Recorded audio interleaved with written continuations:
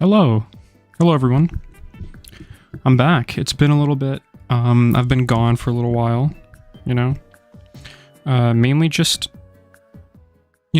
doing school and stuff like that. I haven't really had a ton of time for creating content, but, I'm back. It's been a little bit.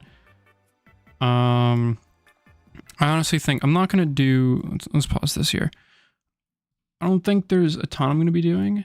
Mainly just, playing some Destiny and talking about the Heresy Act 2 stream that Bungie did a little while ago. If I actually open this here, perfect. I can literally just put it right here and pull it up on the side. All right, so this is what we're going to be watching. We're going to be watching the Heresy Act 2 developer stream. I don't know if I'm going to be watching the entire thing, and it shouldn't be a breakdown that takes, hours upon hours upon hours to do. It should just be something that, just takes a bit. I want to go over some of the content that Bungie was talking about. I want to go over some of the new stuff that Bungie was showing off and kind of, look at what they have to say regarding some of the new content they're releasing. And then, I don't know, if I manage to get it done in decent time, which I know I won't, but if I do manage to get it done in decent time, I think what I'll do after that is, I think I might jump into doing some, just some PvP, some trials. But, we'll do trials when we get there. So, I'm just gonna grab a few weapons here before we jump in. You know what? Where's the exotic sword? I'm also trying to get seasonal challenges done, so I might just, do that while I'm here, get some seasonal challenges done, talk about this stream, and then, yeah, that's probably... Oh, yeah, so what I want to do here... I want to open my vault. Keep in mind, my vault is a fucking mess. I have way too much shit in my vault. I need to clear it out. I have so much garbage in my vault. Let's see. Which one did I want? I wanted this one. Okay. So I just equipped all my weapons. And then switch to this here. All right. So we're going to get into it. We're going to be talking about the Destiny 2 Heresy Act 2 developer stream. That's what we're going to be doing tonight. I thought it would be a decent time to kind of, discuss this stuff, see what's going on with it. And, yeah. So, without wasting a whole lot more time, let's get into it. Guardians, hello. It's good to see y'all again. Welcome back to beautiful Bungie HQ here in... Actually, I want to see. How does this sound? Actually, I want to see. How does this sound? Actually, I want to see. How does this sound? Actually, I want to see. Oh god, it's going to keep going. You've made crisp, cold mornings to share a little bit of what's to come with Heresy Act 2, and just for fun, a little bit of a sneak peek.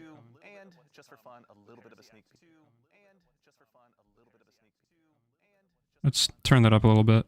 To what's to come with Act 3 as well. Turn that up a little bit. My name's Andy. I work on the social media team here. And worry not, we've got as usual. And worry not, we've got as usual. Okay, that'll work. Apologies for the echo. That is me being terrible at troubleshooting. Okay, so let's get into the Heresy Act 2 developer stream. Guardians, hello. It's good to see y'all again. Hello. Welcome back to beautiful Bungie HQ here in Bellevue, Washington, where we come to you from a crisp, cold morning to share a little bit of what's to come with Heresy Act 2, and just for fun, a little bit of a sneak peek to what's to come with Act 3 as well. Okay. My name's Andy. I work on the social media team here, and worry not, we've got, as usual, an amazing cast of guests to go ahead and walk through some of the finer details of what you're going to be seeing today. So, as always, Alrighty. there's no time like the present. Let's go ahead and dive on in and get him introduced so we can go ahead and show you what we got in store. Here, sitting to my left, up first, is someone who, if you joined us last time, is someone that you may have already known. Rather, sorry, I'm going to go ahead and just make sure we get right into your intro. Someone that you may already know, narrative architect here at Bungie, the one and only Mr. Nico Stevens. Nico, how's it going today, man? It's going great. Thanks for having me, Andy. How are you? Now, I don't know for sure, but I heard that this guy was the one who wrote Lightfall. I was hearing some people say that he wrote Lightfall. I don't know how confirmed that is. The fuck? I just teleported through that. Okay. I heard that he worked on Lightfall, though. How are you doing? I'm doing so well, thank you. I appreciate it. So for anyone that maybe didn't join us last time or isn't aware of what a narrative architect does, can you tell us just a little bit about who you are and what you do here? Sure. So like I said, my name's Nico Stevens. I'm narrative architect at Bungie. I've been here since Season of Dawn. Are they just running through everything? Fuck me. I contribute to all of the stories that people play through, whether it's text, Fuck this shit. gun names, building out the actual beats of the story, and as the architect, more recently, what I've been doing is kind of putting together the player journey, as we call it, that the player experiences as they go through the beats of like a main campaign. Yeah, so you're tugging our heartstrings months in advance at times. Oh. Excellent. Well, thank you. I'm pretty sure this guy, I'm pretty sure this Nico guy worked on Lightfall. Actually, I'm gonna look that up real quick. Destiny 2 Lightfall writers. Am I gonna get? Does it say publisher? It lists composers and it lists the director, but it does not list the writers. Oh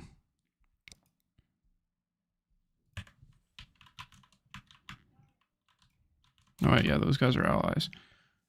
Oh, those are just voice actors. Yeah, no, I don't think there's anywhere that says who specifically wrote it, but I have heard rumors that it was that this Nico guy apparently wrote Lightfall, which if that's the case, that's fucking brutal. But I mean, considering what the Heresy story currently is, I mean, it seems like they're doing a good job so far. There is still time to fuck it up, but I don't know. I think the Heresy story has been pretty great so far. I think they've done a pretty damn good job at laying the groundwork for what is to come. I've enjoyed it. So maybe that guy wrote it, but I can't confirm or deny. Sitting next to him, we have a new face joining us today, a senior designer here at Bungie, Quentin Quinones-Rezin.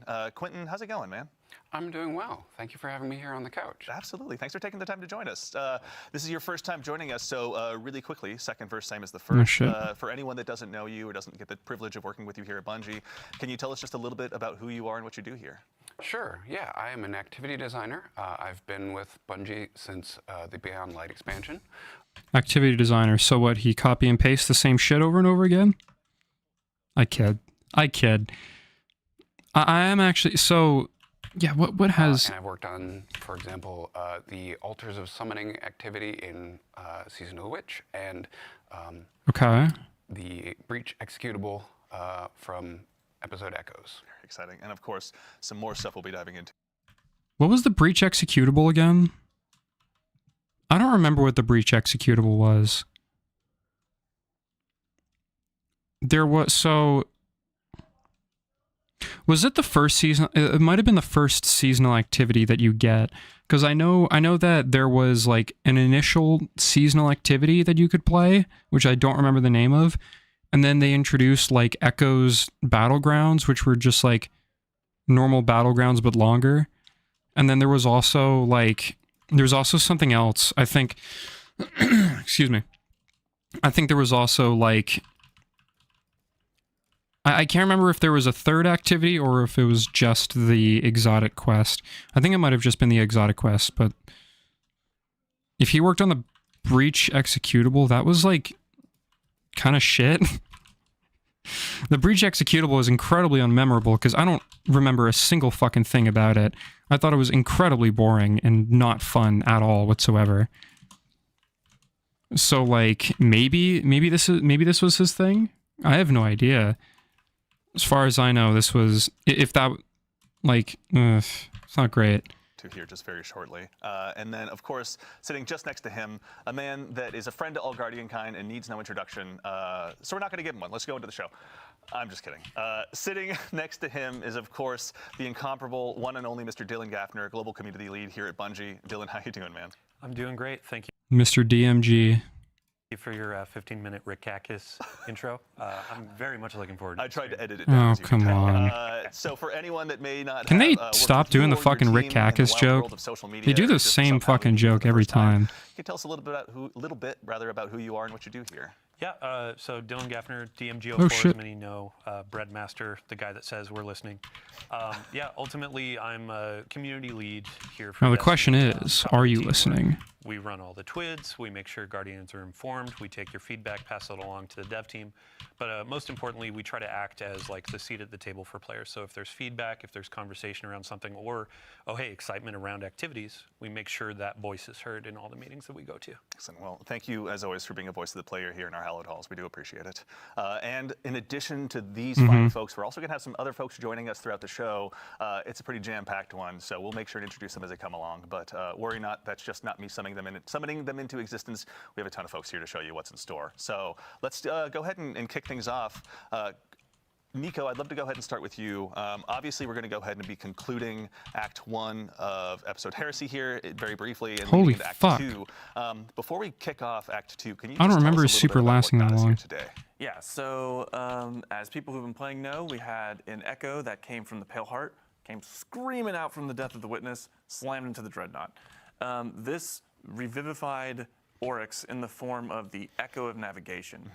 We found that during the finale of our first act, and over the course of searching for it, we delved deeper into the Dreadnought, started uncovering taken powers, and we met an enemy of the Dread who has taken something from us. Interesting. That And is- also, why in isn't it doing addition to our crits? enemies, there's an ally Fuck's of ours sake. that had a very difficult start to the story.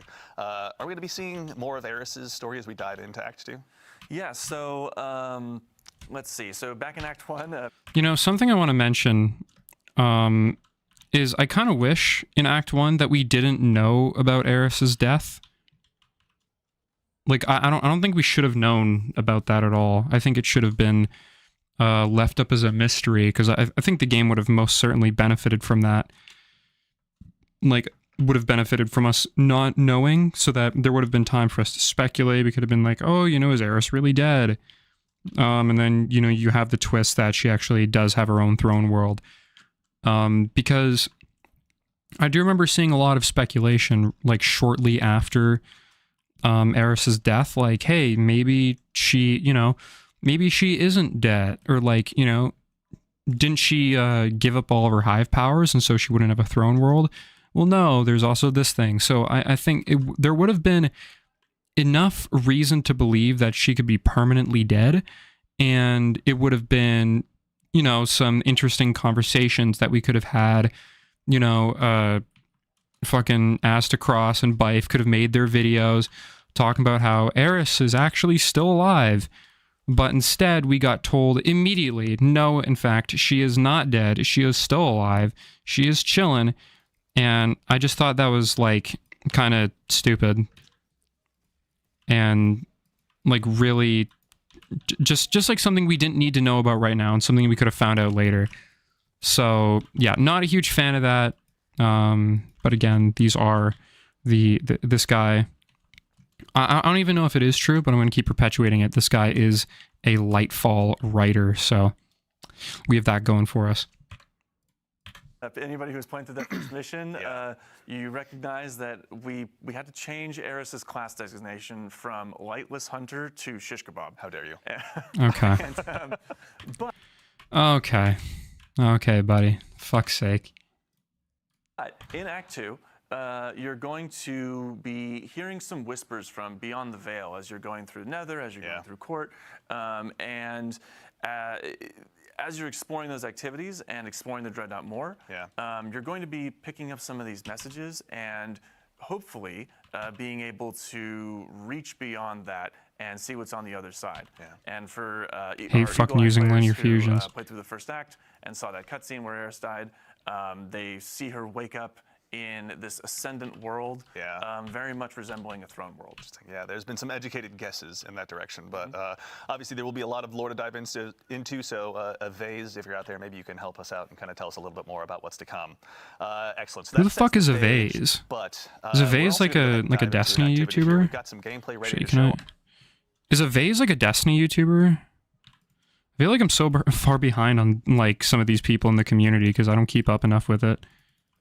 Oh my god, is that #1 streamer of 2025 Nanok? Yes, it is. It is. I'm doing a stream today. We're talking about the Destiny 2 Act 2 reveal stream and going over some of the stuff that was revealed to us regarding new content, and also you get to witness me in my dogshit Destiny gameplay. Despite being a Destiny YouTuber, not very good at the game. So yeah, that's all we're really doing today. Gay, real. Oh fuck. Cat. On screen. Quentin, we've got a new activity that we're going to go ahead and release with Act 2. Can you tell us a little bit about what the Court of Blades is? Sure. Yeah, Court of Blades.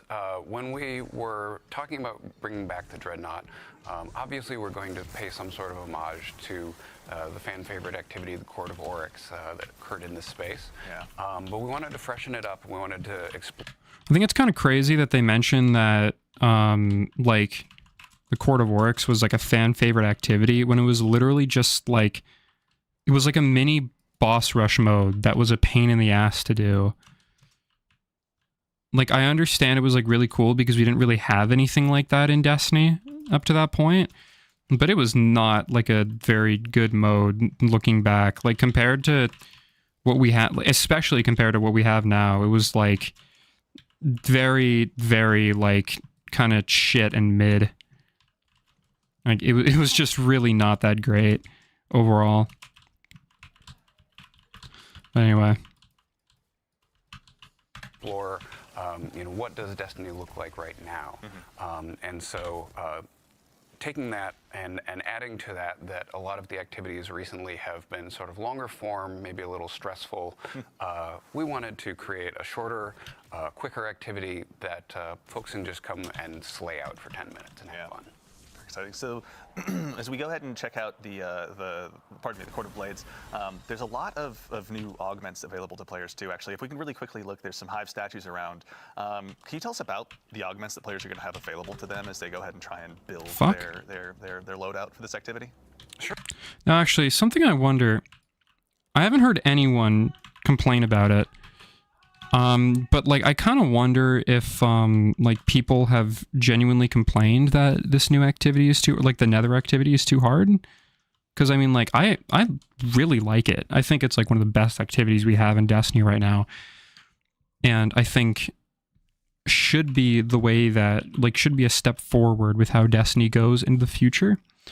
I have, like, a script, all written and voiced and currently being edited, kind of discussing, the new season and talking about why I think that, I think that it's what we have right now with the Nether is really interesting and a really, really good step forward for what we should be having in the future in regards to the way that patrol areas are created in game. I think that if the Nether is the direction that we start to go with patrol zones, I think it's only for the better. And although I don't think Bungie will do that, I think it's something they really should do. Like, it's honestly so fucking, it's so cool what they've done with the Nether. And I just want more of it everywhere in the game. Sure, yeah. What we wanted to do was wanted to take some inspiration from the sort of roguelike things that we've been exploring over the last couple of years with Destiny. Good. They don't do enough of it. They need to go harder into it. Go harder into that roguelike element. Give me currency and shit that I can pay for to buy different loot. Give me like tons of different rewards and shit for doing it. Give me some insane crazy perks that like completely change the way I play, like I interact with my character. Don't just make it, oh, you move a little bit faster and you reload a little bit slower. Make it like my abilities charge like 15 times faster, but my guns don't do shit. Make it like my character is incredibly slow, but super tanky. Make it like healing is like a ton better, but like any healing abilities are like buffed, but any damage abilities are decreased in strength. Like, give me really cool abilities like that, and I'll be super, like, it'll be the only fucking activity I ever play. Because more and more, I find myself getting into roguelikes, and more, I wish Destiny just went all in on the roguelike idea. I really wish they just went all in on it. So, more roguelike, better. Yeah. Making sure that each run feels unique and challenging in its own way. And so, what we've borrowed the concept of augmentations from Onslaught. So players will see those, and they're a little different in this case, where they provide challenges that players confront immune blade bearers to obtain swords that strip a challenger's protection. Okay. May be able to overcome in other ways. So they're simple mechanically. A single player could go and complete the augmentation, but you might be able to just DPS the boss, pop your super, that sort of a thing, right, as a way to overcome that challenge. I don't like that. I think that you should kind of have to be forced to play a certain way. I don't think you should just be able to completely avoid the whole point of the encounter. So like with this, what they were showing is that like you probably have to like kill a hive knight to get a sword, and then you use the sword to damage the enemy. I really don't like that they're saying, oh yeah, you can just kind of avoid that and you can just deal damage. I prefer if they were very strict on like you have to deal damage with the sword. Because it's like then that'll completely change the way that, you know, you go about an encounter. And if you want encounters to be different, one way to make it different is to force the player to do something other than the shit they do all the fucking time. I think that will genuinely change the way that people, you know, engage with encounters and stuff like that. You fucker. In addition, we've got sort of a randomized set of armaments that players will be able to purchase between phases. That will allow them to combat those challenges. Now, I wonder if we're going to get in like a completely brand new currency. I highly doubt that's going to be the case, but I'd like if we get like a whole new currency that that we use to like purchase perks and augments in game, like in this like activity. I think that'd be really cool. That'd be something that I'd like. Just a little bit. All right, let's say we unleash our fire team here as we continue to go ahead and sort of explore what this has to have, or has to offer rather. But in addition to the augments, there's also going to be some hazards that the Guardians are going to be going up against as well. You know, it's not all going to be just fun and games and building your powerful loadout. Like these folks are here to go ahead and resist you at every turn. What's it going to be like building, you know, your loadouts as you go into this? Are you going to be able to just set one up for the week and move along, or? So the way this is going to work, the augmentations, the challenges that get applied, start to stack the more that you play the activity. And so you might get a really good combination that's very easy for you to blow through. Sometimes you're going to get a really bad combination of a certain boss or a certain augmentation that don't work well together. Yeah. But we wanted players to have some opportunities to maybe shortcut those, or maybe here we go again. It's like they have such a good idea, right? They have a really good idea of like building into those roguelike mechanics, building into that sort of thing, and forcing players to go about this, like to really think about how they're going to go about these encounters, and forcing them to be like, all right, I can't just do the same thing over and over again. I can't just run with the same loadout. I can't just bash my head into a wall over and over again with the same shit, expecting something to be different. Like, forcing players to go about things differently is kind of one of the most important parts of a roguelike. If you just kept on doing the same shit that you've been doing since you started the game, like, you're gonna have a hard time, especially considering that a lot of perks and a lot of roguelikes have benefits and weaknesses. Like, for example, I've been playing a shit ton of Balatro lately, and in a game I played literally today, I got a really good card that basically made it so that as long as I don't use face cards, my like my multiplier will go way, way up.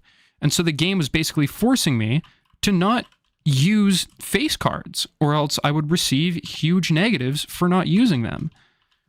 And I don't see that as a bad thing. I don't see it as limiting at all. I see that as honestly a benefit.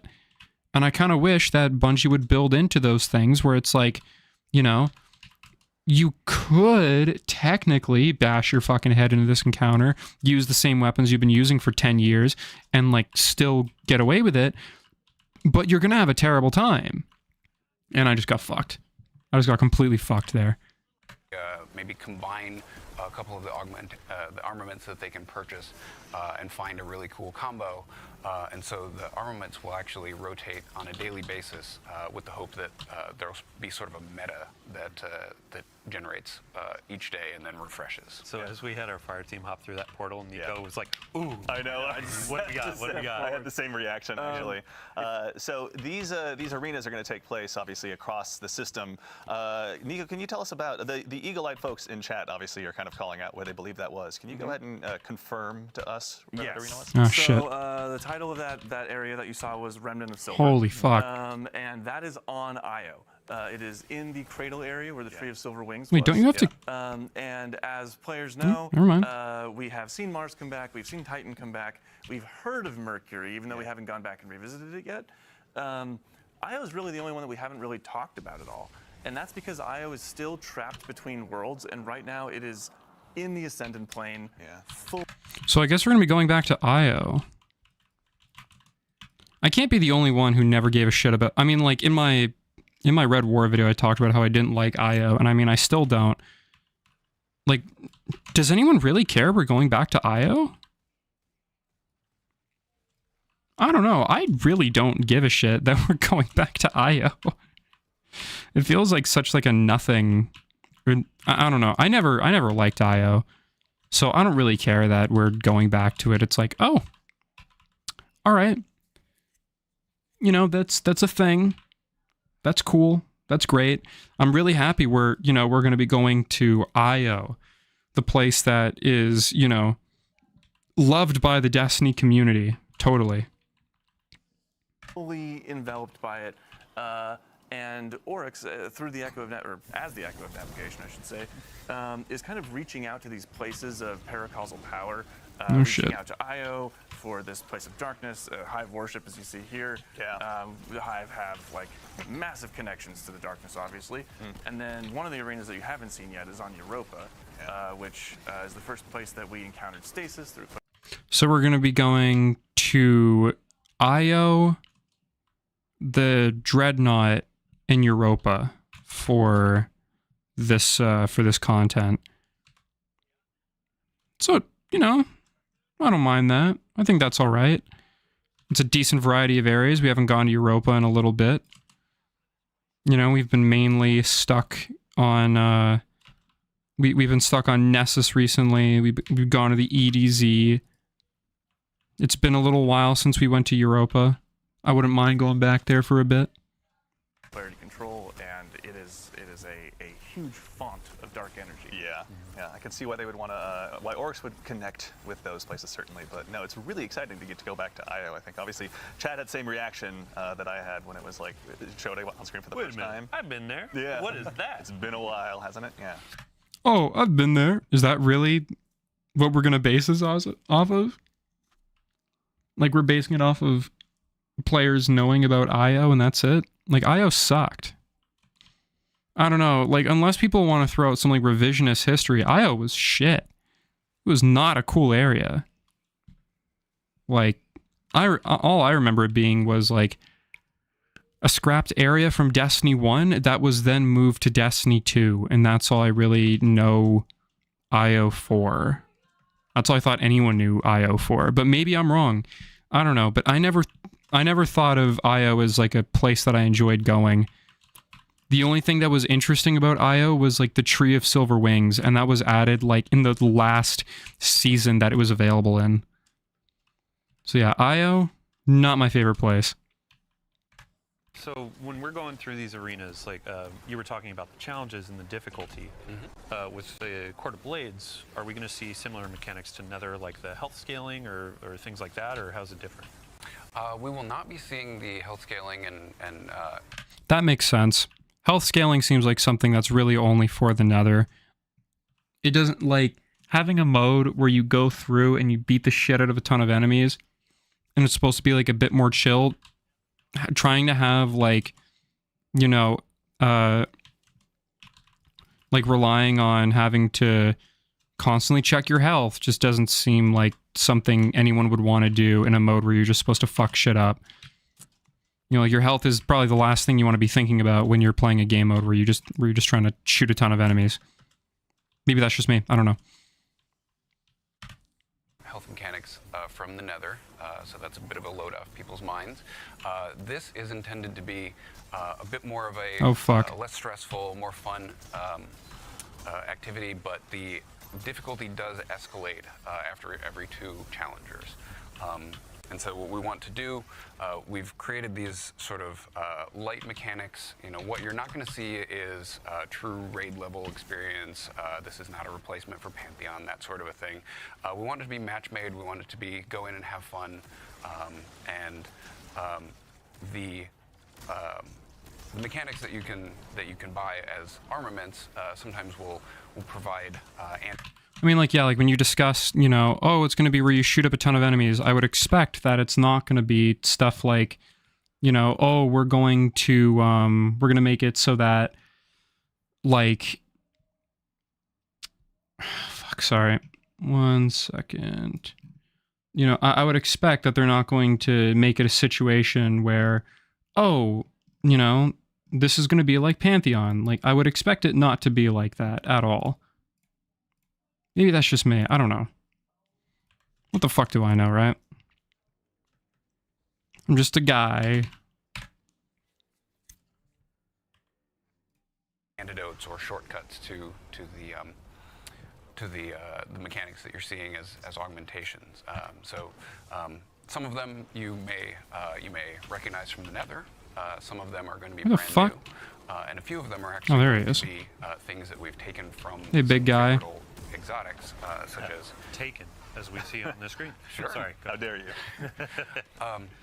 Such as we've taken the effect from Sunbracers off, and that is a thing that you can actually purchase within this this activity using the currency, and maybe combine that with something that increases ability regeneration, or maybe you see a couple of arc flavored armaments and you decide on this run I'm going to use those. Yeah. Okay. So it's about mixing and matching and finding what works on a particular a lot of chances run. to really exemplify your build. So also there's, in addition to kind of the standard run through that we're seeing right here, is there a higher difficulty mode available as well? Sure, yeah. For people who like a little bit more of a challenge, we're going to have an expert version of the activity. There we go. Yeah, you know, I think that's a good thing. I think that's good that we're having the ability to, or that there's going to be some augments that are only going to be for Arc and certain, you know, classes and certain subclasses. I think that's a good thing. I think that's a good thing because it forces players to be like, all right, you know what? Do I want to build into an Arc only class right now? Maybe I want to, you know, focus on only solar this time around. You know, maybe I want to build into that. Maybe I want to build into, you know, using some of my fusion grenades sort of thing. I think, you know, that's definitely a really good step in the right direction. And although I was, you know, giving Bungie shit for, you know, not fully going in on the roguelite mechanics, if they can really follow up those roguelike mechanics with like forcing players into maybe not into a specific way of playing, but maybe into a specific element or subclass, that's a W in my books. That's a huge W in my books. Both will actually be a really good place to find the Act 2 weapons that will drop more often in both versions of the activity, but the Adept versions will only drop in the Expert mode. Got it. Okay, so good reason to go ahead and make sure you got your build all tightened up. You're focusing on those augmentations and just you know, really go ahead and try and slay out. I think honestly, I'm just going to steal your phrasing there because I can't. We're gonna slay out. We're gonna slay out in this new game mode. Nico, we're going up against. You were mentioning at the end of Act 1, Zivu and Savathun were none too happy with Oryx's answer and demeanor towards us. We're gonna talk about the story now. Oh boy. And fly through this activity. Yeah, so a little bit of a refresher. The finale, we walked in, we saw the Echo of Navigation, and this is where Oryx learns that we killed him in the Taken King. Yeah. And his response is, "You killed me? Very cool." Yeah. I'm super into that. How refreshing. Brilliant. I was like, whew, finally one less hive god to be mad at me, yes, right? Exactly. Yeah, I did think that was kind of funny when I was playing. I thought it was kind of funny that, you know, this motherfucker Oryx is like, wait, bro, you killed me? You killed my ass? Well, you know what? Because I am a based follower of the sword logic, and I ain't no bitch. I'm not gonna I'm not gonna skirt around it. I'm not, you know, some pretender. I'm a full-on, you know, this man, like, Oryx is a follower of the faith of the sword logic, and this motherfucker's like, you killed me? You should take over them. Clearly, you should be the one taking over. And you know what? Yeah, Oryx, you're fucking right. You're fucking right I should be taking over. You're right I should be controlling everything. Yeah, I should, because I fucking killed you. I am better. Oryx is right. And Zivu is being a crybaby bitch and just being like, yeah, I don't like it. Fuck you. Fuck you. Dumb bug bitch. That's not how this works. How it works is that we now control the Dreadnought. You are powerless, you are bitchless, and you are nothing. You are a weaker foe than Oryx, and we will kill you. And that's what I hope is going to happen. I kind of hope that, you know, this ends with Zivu being killed. I don't think that would be a bad thing at all. I most certainly would not complain. She's done fuck all the entire story. I wouldn't mind having her gone. So what Oryx is kind of doing here is he wants you to be his guy. You know, he wants you to take up that mantle of Taken King, and he's testing you. This is him testing his knife, right? Making sure it's as sharp as it's supposed to be.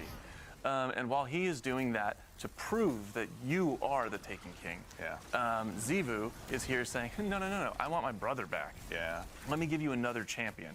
She's presenting her own high... Fuck your brother. Your brother's dead. Your brother is dead and gay and a bitch. If he was so good, if you want your brother back so bad, he should have beat us. But he didn't. Now he's dead forever, like he deserves to be. Champions trying to say, let this be a vessel for you. Yeah. Much like we saw in Pit of Heresy, it's a similar idea to that. And then Savathun, on the other end of the spectrum there, is saying, this is stupid. We should all just move on from this chain to the sword logic that we have. Yeah. Stop being shackled to these old ideas. Yeah. We can all be free. That sounds kind of heretical. It does sound a little heretical, a little bit, yes. I can take off my chains and I can be free. The fuck out of here. The only reason why Savathun can be free is because she tricked the Traveler, or because well, no, she didn't trick the Traveler. The Traveler chose her. Like, are we still forgiving the Traveler for that? Like, for, like, literally blessing Savathun with the light? Like, I'm surprised. Now, maybe I'm wrong, and maybe I'm just not remembering, but I don't remember Zavala ever being, like, fucking fuming and angry that, that, like, Savathun got the light and someone like Amanda didn't. I don't remember Zavala being really angry about that, because I thought he would be, you know? I thought Zavala would be, you know, really angry. Like, how the fuck did this bitch Savathun get the light, but, you know, Amanda is here dead? I mean, to be fair, they got rid of Amanda so they could move everything to Raoul.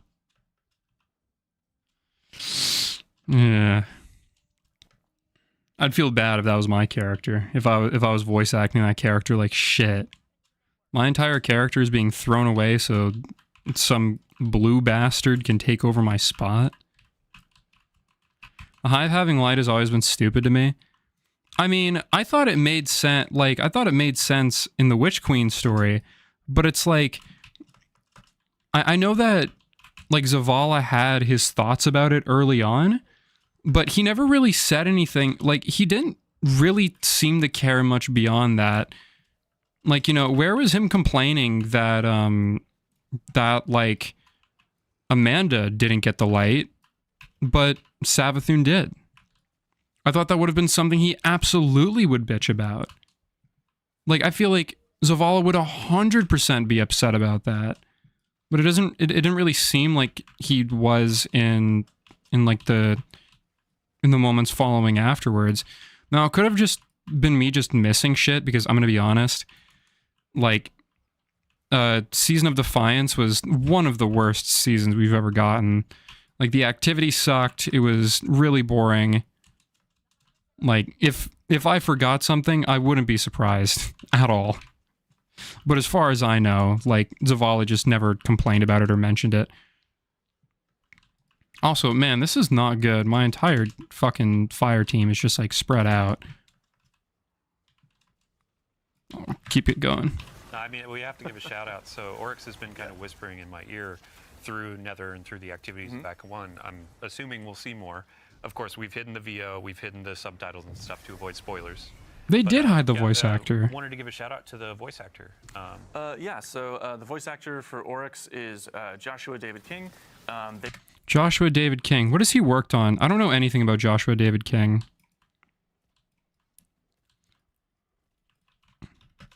If it was planned from the beginning, the Hive being chosen, I mean, the Lucent Hive would have been present at the moment if you were first revived in Destiny 1.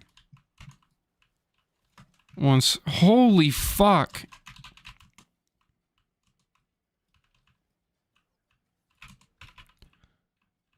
If it was planned from the beginning, the Hive...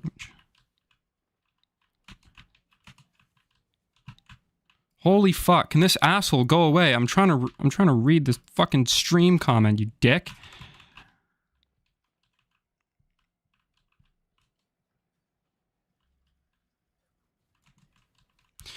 I mean, yeah, I'm gonna be honest. I don't... Like, so much has changed from what... Holy fuck. Where is everyone? Like, holy shit. Is my entire party left? Both of them left. Both of these assholes left. Yeah, fuck this. I'm going back to orbit. I'm not doing this strike on my own. Fuck that. What fucking losers. They just ran off and didn't even fucking help. What fucking bitches. Destiny's gone downhill because of cucks like that. Fuck's sake. Anyway. They did a fantastic job every single time we were in the recording booth. All the narrative designers, our voice director, everybody was just losing their mind over the performance. It was fantastic. He did a pretty good performance. It's amazing. Yeah. It's always wonderful seeing like Morla coming in, bringing Eris to life, and then in this case, Oryx is alive. Yeah. And this is the first time that we're having kind of a relationship with the Taken King. Yeah. So, and it was a big deal for us because we wanted to make sure that I mean, we had a did that relationship. character justice, and they didn't really have Oryx as a character didn't really have a suite of voice acting before, so we wanted to make sure that it felt true. Okay, but whatever happened to the voice actor from the Taken King?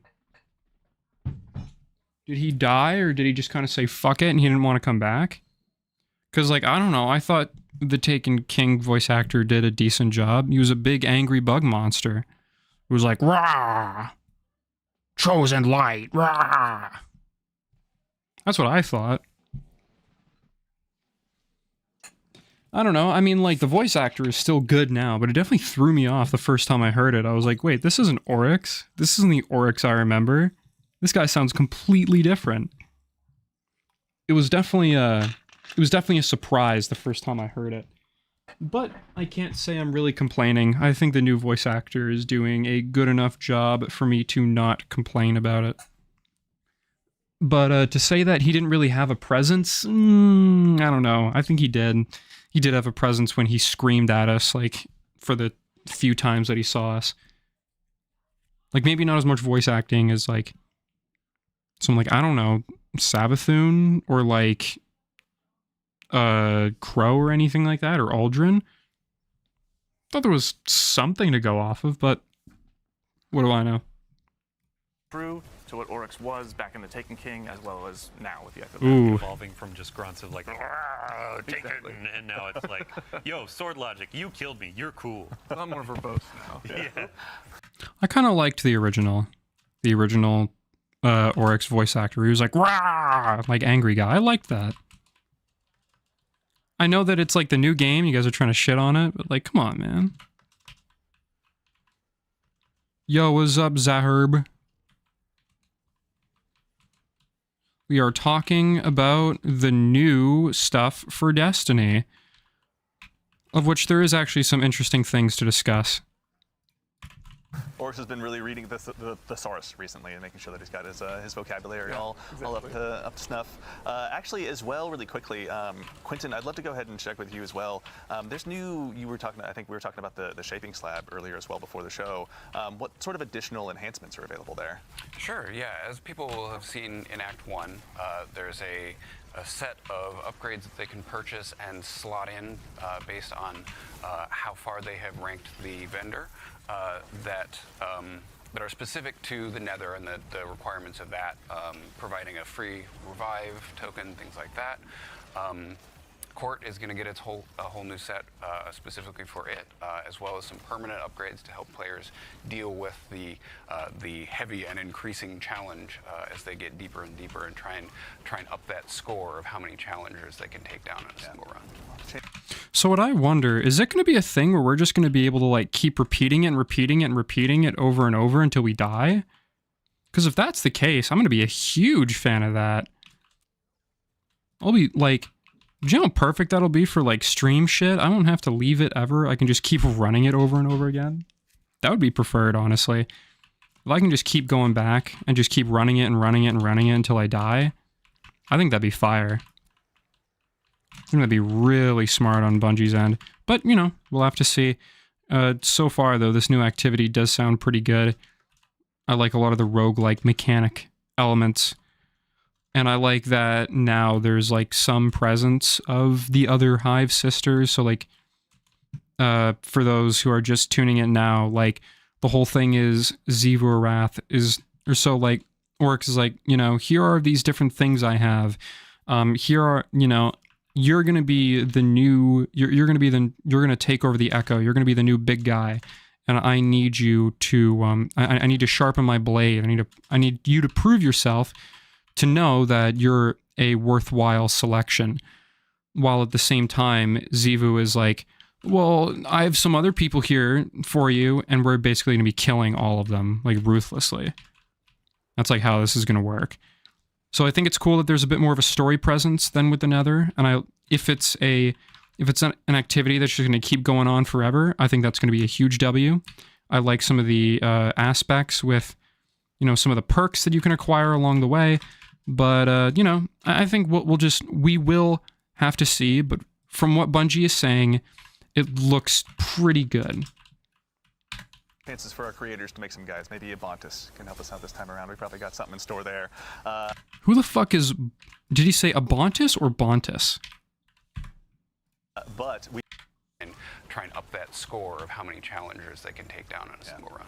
Chances for our creators to make some guys. Maybe Abontis can help us out this time around. We probably got something in store Abontis? there. Who the fuck is Abontis? We now actually would love... Does anyone know who Abontis is? I feel like I only know like a lot of the larger Destiny accounts. Is this like a, you know, 5,000 subscriber who mega lol me like glup shitto YouTuber? Is that like who Abontis is? I have no idea who the fuck Abontis is. Some weird fucking people.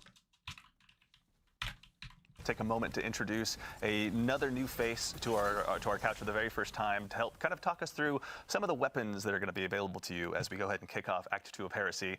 We are now joined by the one and only associate designer here at... Where the fuck did you come from?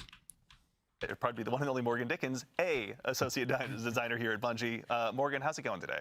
It's going well, thank you. Absolutely. So for anyone that doesn't get the chance to work with you at Bungie or is unfamiliar with your work, can you tell us just a little bit about who you are and what you do here? Yeah, absolutely. So I'm Morgan. I'm a weapons designer here at Bungie. Weapons does... Okay, I need to hear her out by what she means by weapon designer, because this could go one of two ways. I work on the origin traits and perks and just the general gameplay for the weapons. I did the... Okay, she works on the gameplay for the weapons. And the Telesto update, if that tells you anything about me. That's true. So obviously we have Morgan to... Okay, she said she works on the gameplay side of the weapons. Because I'm going to be honest, I don't think there's anyone on the visual side of weapons. I honestly think they're getting, like, the fucking janitor or something. They're getting, like, the janitor at Bungie, and they're saying, like, hey, open up Blender and make me something. And he's like, fuck, what do I make? He's like, I don't know, fuck, I have to scroll so much. He's like, there we go. Look, there's metal on the gun now, and it has a logo. And then they're like, we only have 3 days to implement this. Let's just rush it out. And then, you know, it's like for the raids. Oh, what do we do? Just slap some more shit on the gun. Like, I don't know. Maybe I'm gonna sound kind of mean for this, but whoever's the weapons designer for Destiny 2 at the moment should be fucking fired. The weapons are so boring in this game. Like, the weapon designs for legendary weapons are the most uninteresting they've looked in fucking years. Like, they've taken the whole, like, you know, we'll take the base design of a weapon and slap some shit on top of it and just brought it to the absolute fucking extreme, where they literally just don't change anything. Like with the Season of Defiance weapons. That's what it comes... Like, I really hope there isn't an actual, like, weapons visual designer that isn't just working on... Like, if they're just... Maybe if they have one... Fuck's sake. Maybe if they have one person working on, like, all weapons across the board, so it's like they're working on, like, exotic weapons and legendary weapons, so it's like they put all of their effort into making really cool legendary weapons and, like, ornaments, or sorry, like, really cool exotics, and, like, ornaments for exotics. And then, you know, some, fuck's sake. And then, the legendary weapons is, like, the last thing they have to do. But I really hope they don't have a dedicated person on working on designs for legendary weapons. Because, like, that would be pathetic. Like, my drawing, I'm so shit at drawing, and I bet I could draw better weapon designs than ones we currently have in-game in the past, like, couple years since Lightfall. To blame / thank, depending on what side of Telesto you're on, for the new catalyst. Yeah. There were some whispers of, Telesto's broken on me. When I was like, what do you mean broken? And then it's, oh, you mean, like, good broken. You're right, yeah. So, good job. Community loves it. Thanks, chat, for shouting out. Yeah, as we all collectively wiped our brow, and we're like, okay, cool. Telesto's broken. What the fuck?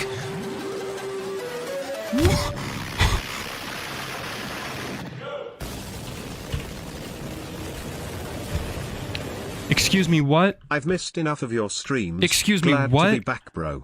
And yes, the weapon designers at this point have to be using Gen AI. African Jones, thank you for the $50 fucking dollars. I've missed enough of your streams. Glad to be back, bro. And yes, the weapon designers at this point have been using generative AI. Holy shit.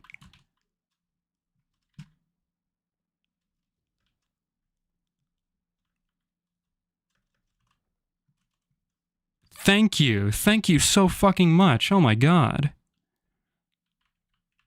Dude, huge W's for African Jones. Thank you.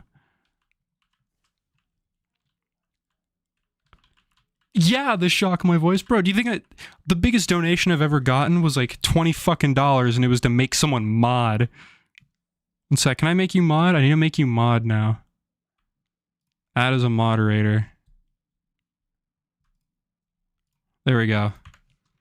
This is what we do, chat. If you wanna become a moderator on the Nanok YouTube channel, just give me money.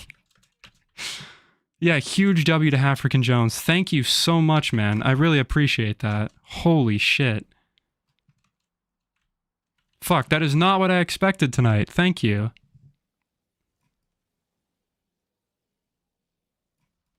So people can buy your approval? Yes, of course they can. The fuck? Listen, alright? I'm not saying I'm a sellout. I'm not saying I'm a sellout. But money is convincing. I'm kidding. I'm kidding. I'm kidding. Listen, I saw a video a little while ago where someone mentioned it, and so I want to mention it here. If basically it was in regards to, holy fuck, I'm so shit. Basically, this guy was being here since the Red War video, really? Bro, that's like 3 years. Holy shit. God damn. Fuck. Well, like, basically this guy made a video on Outer Wilds, and he was talking about how Obsidian very commonly likes to, like, when it came to Fallout New Vegas, I think rightfully so, they said, oh, they didn't give us enough time to work on the game. And to be fair, I think Bethesda didn't, or ZeniMax or Bethesda or whoever the fuck, didn't give Obsidian enough time to work on Fallout New Vegas. But then when it came to Outer Wilds, I think they blamed like Microsoft or something or like they blamed management for the game releasing and being in the state that it was. And so basically it's another way of me saying, if you ever hear, or like if my videos ever deteriorate in quality and you hear me like blame some elusive producer, then you know it's a pretty good chance that I've like sold out. If I ever like blame a producer or anything like that for my videos going down in quality, at that point I've most certainly sold out. Anyway, I want to say thank you again for the insane donation, and I'm going to get back to this video. We are currently 17 minutes in to a 55-minute long video. Right, shit. Oh, Morgan hands us another win. I want to bring this back a little bit. He loves it. Thanks, chat, for shouting out. Yeah, as we all collectively wiped our brow, and we're like, okay, cool. Josh was broken in a Morgan hands us another win. So speaking of, we're going to have some new weapons. The folks in chat have obviously seen let's tell you about, let's go ahead and start with what's here on screen. The glaive that we're looking at right now. We're going to have some new weapons joining, but can you tell? W-glaive? W-glaives? Man, I'm actually so happy we're getting a glaive. I'm disappointed we didn't get a glaive last episode. I thought I mentioned it in my Revenant video, but I thought last season would have literally been perfect for a glaive. Like, I'm so upset that they didn't give us one. Because it's like, it's all like barbed wire and shit. It would have been a perfect opportunity to give us like a rusted metal, like barbed wire glaive, and we just didn't get one. And I was like, what the fuck, man? Like, come on, Bungie. So that was a huge disappointment. Happy we're getting one, and it honestly, from what I remember, the glaive actually does look pretty fucking good. I do like the design of the new weapons, or quote-unquote new weapons. I think they've actually been, for once, they've been taking the whole idea of like, you know, we can't make any new weapon designs, and we just have to keep reiterating on previous designs, and they're doing it in a way that is actually kind of interesting. With this newest iteration, with the newer Heresy weapons. Tell us a little bit about the glaive we're looking at right now. Yeah, absolutely. So this glaive is Refusal of the Call. It is our second kinetic slot glaive that we have ever done. Nice. And our first strand glaive. Nice. So this one, as someone who's been humbled by glaives more often than I care to admit in the Crucible recently. Lol, get shit on. But also, yes, more glaives. I've been a glaive fan since they came out. Even when people said that glaives were shit, I was still running glaives. And to see now that I can run them in every slot, this is something I've wanted since fucking day one of glaives. I wanted to be able to run a glaive in every slot. And now having the ability to is like huge, in my opinion. Don't take my orb, you fucker. Fuck you. Fucking bitch stole my orb. What are some roles Fuck you, my orb. Eat shit. Yeah, so as displayed on screen, Sword Logic Discord is a very fun role with good ammo efficiency and really high damage potential. Why did that not? And if you're looking for a fun Crucible role, tilting at windmills and melee momentum is really fun. Okay, that's what I'm going to That's a good name for a perk. Tilting at windmills in Crucible. Yeah. Tilting your opponents. Why did you say that? Make another call out. So in Act 1 we were talking about, when Fuck's you're sake. going to the Dreadnought, it's Come on, coming back, the DMG. screen is coming off. When we were just looking at this glaive, they all follow that same theme. So right now you have a big sword on a big stick that's covered in teeth. Like, Yeah. I cannot. This is my #1 thing when Act 2 goes live to go and grind for me. So. Yeah. Oh yeah, Looking forward to 100%. that. And I couldn't help but notice, obviously, there's a very, very scary looking new Void bow as well that our Guardian here has been using. Can you tell us a little bit about this bad boy? Absolutely. So Anamnesis is a Void lightweight frame bow. I This don't one's really care. cool because the origin I don't trait like bows. grants charge speed. So dealing damage to enemies and getting final blows will slowly just lower that charge time. If you're a bow lover and you have always wanted to take something other than Archer's Tempo in the left column, now's your chance. Yeah, fair. Okay. My vault is littered Alrighty. with Archer's Tempo in that first column, so no, I'm really looking forward to that one. What are some roles? I think. Wait, so what was the other bow that they added this, or like what was the reprise bow that they added? Whispering Slab. So what's the point of Whispering Slab anymore? I don't know. I've never been a bow guy, especially not a lightweight bow guy. So what's the point of Whispering Slab now? Now that we have this new bow. Because as far as I know, there's like no real benefit to using it now. I could be wrong, but as far as I know, there's no benefit. Because I thought the big thing was like, holy shit, Whispering Slab is back. I think we've got some repulsor brace action going on, but what are some roles we can look forward to here? Yeah, you can pair Repulsor Brace with either Destabilizing Rounds or Demoralize. And if you want to take advantage of that origin trait reducing charge time, you can throw a Successful Warlock and Impulse Amplifier on it and have one of the fastest firing bows in the game. Yeah, Fuck is honestly, this? even having just gotten that roll on Exalted Truth like the other weekend on Trials, like I cannot wait to go ahead and pick it up for a spin with this bow. The timing is impeccable too. Like last week on I think Reddit, there was a post about legendary bows. I don't use them very often, etc. But folks were going into the Nightfall with Monarch. Monarch. And I'm like, here's a new Void bow. I did see, something I saw. I saw people go fucking insane with Le Monarch during the Lightfall strike. Holy shit. This guy was playing Titan, and I saw this dude literally fly through the entire strike and just fuck everything with this, with Le Monarch. It was, it was Le Monarch, and it was the Season of the Wish fusion rifle. What is it called? I'm gonna have to find it because I don't remember the names off guns.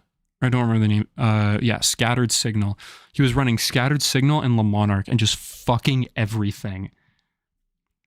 It was crazy. It was like one of the craziest like PvE videos I've ever seen. This guy was just going absolutely insane. But if this is going to be like another Le Monarch, I don't necessarily have an issue with that. You know? That goes with the artifact. That has all these cool perks. Maybe you'll have a new thing to use in Nightfalls when Oh wait, this is going to be the area in Europa. The sidearm comes around next week. Chat, yes, the sidearm is next week. Don't worry. But yeah. Is the sidearm going to be good? That's awesome. And so, in addition, I haven't heard anything about it. Obviously, Dylan mentioned there's a sidearm. What is the other? I think there's two more that we haven't covered yet. Yeah, so there's a sidearm, a submachine gun, and a fusion rifle. Exciting. The sidearm is. I heard the submachine gun was kind of, at least, I think I watched a Dado video on it, and I think the submachine gun is like, kind of like mid, like kind of shit from what I saw. Like the submachine gun is like really mid rolls. The sidearm, I think, is supposed to have good rolls. And then, of course, the thing that everyone is excited for is, I guess, this new bow, which I don't know. I don't really care about. But who the fuck knows? I guess people want it. I gotta switch over to this for now so I can get some strand ability kills and get my Pathfinder thing done. It's one of our first heavy burst sidearms in a bit, and it's got bolt shot on it, which given Is it? Ooh. how quick sidearms reload is pretty fun. Yeah. And you can also get sword logic on it as well. Yeah. It's always a fun option. Yeah, seriously. When you say heavy burst sidearm, is that a 2-shot? 2-shot. Got it. Yeah. It's going to be powerful. Again, I can already hear it ringing. Well, yeah, it's the exact same, or it's the same sidearm as, where is it? As brass attacks, which I kind of like brass attacks. I have a decent enough roll on it for myself that I've kept through all this time. I liked the weapons from Season of the Chosen. I hope they get redone.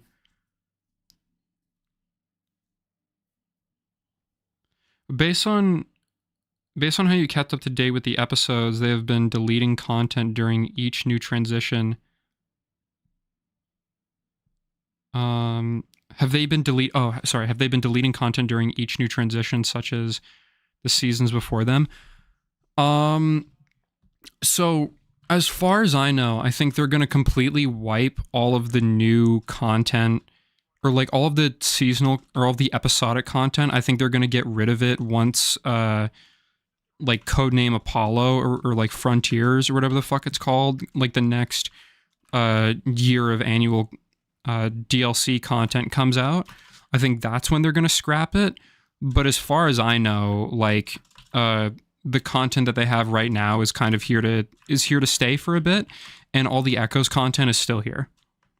All the Echoes content, all of the Revenant content is still here, which thank God, because I want to make a video going over like all of the episodic content we've gotten.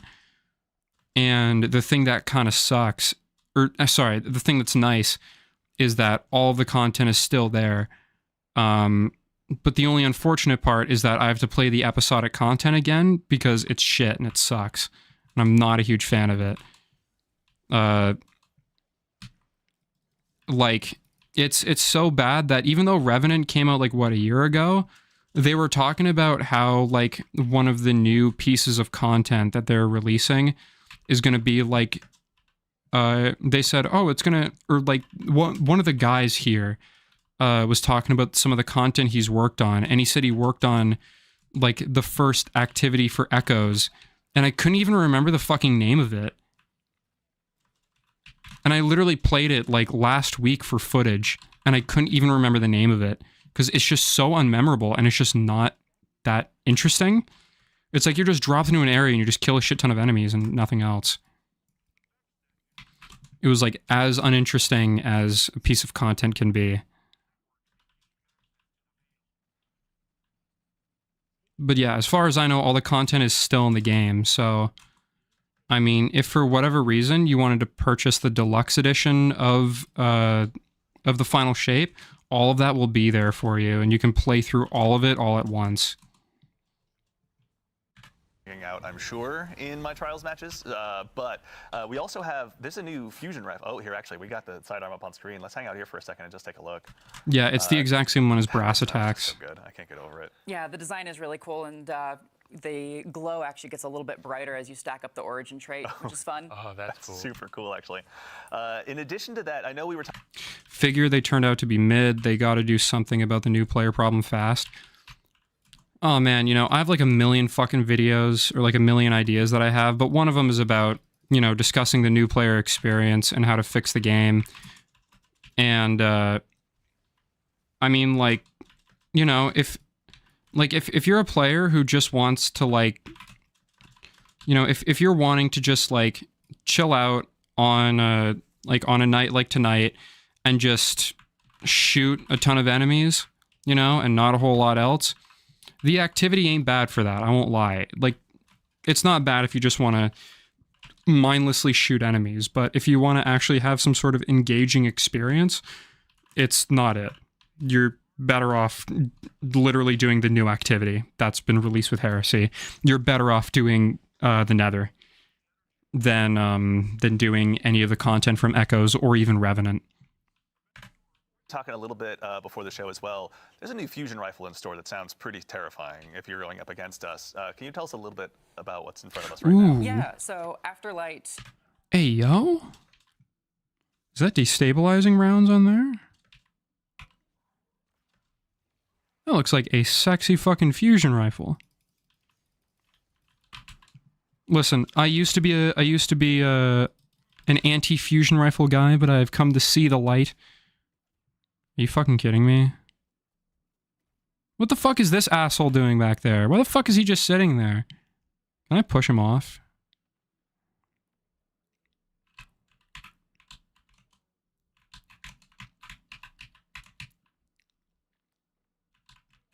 Alright.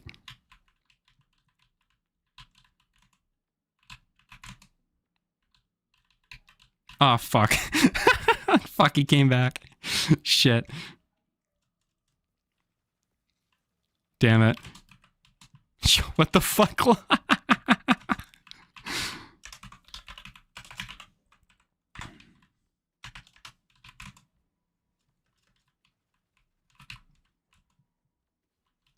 Shit, he caught me. Is another weapon that really benefits from that charge rate boost. And it's got a couple of fun options for DPS with that. If you're willing to put in a lot of work, Ambitious Assassin Reservoir Burst with that Origin trait will stack up in a couple shots. Ooh. And really, really high DPS until you lose Reservoir Burst. Of course, yeah. And if you're looking for something simpler, you can always do Lead from Gold and Vorpal Weapon. True. Yeah. This version of the weapon is one of the heretical arsenal versions too. So if you're going into the expert difficulty of Court, you can get some of these to drop as you're playing with your friends. It has the 2 perks in each column, and then it has the extra Origin trait from King's Fall, narratively tied in. Pretty good. Yeah. Thank you, Sandbox team. Something that a lot of people have also been wondering about is, like, so there are both shiny versions, shiny being like the, you know, the golden stuff on the top and bottom of the screen, and then also the adept variants. So, you know how it says adept and they're green and gold. A lot of people, though, have been wondering, all right, well, are there both adept and shiny versions? Because at the moment, the Taken King perk runneth over only goes with shiny versions and not adept versions for some reason. So what a lot of people have been wondering is, okay, are there shiny adepts? And here they're showing that there are shiny adepts, just that they're really fucking rare, which is good. Which is good. I'm glad that they're rare.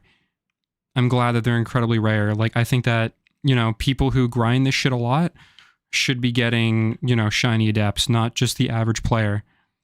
I don't think just anyone should be getting, like, some of the best content and they should be getting some of the best loot in the game. Oh, fuck. I think I'm dead here. Yep. For the cool stuff. Thank you, Sandbox team, for the cool stuff. Yeah. But then also on top of that, you have your Tome of Want. So if you're just looking for rolls, trying to get more of the sidearm, the fusion, etc., these will be additions. You go and you get your slabs from the chests or doing the activity, and then you can use it in the court to get more drops, or you can actually go into Nether or go into Crucible or whatever and have a couple of those extra drops come in too. Very exciting. Oh, okay. And it's like, I don't know, I was getting like mini Plan C vibes from that one. Like, I'm super excited to see how I can work that one in. So the sandbox is always obviously rather going to be enriched by some new legendary weapons, but our good friend the Barrow Dyad is going to have some new additions to their perks as well this time around. For anyone out there like myself who's gone ahead and added that to their loadouts recently, what are some of the updates we can expect there? Yeah, so Barrow Dyad is getting 2 new Catalyst perks in Act 2, with 2 more coming later. And some of the fun options there are 1 for all and target lock. Not many exotics have like damage perks on their Catalyst. So do we know what weapons are going to be getting catalysts on, or are they just saying like, oh, we're going to be getting catalysts and that's it? If you haven't yet a vid too? Sorry? Sorry, I'm dumb. But this one, you can really alter your play style. Yeah, I feel like target lock is almost made for that one. It's going to be super exciting to take that one out for a spin. Check I'm out excited to see what. a vid to check out by Phantom King regarding the Destiny Vault. We got bad. Oh yeah, if you're talking about like the whole thing that or like that the Red War isn't just like in a content vault. It's like it didn't go into a content vault. It went in a content shredder. Yeah, that's it's a whole thing. Yeah, that's pretty bad. Pretty fucking bad, if I'm gonna be completely honest. Maven comes up with as a build video. Yeah, absolutely. Big shout out, Maven. Thank you very much for all your build videos. Can't wait to see some more, obviously, along the way. Maven? This is the third time a content creator has been mentioned that I don't know who the fuck they're talking about. Who the fuck is Maven?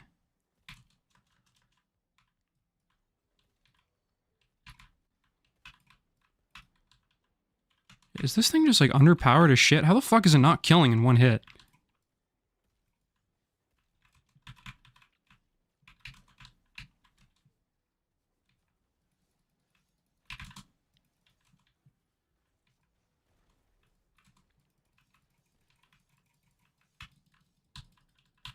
Holy fuck. And sorry, it'll be Forsaken is gone forever, my guys. Real shit. Next week on the 11th, Oh no. We have 2 more coming in Act 3. Cool. Okay. So still Buddy more gonna to unlock, die? but obviously Baradiad's potential is starting to really continue to build, obviously. And if you haven't gotten it, that exotic quest, shout out to our activity designers. Like, I was blown away. And if you have some problems with like kind of insects and holes and stuff, it's a little creepy. So be prepared. Oh, you need to do Baradiad. I haven't done that yet. Get Baradiad here really quickly. This is one where if the Guardians out there haven't had a chance to get their hands on it, as Dylan mentioned, the exotic quest is live right now, but coming next week, we've got 2 more catalysts that'll be hitting. So looking forward to expand that. And actually, while we're here in menu, we'd be remiss if we didn't take a look at our friendly neighborhood artifact as well. As has been the case with the Act, our artifacts have continued with another, or expanded, pardon me, with another row. Can you tell us a little bit about what we got? We only got 5, so I vote we go ahead and just dive in and check them all out. Yeah, absolutely. So the primary theme for this one is trace rifles with a secondary theme of like element matching. So in the left column, you have overload trace rifles as a new anti-champ option. And then we have a new trace rifle perk, Beam Medic, where rapid trace rifle final blows heal both you and nearby allies. This is a fun thing to pair with the new detonator beam perk, which will help you get those multi-kills. Yeah, yeah, very looking forward to it. I'm just continuing, like I'm already imagining how I'm gonna get Microcosm back into my loadout. Honestly, already, like I cannot wait. Well, I have good news for you. Skipping ahead to the 4th column perk, Harsh Refraction. Trace rifles do more damage to targets with debuffs that match their element type. And this is always on for Microcosm. I was gonna say, all right, so Kinetic is gonna be a very happy camper in that case. Oh, I can't wait. Okay. Any others that we want to look at before we go along? I know we have a little bit of extra time here. Yeah, absolutely. So for Microcosm, if you want to just I'm gonna time that really perfectly. double down on that, Limit Break is the 5th column perk, and it will get you increased super damage when you are either critically wounded and you cast it, or when you have an elemental buff that matches your super type. Perfect. And actually, while we're here, we may as well just take a look. What awaits us in the 3rd column as well? So the 3rd column is a new artifact perk that will help you get more access to elemental pickups like tangles or fire. I'm gonna be honest, I know nothing about this shit. So it's like, if anyone knows like a lot of good stuff regarding the artifact mods, that's cool, but I don't know anything about this shit.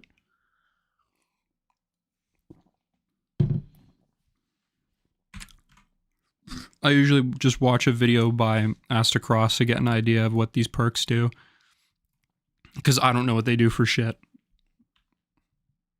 I'm not the kind of guy who really builds into that, or, you know, who really focuses on what they do. I usually take my time to read them once they come out. Damn, came here for the loot. I'm seeing a bullet hell on screen. I know, it's fucking insane. These are just normal strikes too. Like, what the fuck is going on? Fire sprites. Rapid final blows with a kinetic weapon or a weapon that matches your equipped super will, you know, grant you one of those. Perfect. And it can be boosted by the Tome of One. Very exciting. All right, so our trace rifles are really going to go ahead and get a lot of additional mileage here, as it looks like, honestly. I got to give a shout out to our icon artists too. So like Prometheus Lens is my favorite trace. Like laser tag weekend, some people just immediately melt and they're like, oh God. But that was a really fun time. I was going to say, you were not one of those. Yeah. Oh, I was so excited. We had Urk at the time reached out and asked, can we put Prometheus Lens on Zur? And I was like, why would you do that? Yes! But yeah, with these perks, I'm going to go out and burn down the world with Prometheus Lens. Like, Microcosm will pull out for the boss DPS, but just for, like, running through Court, running through Nether, I'm going to be like, let's burn some stuff. That's right. I'll have your back. I'll have the Microcosm. You take Prometheus Lens. It's going to... Is Prometheus Lens... Which one is Prometheus Lens again? I don't use trace rifles very often. Oh, this one. This was the one where, this is the one that had like that insane controversy from a little while ago. From what I remember. I remember, if anyone doesn't know this, I think when Prometheus Lens came out in Curse of Osiris, Prometheus Lens for some reason was like incredibly fucking broken, so everyone was using it, and it was literally just like you would just see like beams, you would just see laser beams flying across the fucking screen in PvP because you could just shoot down people so incredibly fast, and it was just like nothing but complete and utter destruction. And that is literally all I know about. I've almost never used this trace rifle at all. I know nothing else about it beyond that. But let's go visit Zur. It'd be a terrible day to be Hiver taken for a little while. Hit me up on Discord, and then I'll ignore you for another week. And as always. Wow. That's right. That hurts still. Okay. This is wow. all of our Guardians. Okay. So while we're also checking out the is there artifact, beef? We've got, we teased at the top of the show. We're going to do some Act 3 teases as well. Could you give us a tease a little, or what the theme rather of what that last row is going to be? Yeah. So the primary theme is rockets. We have a new perk that will help you clear rockets without needing to reload or spend ammo. And then there's a second. I'm sorry, what? I'm sorry, what? Yeah, so the primary theme is rockets. We have a new perk that will help you clear rockets without needing to reload or spend ammo. And then... What? I'm sorry, what? There's a secondary theme of Strand with a new way to access Woven Mail. Okay, very exciting. I cannot wait to go ahead and just dust off my rocket launchers too, honestly. I still have my Apex Predator sitting around, and that one's been waiting for a time to shine, so I think this is that moment. Yeah, and outside of the artifact, there are going to be new things to play, right? Mm-hmm. Yeah, we're going to have refreshes to the Nether and Court in terms of new bosses, new combatants. If you're familiar with the pressure events from Act 1, the blights that you have to destroy, there's new and devious versions of those that are coming. Exciting. To Nether. And Wait, sorry? If you're familiar with the pressure events from Act 1, the blights that you have to destroy, there's new and devious versions of those that are coming. Exciting. Okay, that is a huge fucking W. Something I want to mention, one of my biggest issues with Destiny, I find at least, is it really feels like sometimes, or it feels like this all the time, Bungie will implement a brand new, like they'll implement a completely new, not enough space. Oh. Can I not just... I'm going to be honest, I don't use these things. I'm just going to discard them because I do not use them. I'm just going to get rid of that shit and then get that so I can reset my rank. But something that always really disappoints me about Destiny is I feel like almost never are we able to actually, or never like does Bungie actually update content that they've released. So for example, Bungie will release something like Empire Hunts and Beyond Light where they literally just put fucking campaign missions and made them like bite-sized strike content, but they never do anything to improve it, and they just kind of leave it and don't do anything with it. And it's also like that with seasonal content, you know? The only, like, Bungie will add seasonal content, and the only new additions that will come to the seasonal content is that there's like a new mission. You know, like with Battlegrounds, we'll get another battleground, but there won't be any improvement to the battleground. There won't be any changes to it. We'll just get more of them, which I think honestly kind of sucks. I would like if, but you know, I do like this idea that it's going to be changing. That's something that I like. I like that I can go back and do the Nether activity, and next week it's not just going to be the same Nether activity that I've already been playing for like a month. It's going to be like actually new. There's going to be new shit for me to do in the Nether activity. That is something I really fucking like. I really like that I'm going to be able to go and do new shit in the Nether activity. There's going to be new content to experience in the Nether activity. That is really cool. And I really like that Bungie is doing that. The fact that they're going to be putting new things into it makes me think that Bungie is actually, for once, learning what the fuck they need to start doing differently. This is a really good step. to Nether, and then in Act 3, our featured activity is going to be the return of the Sunless Cell Strike. Right. Yes. Any Guardians who remember their fond Destiny 1 days of having that like huge batch of thralls running at you up the bridge, now's the chance to check that out. But actually, when they add back the Sunless Cell, Bungie, please, for the love of God, do something about this fucking Shriekers. I do not want to have to fight a million fucking Shriekers in the entrance to that again. Please, Bungie. Please, please, please, please, please, for the love of fucking God, do something about those Shriekers. I do not want to have to fight 20 fucking Shriekers in that one room again. That is going to be a nightmare for high-level Nightfalls and GMs. you know, we were talking before the show, it's probably not going to be Alakul. Yeah, Nico was mentioning, so Alakul was down in the deep, dark dungeon hole and then became a light hive, the Guardian hive.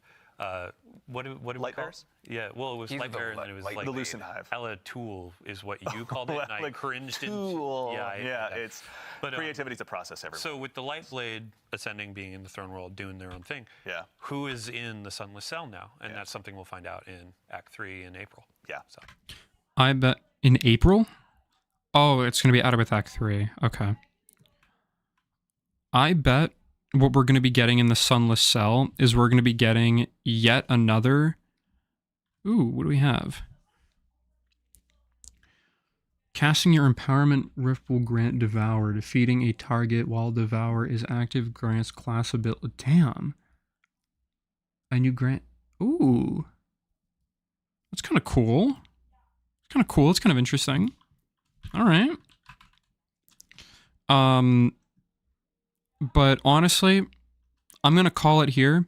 I bet what we're going to be seeing in the Sunless Cell Strike is we're going to be seeing like a Subjugator as the final boss. I bet that's what we're going to see. We're going to see a Subjugator. That's my guess. I'm going to lock it in here. Sunless Cell boss, Subjugator.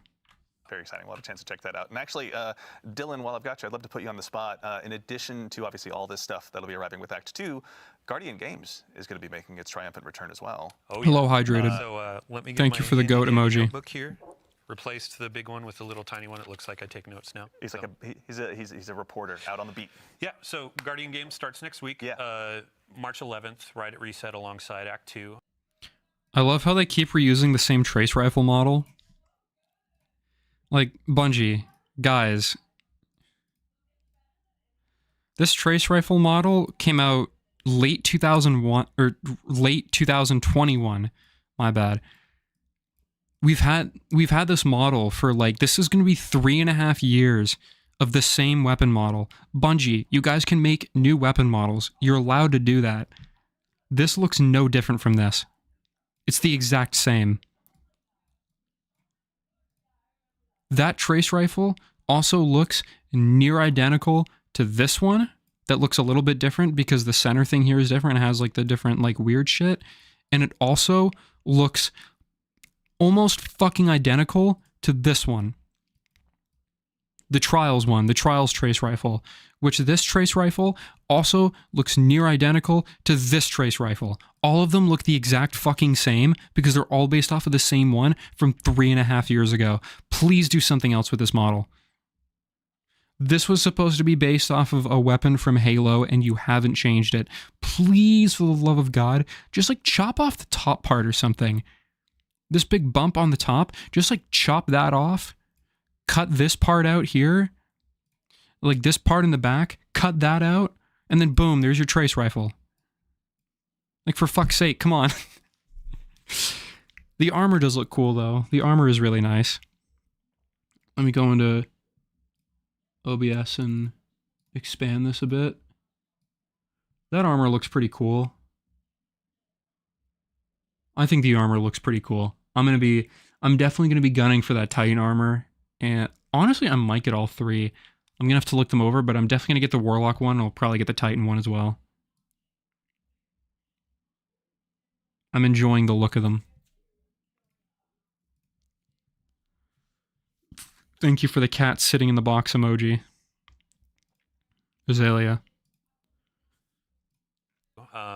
For folks that don't know what Guardian Games is, we invite our hunters, titans, and warlocks to come in, battle it out, and see, well, who's best. We have a celebration in the tower. It's all decorated, and we'll have a ton more detail in the Twit on Thursday, so tune in for that. Yeah. But I just have a couple teases of, we have a... Please. You put it best, bite-sized boss rush mode. Yeah. So it's not... Bite-sized boss? What the fuck do you mean by bite-sized? Is it going to be like we're fighting a couple bosses now instead of like... What do you mean by bite-sized? Because the thing is, last time we had a boss rush mode was Pantheon, and the Pantheon was quite good in a lot of ways. It got a lot of people really invested in it, in like, you know, wanting to grind for a lot of that stuff. Thank you for another cat in the box. Can I put one in here? Well, I like this one. I like this emoji. I also really like this one. These two, I like these two as well. I love the YouTube emojis. They're so silly. They're so silly and goofy. I love them. But anyway. Yeah, Guardian game, like, if they're gonna have an actual boss rush mode, I'm down for it. I just wonder. Oh, I like that Azalea. I like that one too. That one's kind of silly. I wonder what they're gonna be doing as a boss rush mode. Maybe instead of doing raid encounters, we're gonna be doing. Ooh, is that a wizard? The fuck? I'm getting so sidetracked by the funny YouTube emojis. What the fuck is this?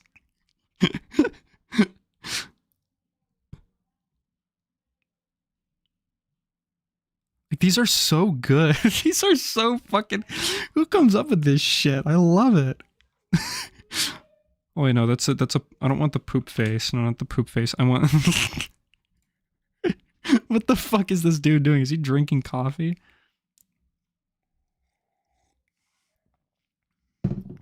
At Nano, so autistic, he's getting distracted by emojis. Fuck off. Yes, I am. Yes, I am getting distracted by emojis.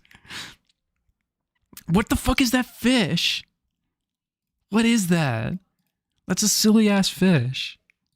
Going to be like a court. All right, I gotta get back to the video. Pantheon, but now oh, not this fucking strike again. Of, hey, go in, burn down some bosses, get as many points as you can, and then you can get some new rewards. Yeah. So when it comes to rewards, we have some really cool armor.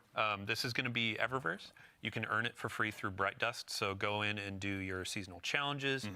Do your lucky for me. There are going to be some weekly bounties. I am loaded on Bright Dust. And, I'm ready. You can see that we're going with more of a gladiator theme, where previous it was like, let's go into sports, let's go into these things. Now it's like, hey, gladiators. You're going to go in, you're going to destroy these bosses, and it's going to be a really good time. Yeah. Yeah, I'm excited for that Hunter Cloak for sure. The emojis are lagging chat, really? A the specific item to engage with the event as well. That's right. So, the Hunter is holding our new premier legendary weapon that's going to be coming out. Right. And now I pass it off to Morgan because there's some really cool perk rolls that you can get on there. Yeah, absolutely. So we had the Arc Trace Rifle in Iron Banner, which has more of a PvP focus. This one has more of a PvE focus to go along with the boss slaying theme. Yep. It's got some fun perks in the left column, including Overflow and Triple Tap. I feel like if it was going to be focusing on boss slaying, I feel like we should have gotten another, like, heavy weapon and not, like a special weapon. The whole point is slaying bosses, so why are we focusing on, like, weapons that kill, like, rank and file enemies? That doesn't make a whole lot of sense to me. Like, what about a sword? I think getting a Guardian Game sword would be really cool. Who doesn't want a Guardian Game sword? Although people don't really use swords. I don't know, didn't they buff swords recently? I feel like having a Guardian Game sword would be really cool. I would like that. I'd fuck with that. And Eddie. Yeah, Hullabaloo is coming back. That is the heavy grenade launcher that shoots the 3 waves. It is that was a cool weapon. Perk, which is obviously really fun on a weapon that can clear ads so quickly. Yeah. And I personally like pairing that Yeah, with like, Demolitionist, so you have a again, ad clear easier access to weapon. something that lets you discharge bolt charge as well. Yeah. And then it's got Envious and Cascade Point as well, which is a fun roll from last year. Very Just nice. getting more Yeah, ad clear that's type a Hullabaloo shit. fan. He's got one with chain reaction that is devious against all that's saying against us, so I cannot wait to see this one in the wild. We also have Taraxipos, the Strand Scout Rifle returning. It's getting the new perks Lone Wolf and Tear. Lone Wolf explosive rounds is devious and increase the bolt. Okay, no one gives a shit about Traxipos or whatever the fuck it's called. It's a mid scout rifle that was only held up because it was the first scout rifle to be strand focused. Like, that's all it's really good for. Besides that, it's just like a mid scout rifle. I want the SMG. Can we get like the SMG with some cool perks tied to it? I'd like that. That would be something I'd be down for.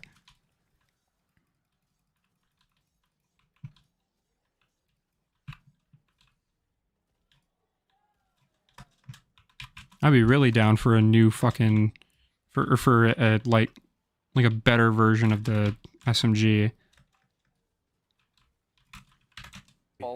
I was just having so much fun too. How can you do this to me? No, I'm gonna get one of my own. Who am I kidding? Yeah. And of course, we have the title coming back, and it Yeah, will those are still easy. have repulsor brace destabilizing rounds, but it's also getting recycled energy and demoralize, and to the pain.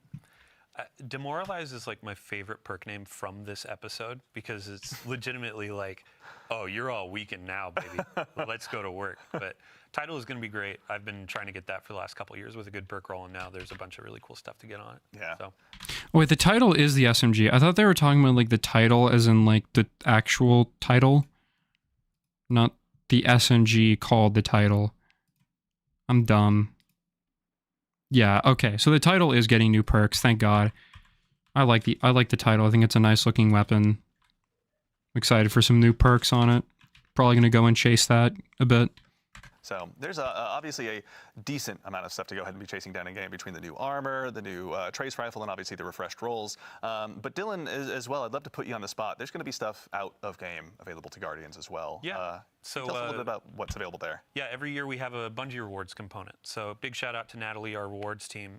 But we have a really cool jersey that we're going to be offering this year. So go in, Don't care. Do your triumphs, earn your title, and then you can earn this really sweet jersey. Yeah. So there are going to be a couple other things that you can go in and get as well. But this is, I think you and I were talking about, hey, you go to a Sounders game and now you can have a fellow Titan or a Hunter show up and be like, hey, so Warlocks are pretty nerdy, right?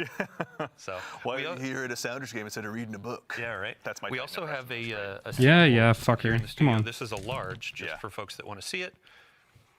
Huge Really again. cool. Shout out to Natalie. Okay, don't care. Can we get past this? All right. So now, as we've obviously had a chance to dive in, with a little bit of what is to arrive in Act 2, we've got some Act 3 teases for you as well. So we'd like to take an opportunity here to welcome 2 new folks to the couch that we have magic. Damn, someone's confident they're going to be talking about stuff from Act 3 right now? Alright, Bungie. Some fucking balls you guys got. What kind of shit do you guys have to show off?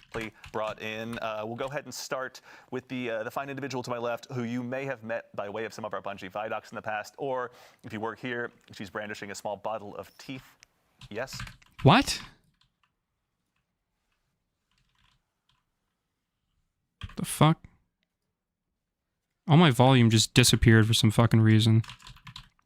Fuck do you mean brandishing teeth? Excuse me? Actually, teeth at you during our team's meetings. I'd like to introduce the one and only Nix Kinney, a producer here at Bungie. Nix, how's it going? Hey, Andy, it's going. You owe me.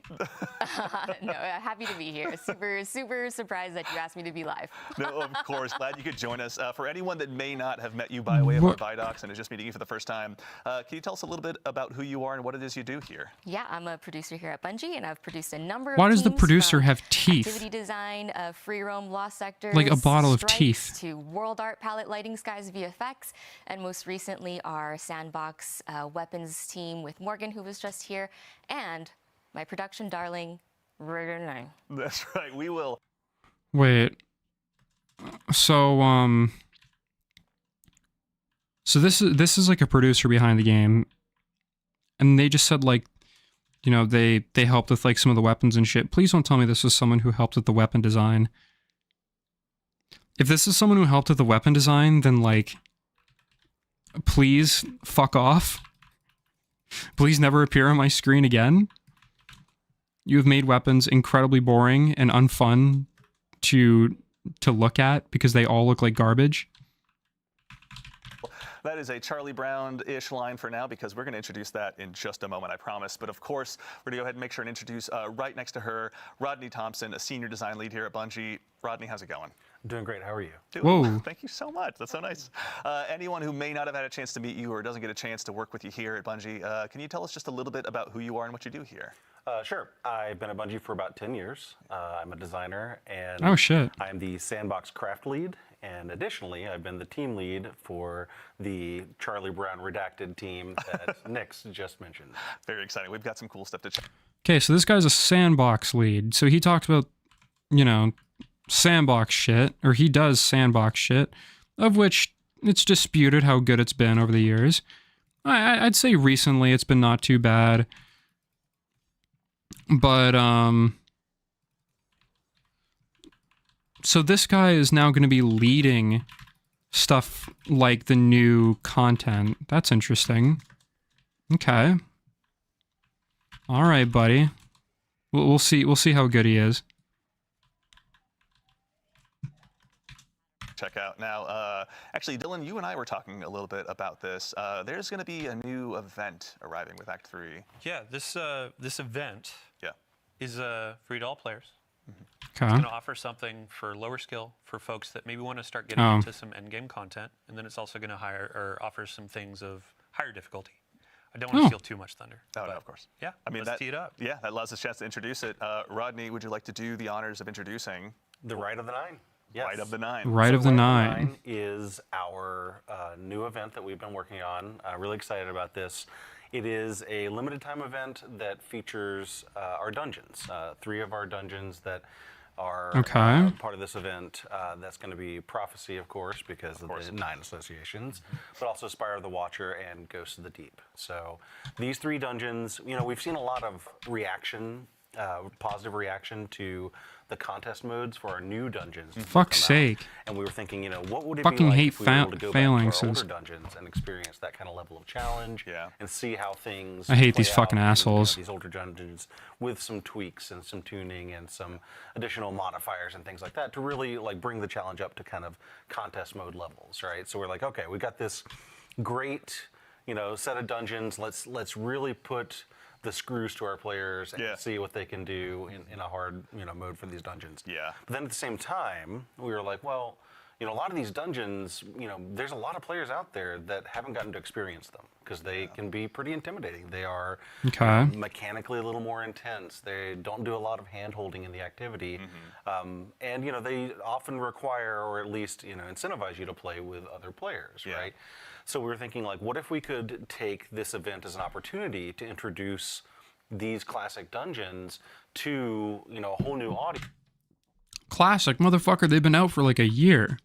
What do you mean classic dungeons? The classic dungeons that this guy is talking about, I mean, one of them is a classic, but like Spire of the Watcher and Ghosts of the Deep are not classic dungeons. They just came out like a year or 2 ago. That's not classic. Audience by way of what we're calling Explorer mode.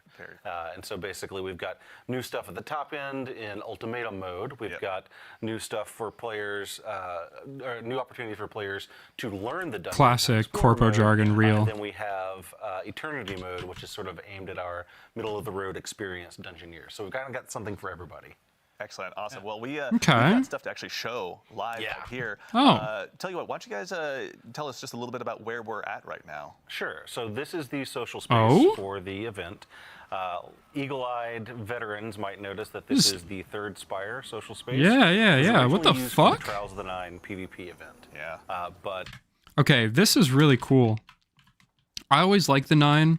I always thought the 9 were really interesting because it was like they're always a huge mystery. within Destiny and Destiny lore, and something I solemnly miss is mystery in Destiny. And this is based in, I find the 9 to be like one of the parts of Destiny mystery that has always been really interesting to me. And so I also just really like the design of 9 architecture and environments overall. So getting more of them is like a huge W in my opinion, even if it's like shit that we've had, or even if it's like shit that's like years old. I still think is really fucking cool. I think it's really awesome that we're finally getting more 9 stuff. And something I want to talk about at the end of this, I think the 9 are going to be what's involved in the next piece, the next big piece of Destiny content. But we will get to that when we get to it.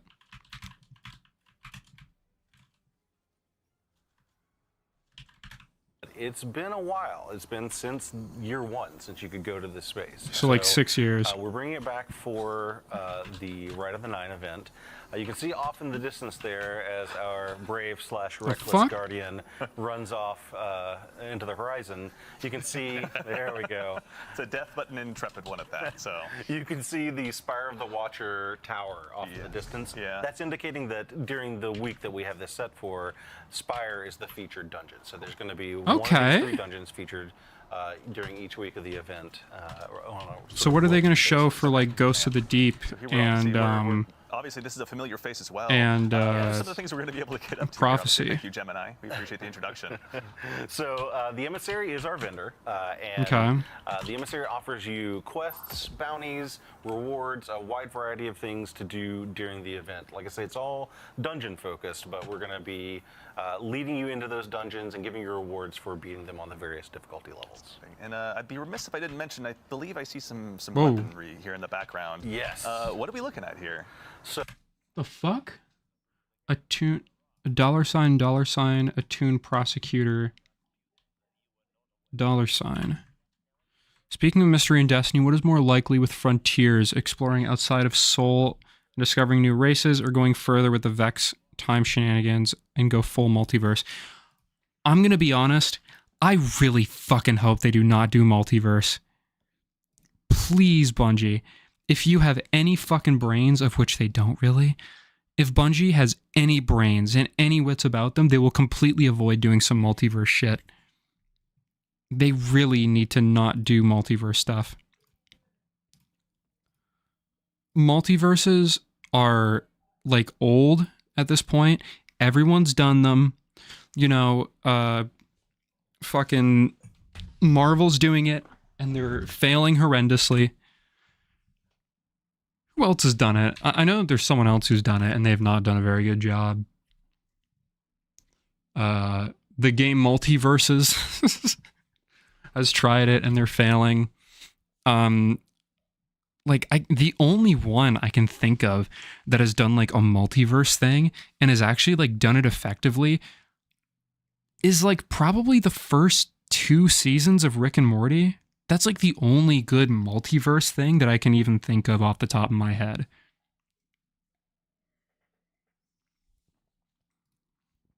Everyone else who has done like some multiverse stuff has only failed. Actually, let me look it up. Video.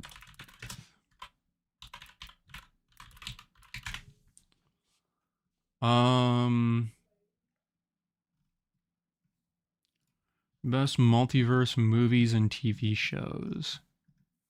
Star Trek? Spider-Man. That's Marvel. Doctor Who. The Midnight Gospel. Rick and Morty. Spider-Man again. Everything Everywhere All at Once. That doesn't give me a fucking... Yeah, Secret Wars 2015, Battle World was the latest one that did multiverse content right. Secret Wars 2015? Secret Wars 2015. Oh, like Marvel Secret Wars. Okay. I don't know anything about that. Yeah, I mean, I know that at the moment, the MCU is kind of shitting the bed with their multiverse stuff. Dragon Ball has a limited multiverse. There's only 12 universes. There's 12 universes in Dragon Ball? I need to get on my shit with Dragon Ball. I watched a little bit of Dragon Ball Z with some friends, and that was about it. That's about all the Dragon Ball I've consumed. But of what I watched, I fucking loved. I need to get back into Dragon Ball. But yeah, please, I really hope Bungie does not decide to go into some multiverse shit, because that would really suck. That would really, really suck. I hope they just go and do new shit. Like, I really hope they take the opportunity to just kind of unshackle themselves. Like, I really hope Bungie takes this opportunity to unshackle themselves from the current ideas that they have and start doing more shit like the Dreaming City. Because if they start doing more like Dreaming City type shit or Savathun's Throne World type shit, I think we're in good hands. But we have to hope that they're able to do that. Whether they are actually able to do that or not, I don't know, man. We'll have to see. I'm not someone who has been very thoroughly impressed with Bungie, though. In Crucible, am I going to get the entire Gambit thing without actually... If I use machine guns, I'm going to get so many machine gun kills that it's not even going to matter for this. Fucking hell. Okay. All right, time to do another strike. So, for this event, we have taken 4 of the weapons from each of the featured dungeons and given them a big revamp. We've redone their perk pools, introduced perks that have come in over the season since the dungeon was released. Yeah, that's nice. Into these weapons and really given them a... Didn't we just get an update on Prophecy, though? We just got an update on Prophecy in their perk pool. We're getting another one? Fuck, okay. Prophecy isn't even that hard to understand. I thought it was pretty fucking easy and pretty straightforward. It, like, everything is shown to you. I don't know why you need to explain it, but whatever. Good juicing up as far as like the perks that are available. Yeah. And what you're sort of seeing here is the ability to attune to these various weapons, just like you could during Into the Light with the light weapons. Yeah. So that if there's a particular one of these that you really are hunting a certain role, you can attune to it, get more drops of that weapon. Ooh, I like that. Very exciting. Okay, that's again, we see some fans obviously in the house here. So we've got, as you were mentioning, ultimatum mode. We can go ahead and talk a little bit about later. But as we noticed, Inspire the Watchers here. Nix, can you tell us a little bit about Explore mode and how you guys kind of built that and what that process was like? Yeah, playtesting for Explorer mode was truly so cute because it required us to find people in studio who had never played dungeons before. Yeah. And that means we sourced folks from all corners, all levels, and made them equal in the... Wait, there are people at Bungie who haven't played any dungeons? What the fuck? That's... I feel like that's crazier than they make it out to be. There are people in your studio who haven't played some of your endgame content and they're working on the game? Really? I mean, like, maybe if it's like the marketing guy or something, that's still a huge surprise to me. Like, I don't know, maybe I'm just like completely ignorant to like game design, but I would assume that if you work on a game, you'd at least like put some time into it. I know that's what I would want to do. Like, if I was working on a game, I'd probably want to put in a decent amount of time into the game that I'm literally fucking working on. That's like my job. I don't know. The name of a dungeon. So it was really great to see them go through our dungeons and having us tune it so that by the end of our playtest series, I think they just grew into folks who were really quite adept at dungeons. And I want to say can go on to even solo them if they wanted. Yeah, Oh. I mean, it's a great starting point. I think we were talking a little bit before the show, but Explore mode obviously grants the opportunity, one, to just learn, to just go ahead and kick the proverbial tires in the dungeon, figure out how Arctrition works, which we can see here in just a second. But for folks like myself who do really enjoy running dungeons, and I've only soloed one dungeon, but if I wanted to go ahead and really, Bruh. Only soloed one dungeon? Wow, dude. Wow. Fucking dog shit. Fucking mid as fuck developer.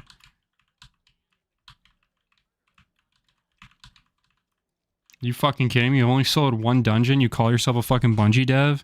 Fucking dog shit, man. Come on, pick up your shit.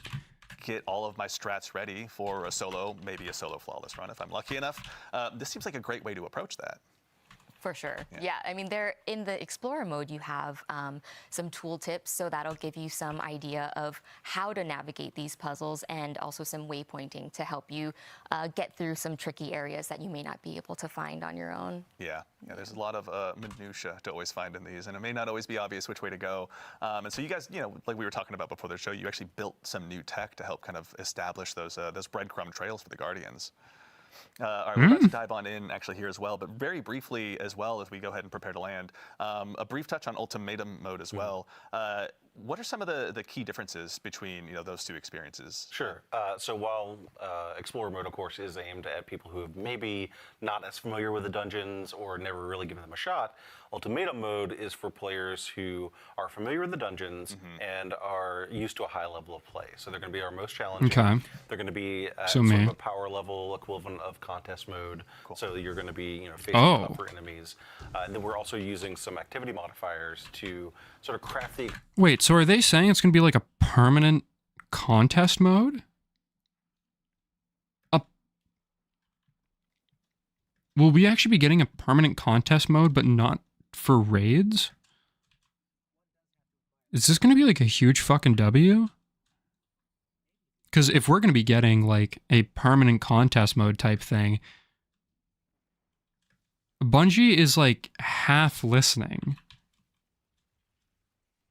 That's kind of cool, because I know that I know that there are a few people who have been asking for a while now for Master Mode to literally just be contest mode and not like the version that Master Mode is now. For people who don't know, there are normal raids and then there are Master Mode raids. Master Mode raids are literally just like normal raids, but enemies have a bit more health. They hit a little bit harder, and like there's champions. So like you need certain weapons in order to kill them, which is like not a huge deal. But like if they're going to be going for a more contest mode idea where enemies hit incredibly hard, fuck, I'm all here for it. I think that's awesome, because dungeons, in my opinion, are way too fucking easy. Dungeons are like some of the easiest they're supposed to be quote unquote end game, but I don't think they're like, I'm going to be honest, some of the hardest dungeons in Destiny 2, in my opinion, from the ones that I've played, keep in mind, I haven't played like Vesper's Host or Sundered Doctrine, the new ones, because I haven't bought them. But like Warlord's Ruin is kind of difficult, like from a final boss perspective, and even just from like a general experience, Warlord's Ruin is a bit harder. And like maybe Duality is also like pretty hard. So like those are two dungeons, that I think are like actually somewhat difficult. Neither of which are included here, keep in mind. But yeah, I don't know. Like dungeons are overall like really easy content. Like I can run one without even really, like I just ran what is it called? This one here. I ran this one here. Thoughts on the Destiny mobile game? I actually played it a lot and I thought it was really fun. I put far too much time into that game. I'll get into my opinion on it a little bit more. But yeah, I was doing this this one here, which for some reason I can never remember the name of. But like I completely forgot how the mechanics worked. I didn't even do the mechanics. I just kind of shot shit and like did a lot of DPS to the boss, and I managed to get through the entire encounter with like no issues. So like dungeons aren't exactly difficult content, and you don't even need to know how to do them. So I think it's interesting that they're going to be showing, or that they're going to be leading players through this content, and having some actual way of being able to learn the content and be able to play a contest mode version. I think that's pretty good. But to answer my thoughts on the Destiny mobile game, I'm actually very much in favor. I think that honestly, I'm waiting for NetEase to pull some really stupid shit and make it, you know, just like completely absurd and like make everything like, I highly doubt that all the free shit that we got in the alpha is the kind of free shit that we're going to be getting in the actual game. But the game was very generous with characters and stuff and being able to unlock them.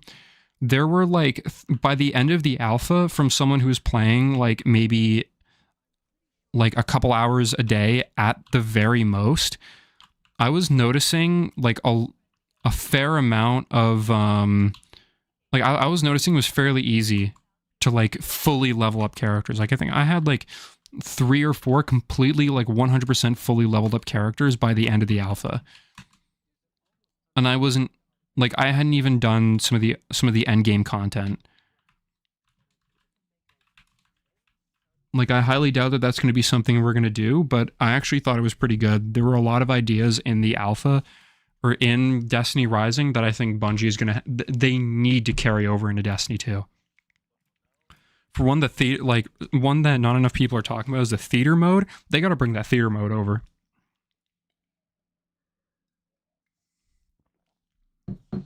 Bring that theater mode over.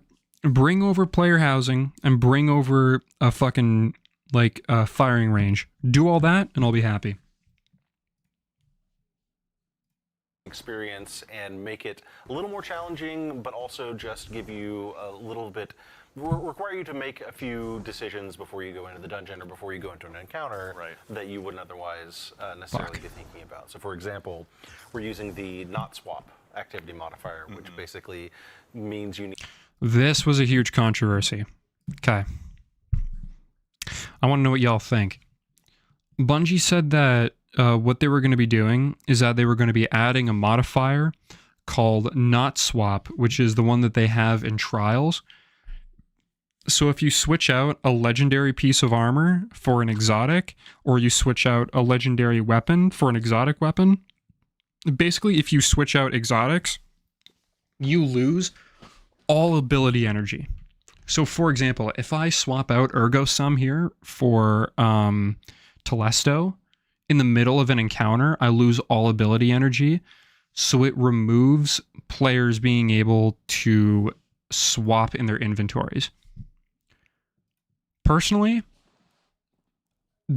so something as well is that they're only going to be including this in the contest mode of these dungeons in this activity, and that's it. They're not including it anywhere else because they're doing it to get feedback. Personally, I'm not a fan of it.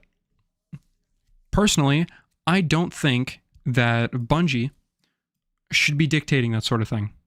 I don't think that not swap should be a thing because having your loadouts ready and swapping between them in a short amount of time does require a certain amount of skill. And if you're a console player on like Xbox One or PS4, I'm sorry, but like, you know, that sucks for you. But if you're trying to run like a contest clear on a PS4 or an Xbox One, like you're just shooting yourself in the foot. You're not doing yourself any favors. And it's been that way forever. You have shitty load times on PS4 and Xbox One regarding Destiny 2. That is something that has been the case for years now, and people complaining that loadouts are an issue because their consoles are shit now seems like a nothing issue to me. Like, I'm sorry, but either get a fucking computer or get a fucking new console. Get an Xbox Series S. They're literally the same price as a PS4. I have very little sympathy for people complaining about this shit. Does that make me kind of elitist? Yes. Do I care? No. Suck my balls. Need to keep one exotic equipped for the duration of an encounter.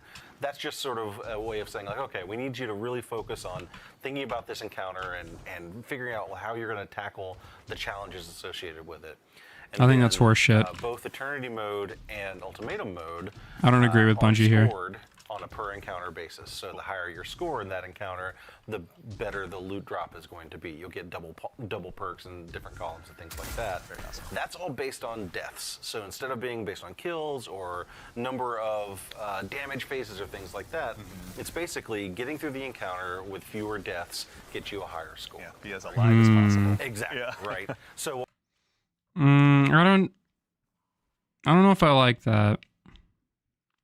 The only reason why I don't know if I like that is because I don't know if we're going to start seeing people like be complete cowards and avoid getting killed. Like they'll get their teammates killed if it means they don't get killed and they don't lose progress. Now, to be fair, like I don't know if this is going to be like for player wide, you know? Like it's going to affect everyone on the team. Because if that's the case, if you have one person who dies all the time, I can't imagine the amount of fucking verbal abuse they're going to go through with your teammates fucking screaming at them, being like, where the fuck you dying all the time? Like I could see people getting kicked in LFGs because, you know, they're dying too many times. I could 100% see that. That could be a good move. It could not be. I don't know. It seems like a risky move to me.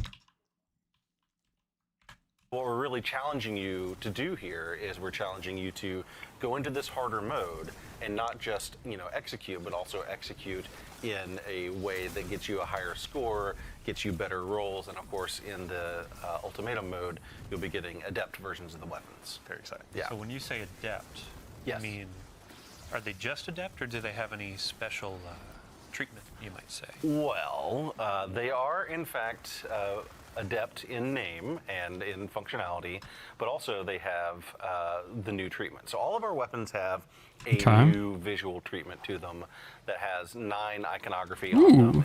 And let's see here. Yeah, we got some that are coming up right now. There we go. So this is a great example of a sort of baseline drop of new Pacific Epitaph that has the new visual treatment. You can see the 9 iconography on it, and you can also see like it's got the color palette at base for it. So all of our weapons that will drop during this event will have a new visual treatment. It'll also have the new event exclusive origin perk, which is Gravity Well. This will drop on all weapons that drop during the event. Reloading this weapon nearby automatically get... What the fuck? So it'll be exclusive to this event. Ooh. I think Guardians out there. That's interesting. That's an interesting origin trait. Reloading nearby allies grabs ammo that's nearby as well. So pairing these weapons with like some sort of like armor or some sort of like abilities that makes it so that ammo drops more often is going to be really useful. So like having, I wonder how large the range is, because depending how large the range is, this will either be like goated as fuck or like something that people are just going to throw in the trash. Because if this is really overpowered, I could honestly see like, you know, I also wonder if this is for everyone though. Like it drags it in for everyone. I don't know if they would be able to do that. I don't know. I'm just trying to like think of how this could be implemented in game. Part of the way that I could see it is like you're running a raid, and then you like, you know, you drop a ton of ammo and shit, and then people will switch to their like other, you know, it's like, oh, switch to your other thing, or like switch to your like right of the 9 weapons, and you know, pick up the ammo, and then everyone's gonna be able to pick up their ammo without having to run over and grab new ammo. Again, this could either be completely goated or total dog shit. Either way, I am interested. And I think this is a very cool, very interesting idea for an origin trait. Bro, what the fuck are you doing? Me driving like a bumbling fucking retard asking this guy what he's doing. Referred to them as holofoils in the past. So as you're going in, you're doing the harder difficulty, you're earning these adepts. They're going to have the animated holofoil.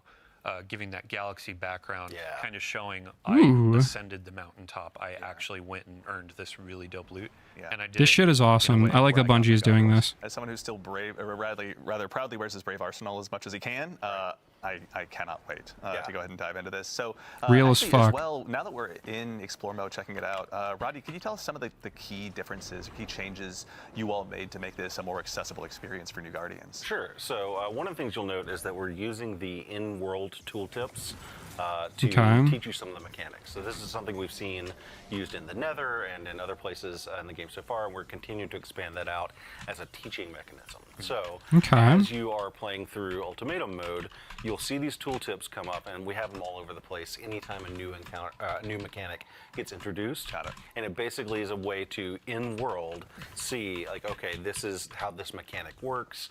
We're also using waypoints. Here's a great example of one of our teaching waypoints that sort of shows you, hey, here's where the path is supposed to go, and kind of direct you in a lot of the places where there are, not as obvious paths through the dungeon, right? Yeah. But yeah, like those tooltips and waypoints, we're using those in the encounters to teach you the mechanics. And we do that like the first time you see it, so that later in the dungeon, when you are encountering that mechanic again, you'll have already learned it, and you can take your time and read the tooltips, execute the mechanic at your own pace. One of the things we've done is we've removed darkness phases, and we've reduced the revive timer down to 5 seconds in Explorer mode. Very nice. So that there is no real penalty for failure. Yeah. So if you're just trying to learn the mechanics and you go in and you want to look at the tooltips and follow the waypoints at your own pace. Okay, I like maybe that. you get overwhelmed by enemies or whatever, that's okay, right? Like you can kind of take your time. Yeah. I think one of the things we've seen is that Okay, that's good. I like that Bungie is, allowing players to kind of go and take it at their own leisure, like kind of allowing for some trial and error type things. Because ultimately, I do want new players to try out dungeons. I also don't want them to be shit. And I want them to know what the fuck is going on in these encounters. Because one of the most frustrating things is when someone joins a dungeon and they don't know what they're doing. Or at least they make it obvious they don't know what they're doing. That stuff is always really annoying. And it doesn't help anyone because they're constantly dying. You're trying to get them to do a certain piece of an encounter, and they're just kind of standing there with their dick in their hand, like not knowing what to do. And that sort of stuff is incredibly frustrating when you're doing a dungeon, because it's like, man, do something. I've played a few dungeons where people will literally just completely throw in the bag, not know what the fuck they're doing. And when you ask them hey man, do you know what you're doing? Have you done this dungeon before? And they just go radio silent. And it's I'd be willing to teach these people the mechanics, but they don't want to be taught the mechanics. They just want to be dragged through the experience because they don't want to try. And so if this is going to encourage players to give a shit and try, I'd be more than happy. This is why I think this could be good, because it could encourage players to actually try a little bit in the content that they're playing, which is ultimately what I want. I want to play with people who know what the fuck they're doing, and not play with mindless fucking retard drones who just kind of stand there and just die over and over again without interacting with any of the mechanics. I think overall this will be a huge W. Anyway. A challenge with a dungeon, in addition to, the mechanics and the combat challenge, a lot of it is just, you have to sort of learn at a fast pace, right? And so what we're trying to do here is make it so you can kind of learn at your own pace, so that once you're comfortable with these mechanics, then you can jump into either Eternity mode or whatever with other players and know the mechanics because you've not been sort of pressured to execute perfectly the very first time. Yeah. In that first encounter, so you're connecting nodes in a circuit breaker. This is good. Yeah. And the waypoints are breadcrumbs, so it's hit the first circuit and then you see a waypoint for the next in explore mode. So your ad clear aficionados they are now learning or being given the opportunity to learn, oh, this is actually how this pathing works. This is how this mechanic works. So when you bring them in, or when I bring you in, like so why did you stare right at me when you were talking about ad clear aficionados, man? No reason. But yeah, it's like when you bring them into the higher difficulties of the mode. Damn. It's like, oh, hey, you remember where those waypoints were? You were able to memorize it. You have this like memory. Now you can come in and execute at a higher level. It's aspirational content. Yeah. So. Here's actually a good example of one of our shepherding mechanics that we've introduced. Shepherding so mechanics. We hear a lot of people say like, oh, I want to take my friends through the dungeon that have never been before. Mm-hmm. A lot of these traversal sections can be really challenging. So in this section of Spire of the Watcher, for example. The fuck do you mean these traversal, oh my god, sections can be challenging? Maybe they're challenging to say. They're not challenging to do. The fuck do you mean challenging? Just like, is it really that hard to walk through it? Do people really struggle with the traversal parts of these? I cannot imagine people actually struggling with this, right? No way people struggle. Because that sounds insane to me. There's no way that people actually fucking struggle with that. If people do, that's like, that's fucking crazy to me. Because it's like, sure, it might take a little bit, and like, it'll be annoying if someone's pushing you. Like, I agree. And maybe that's what they mean, but like, overall, I don't think that the traversal sections are difficult at all whatsoever. I'd say they're some of the easier content. Because you don't have to know mechanics or anything. You just have to fucking walk through and make sure the ads are killed before you go after them. Good on mechanics.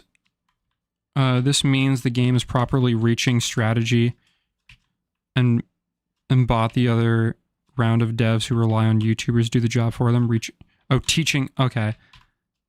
Is properly teaching strategy and bought another round of devs who rely on YouTubers to do their job for them. I mean, like, I know that what I wonder, right? Because the thing is, this isn't technically the first time Bungie has done this. If any of you guys remember, during,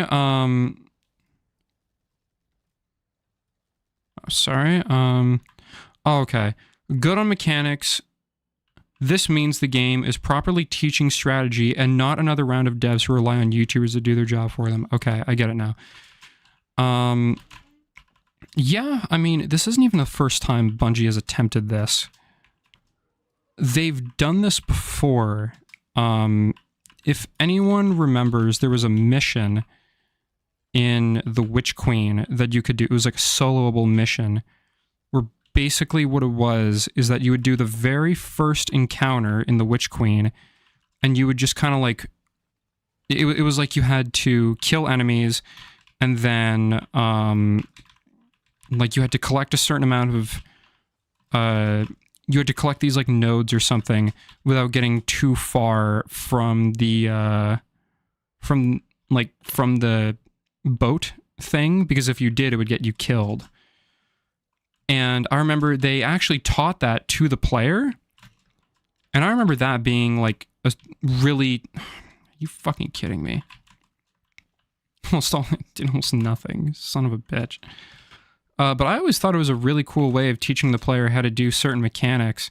And I kind of wish that they did that more often. And it seems like this is their attempt at doing that.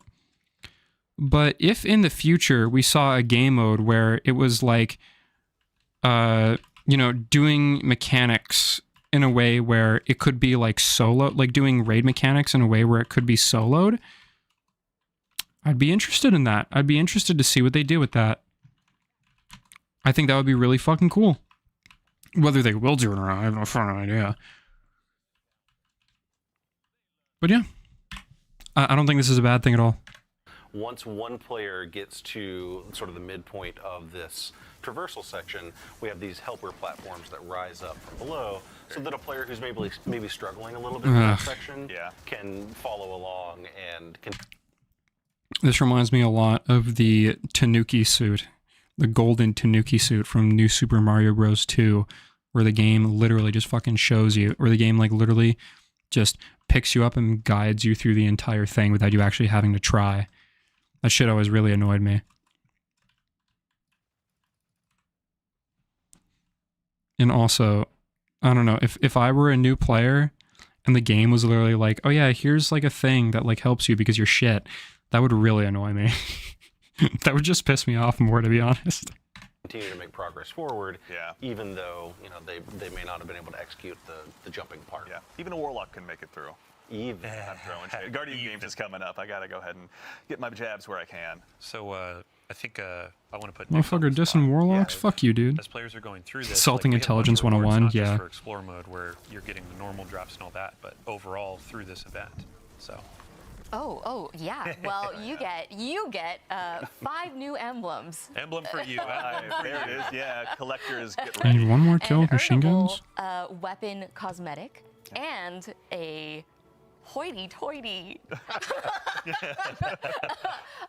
title, event exclusive title that you can get from doing. Wait. There it is. Yeah, collectors get ready. An earnable. So.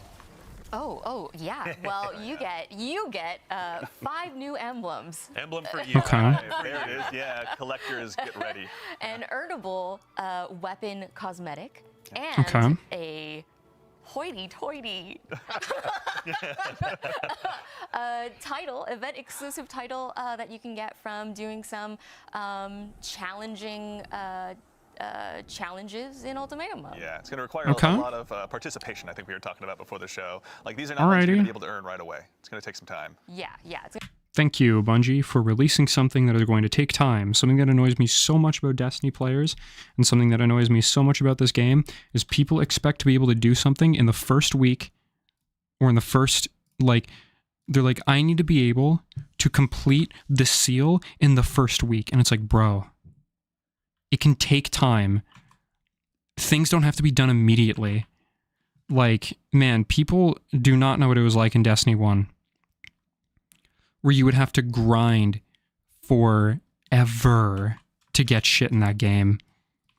I don't know if anyone here has played Destiny 1, but these motherfuckers do not remember how insane it was trying to get certain things in Destiny 1. Like, trying to complete some quests was like the biggest pain in the ass on the fucking planet. It was so difficult. And these motherfuckers are like, oh, I need to get it done immediately. OG taking King player here? Yeah. Yeah, like, dude, you know, like, for example, man, I don't know, like, I don't have it right. I don't have last word. But man, dude, imagine if last word was a quest you had to do now. Destiny players would lose their shit. Nice one, buddy. But like, man, I would blow my like, literally, you would just see on Twitter people crashing out, literally like pissing and shitting and crying because God forbid they have to do an activity for like more than 2 minutes, and that like they have to like get their like the seal takes time to get, or like getting something takes time to get. God forbid. You know, like, thank you, Bungie, for not giving in to these fucking losers and actually making content that takes time to complete. TikTok brain rot types, for fucking real, man. Like, Destiny players are just like, I should be able to do an activity twice and have everything done. Like, no, man. Shit takes time. You should have to grind. Motherfuckers don't grind in Destiny anymore for anything. You want good shit? Grind for it.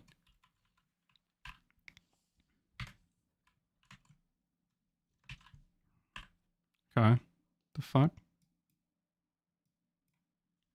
There we go. It's gonna take some blood, some sweat, some tears. Yeah. Maybe Thank you. That's right, everybody. On your daily playthroughs, it's like, here are my weapons, but then you have the overarching goal of like emblems for the collectors or the title, so you can show off in the tower like, I'm the Dungeon Delver. We don't have the name solidified just yet. But it's not locked in. It'll it's not come. Locked in. All right, cool. Call it Dungeon Delver. Speaking of fucking, are you things we do have serious? Locked in. So we've taken a little bit of a look at what's here at Act 3. Dylan, I'm going to go ahead and take this chance to put you on the spot. Starting very soon. Phillips or if not, Brewing and Malting recently, Co. Nice hat, bro. Are back as well. So I mean, we just walked through. Sorry, I just put that down. So that was very authoritative. Yeah. Yeah, we just walked through like here's what's coming in Act 2. Here's what's coming in Act 3, and then here's. Fuck are they talking about? Are back as well. So I mean, we just walked through. Sorry, I just put that down. So that was very authoritative. Yeah. Yeah, we just walked through like here's what's coming in Act 2. Here's what's coming in Act 3, and then here's what's coming with Ride of the Nine later in Act 3. Right now, if you're so inclined, Moments of Triumph just started like what, an hour ago, 2 hours ago? Yeah. We have some cool rewards that you can earn as you're prepping up for the next acts, as you're getting ready. Oh yeah, Moments of Triumph started. Yeah. Cool. I have like nothing. There's going to be a sparrow that's going to be really fun to earn. Nice. Spaghetti. We can take a look at those really quickly as well. There we go. All right, there we go. There. Perfect. So with Moments of Triumph every year, we basically celebrate the How cool. content, ask players to go back in, check out your I don't give a fuck about any of this shit. Things done, do some Grandmasters raids, etc. Yeah. I'm sorry, I never cared about the Moments of Triumph shit, like ever. On top of that, we also have our yearly Bungie Rewards t-shirt. Yeah. So I think I own 6. Don't care. Don't care. Don't care. Swag too. That's really cool. I always love those shirts because it, like, you know, going to a PAX or something, it becomes this like. Don't care. Yeah. I got it on my war vest. I got my t-shirt. Earned it. Yeah. Excellent. All right. Well, everyone, we have had a very big show today, and so that I think about leads us to the conclusion. Is what I would say. Oh. We didn't have just one more thing to share with you. So. Obviously, we've touched a little bit on some of the stuff that's going to be arriving with Act 3, and we actually have a sneak preview also of a currently in development limited-time PvP mode that will be joining Act 3 as well. Oh? I vote we go ahead and just throw it up here on screen. Let's take a look. Everyone, we'd love to introduce... What?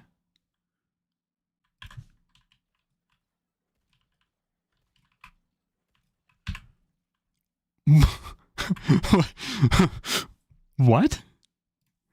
Introduce you to heavy metal. Heavy metal is a opportunity for you to go ahead and take out a team of Drake tanks against a team of Briggs, so you can check to see, you know, whether you're good behind the barrel of a gun or behind the barrel of a Brig. But this is one that just the playtests, pardon me, have just been absolutely insane to watch. Yeah, I'd say since day one of Beyond Light, players saw the Brig come to the game. And they're like, when do I get one of those? This is I never asked if I wanted one of those. Yes, Hydrated, this is Destiny. This is something they're adding in Destiny. Answer from the development team. Look at those fucking legs! Look at how those legs move! When do I get that is those? ridiculous. This is the answer from the development team. But we had to make it a little competitive.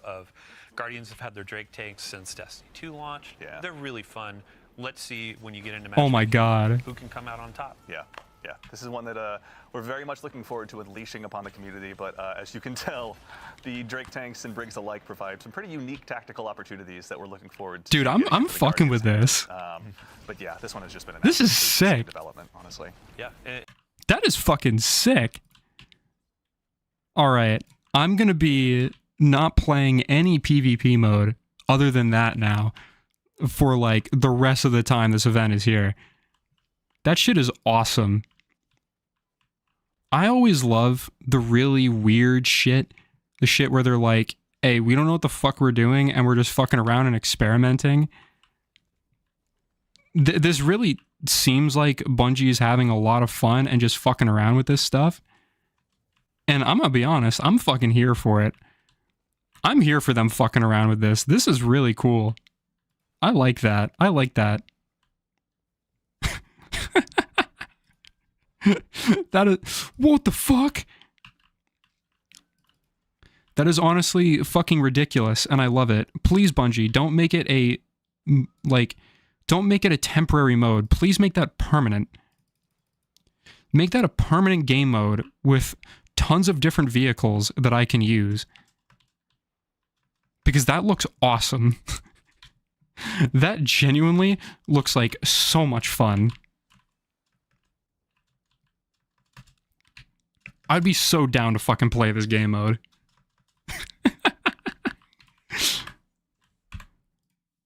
And when it comes They should to, make, like, this bro, is 100 v 100. That would break the game. That'd be fucking this great. is a goofy, like, this is fun. You're sitting down on a Saturday night, you're chilling with your buds and stuff. Let's hop in a tank and try to do some 360 no-scopes while we, like, boost off of a rain. Yeah, we just finished a raid. Let's have a palate cleanser here and just have a good time. I want to go for a movie of the week. Why don't I hop into Drake and try to get a triple kill? Like, chance. Yeah. There weren't enough sick flips in that raid. So Yeah. get out there on my Drake tank. Just how many 360 no-scopes can we get into this thing? We'll find out. Does the Drake take how to scope? I don't think so. But yeah, I want to know that if I can that's something fly we off of my really friends with this. Take a chance, sorry. Off screen, they just did a huge jump as well. But we'd be remiss if we didn't take a chance to show that off to all of you. So that, for real this time, concludes our show. So huge thank, of course, to Nico, Quentin, Morgan, to Nix and Rodney, and of course, That was honestly not too bad. They showed off some cool stuff. They have some cool ideas, like getting players into some of the, some end game dungeon content. And I think for one thing, I'm going to be honest though, I think the big strategy, now that I think about it, I think the big strategy of that,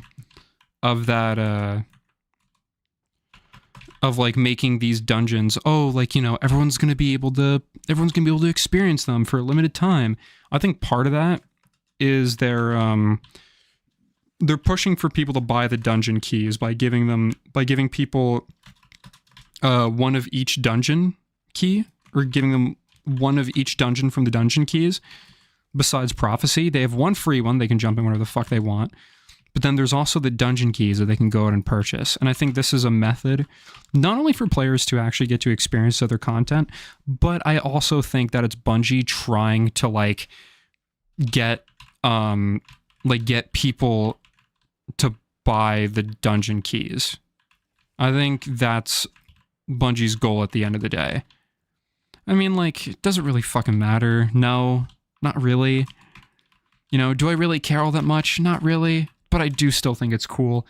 Overall, though, the big highlight for me is the new seasonal event, and also that game mode. What was it called? Heavy metal?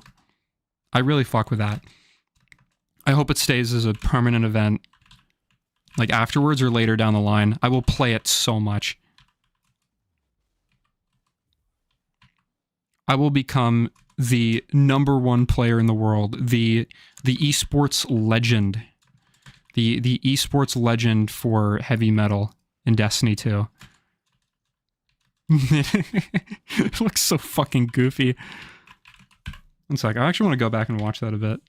the one and only, but is you're looking around and see people with their different Bungie. So that I think about on some of the. You're good behind the barrel. Here we go. To heavy metal. Heavy metal is a opportunity for you to go ahead and take out a team of Drake tanks against a team of Briggs, so you can test to see, whether you're good behind the barrel of a gun or behind the barrel of a Brig. But this is one that just the playtests, pardon me, have just been absolutely insane to watch. Yeah, I wonder how many maps they're going to give us. Beyond Light, players saw the Brig come to the game. And they're like, when do I get one of those? Fair question. This is the answer from the development team. Yeah. But we had to make it a little competitive. Guardians have had their Drake tanks since Destiny 2 launched. Yeah. They're really fun. Let's see, when you get into matchmaking, who can come out on top. Yeah. Nanok for #1, real dude. I'm gonna stream every single day until I get #1 player in the world on heavy metal in Destiny 2. But yeah, this one has just been an absolute hoot to see in development, honestly. Yeah, and when it comes to like this, I like that Bungie's doing more weird, wacky, and fun shit like this. Like, this is fun. You're sitting down on a Saturday night, you're chilling with your buds, and it's like, let's hop in a tank and try to do some 360 no-scopes while we boost off of a rain. Yeah, we just finished a raid. Let's have a palate cleanser here and just have. Yeah, like I'm gonna be honest. Fuck competitive. Who gives a shit about competitive in Destiny 2? Yeah. There weren't enough sick Competitive Destiny 2 is a fucking joke. Let's do this. There on my Drake tank. Just how many 360 no scopes can we get into this thing? We'll find out. Does the Drake tank have a scope? I don't think so. But yeah, that's something we'd be remiss if we didn't take a chance. Sorry, off screen they just did a huge jump as well. But we'd be remiss if we didn't take a chance to show that off to all of you. So that, for real this time, concludes our show. So huge. So yeah, overall, pretty good.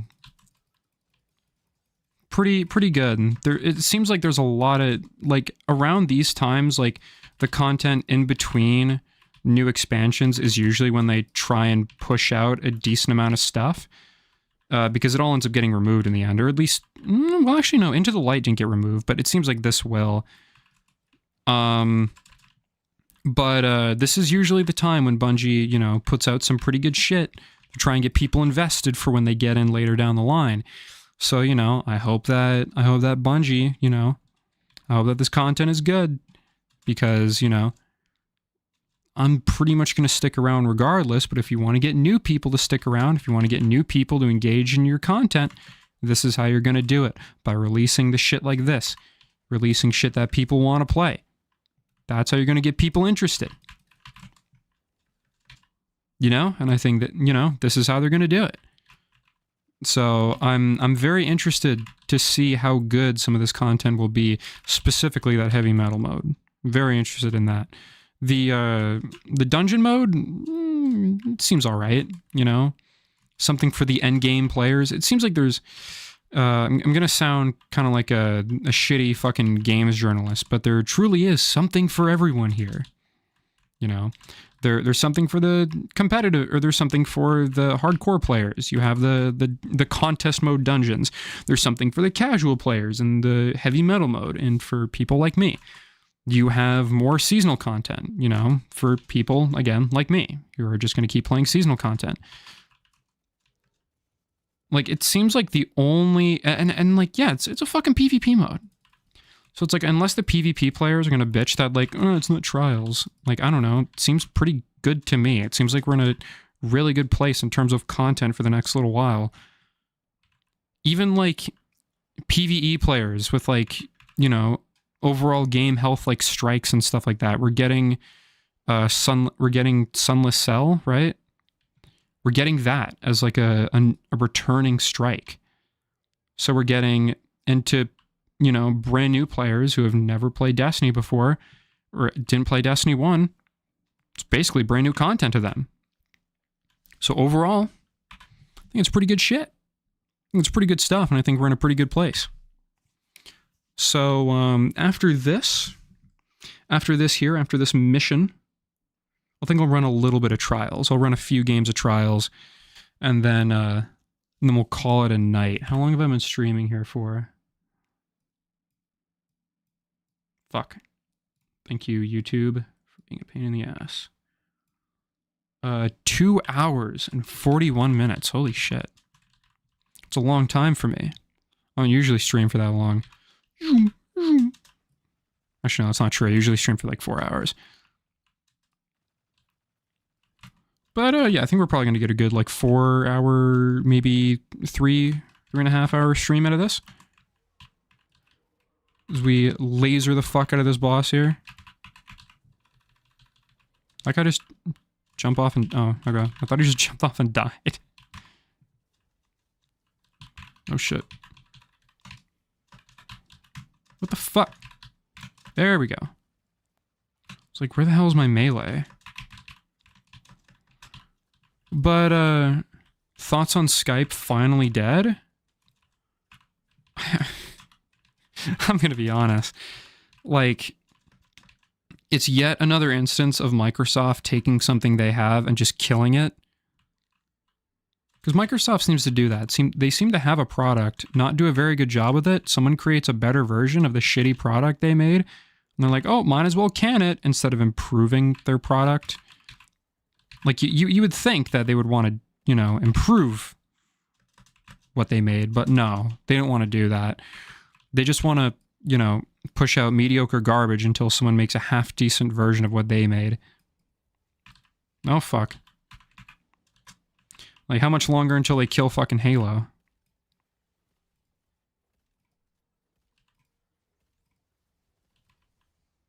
Shit. Literally, their development studios they buy in a nutshell. Yeah. They buy a game. It's not ultra super omega successful. And they don't really have, like, they don't really give them a ton of direction. They just kind of throw money at them and they're like, make something good. And then what, they put it on fucking Game Pass and the game gets like no fucking sales. It does fucking horrible. They don't promote it. And then they're just kind of like, oh, well, it seems like us doing nothing caused the game to fail. Guess we'll shut the studio down. It's like, guys, what the fuck are you doing? Like, I hate Microsoft with like a burning fucking passion. Like, if it wasn't for everything being on Windows, I would have probably become a Mac user by now. Like, I just absolutely fucking hate Windows. It's just so shit.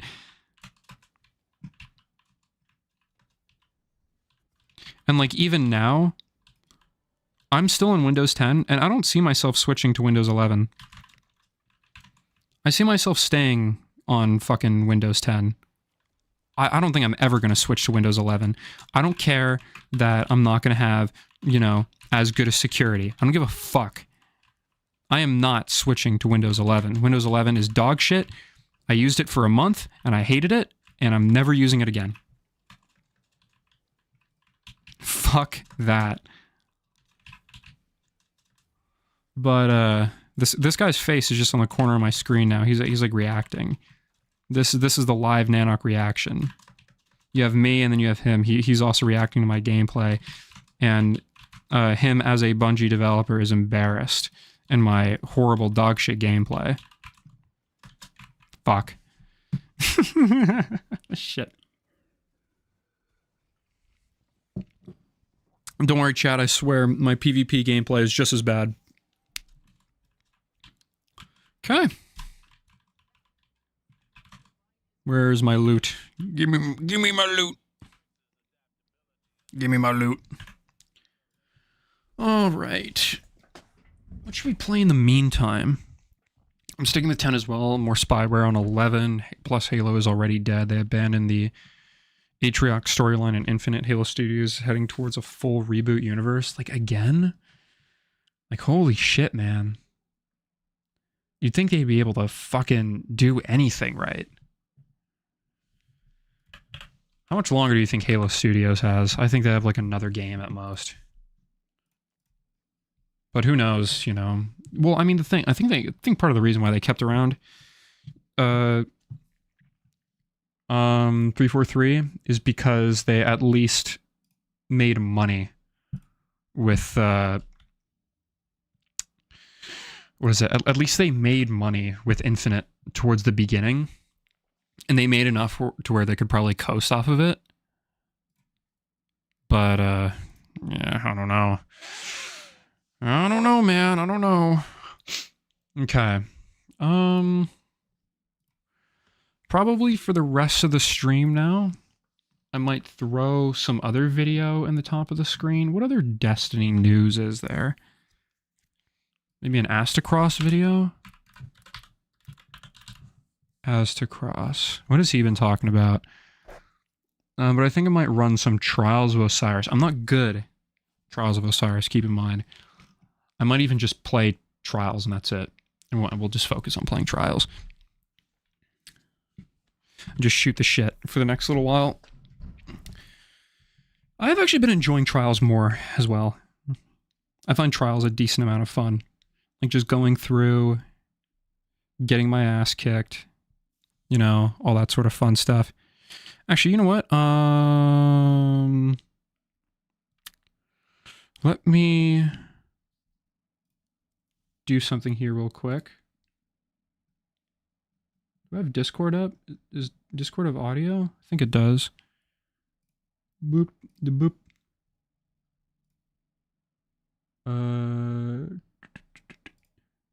Boop. Okay.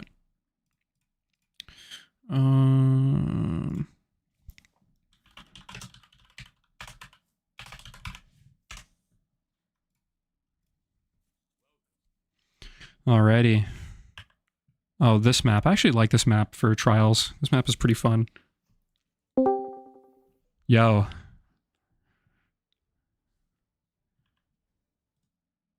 Hello? Is motherfucker gonna talk? What am I doing here? I don't know. What are you doing? By the way, I'm still live. You still live? I closed your stream like a while ago. What are you Yeah, talking about now? I'm playing competitive. What's the topic on now? I'm playing competitive right now. Competitive what? Competitive Destiny? Yes. And I just died. That's gotta be the gayest thing you can say. Dude, it's... I am playing competitive Destiny. All right. Listen, you do it for the loot, and that's it. There's no other reason to do it. It's like... The loot. The loot is really good. Everything's for the loot with you. Well, yeah, that's kind of... Destiny is a looter shooter. Fucking awful game. Yeah. What'd you think about that, about that new game mode, the, that heavy metal one? Dude, do you remember that mobile game of those tanks or like mech suits you could customize and they shoot missiles and shit? It was a fucking ad going around. It looked like a mobile game, is what I'm trying to say. Like World of Tank? Yeah, the game mode looked like a mobile game. No, not World of Tanks. It looked like Mech Warrior? I mean, I know it's like not finished because it's not out. Yeah, something like that. Some bullshit. It looked like shit. It looked like fun, I guess, but it's like looked like shit. Oh, like it. I don't think it was meant in the least to be like serious whatsoever. You would think it was. I don't think anything in Destiny is meant to be serious. Well, I mean, like to a certain degree, like they take the raiding experience somewhat serious, you know. They fail. They take the raiding experience serious. They take trials not serious, and they don't take trials serious. The fuck am I saying? They don't take anything serious, Nanak. They stopped taking things serious when you started making videos. So, like, what, 3 years ago? 2 years ago? I don't fucking know. Yeah, something like that. Man, I don't fucking know Destiny, dude. What? I don't fucking know anything. Oh, are you fucking kidding me? But yeah, I think some of the stuff they've shown off is decent, but what I was thinking about recently, and I want to know what your thoughts on this is. I was thinking like Destiny should go all in on being like a looter shooter roguelike. Roguelike? First person looter shooter roguelike? Yeah. Like Hades? Like Enter the Gungeon? Yeah, like Hades, Enter the Gungeon, Risk of Rain. I enjoy that. That would be a neat little turn. Listen, I don't know the value of the game you're playing right now. I mean, I don't understand. I truly, you know, I think myself pretty good at putting myself in other people's shoes and like understanding why people do things. I don't know. I don't understand why you play Destiny.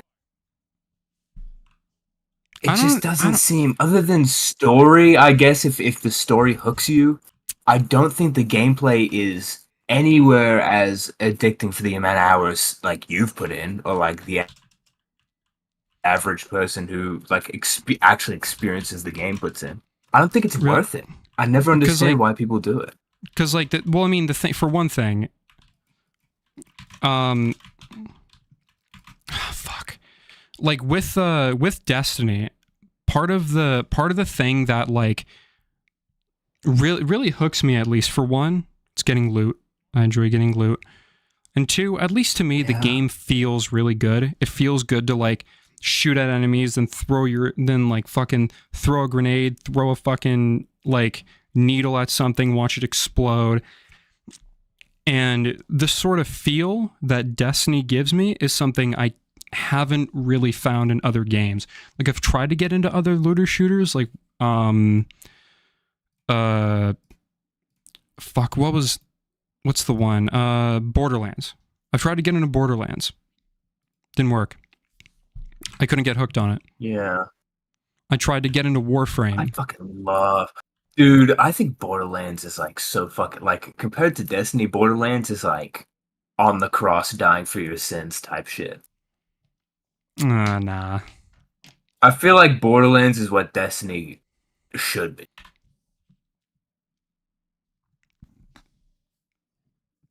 Are you sure? Because as far as I know, Borderlands is not a great place. Abilities, the gameplay loop, Borderlands, the fucking world build, Borderlands. I don't know. Yeah, like the actual game. Yeah, I mean, like, I don't know. Call me crazy. I feel like Call me crazy, but is Borderlands not just better Destiny? One big issue with Destiny is being held down by the PvP. Because they need to... I think Destiny's being held down by the community not really knowing what they want. That's a big thing. And also the people directing the game not knowing what they want, so no one actually knows what the fuck they want. That is kind of an issue. That's just from an outsider looking in. I don't actually know anything. This is like just from this stream. That's a thought I had. I'm listening to these fucking goobers talk on a couch, and I'm like, do they like know what they want to do with the game? Do the people making the game know what they want like long term at all? I don't think they do. Especially with that tank game. That tank game is like, I think it's goofy, I think it's fun, but I think it's like, if you dig in like a mine enough, you're gonna find some opals. But like the majority is gonna be dirt and shit, right? Mm-hmm. That's my thoughts. I mean, like, to a certain degree, you're right, because I mean, like, Destiny finding its identity has been kind of an issue for a long time. Like, when Destiny 2 first released, I did not know what the fuck what it wanted to be. It did not at all. It was such a mess. The only thing that seemed like from release? How many people play this game? The only thing where it seemed like Bungie had a coherent vision for what they wanted from the get-go was the raid. The raids showed that there was something that made the game work, because the raids do show. Like, the raids are very unique to Destiny. They're different than World of Warcraft raids and like other MMO raids. They ask a lot more. They ask a lot more of the player. Puzzles or something. Yeah, it's puzzles mixed with having to deal damage and having to have a loadout where you are dealing damage and avoiding getting yourself killed and dealing damage to, and like, you know, killing a lot of enemies, while at the same time having to know these encounters.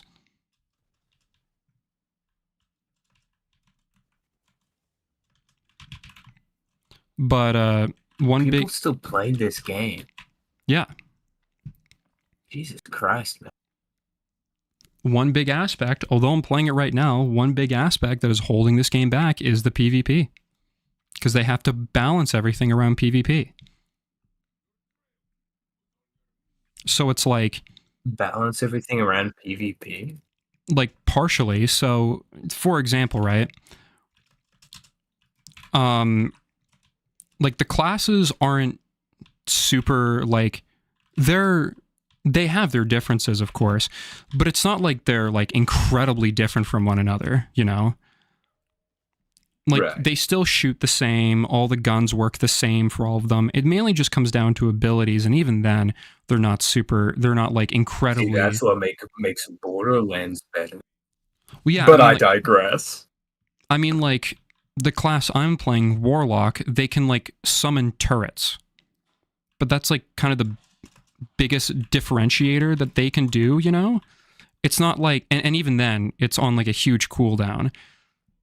And they can summon like minions, but the minions are like these little things, they're like basically like tracers that go and like grab on enemies and kill and like blow up.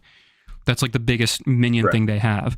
I feel like if PvP didn't exist in this game, they could go fucking wild, where it's like the Warlock can like spawn turrets and spawn minions that will like go and be cannon fodder, or they can like, you know, spawn like big fucking enemies that will like suicide bomb and deal a ton of damage.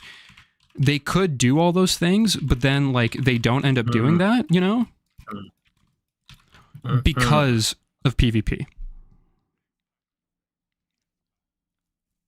Where it's like the Titan could be really focused on putting up barricades and healing players, but it's like everyone can kind of heal.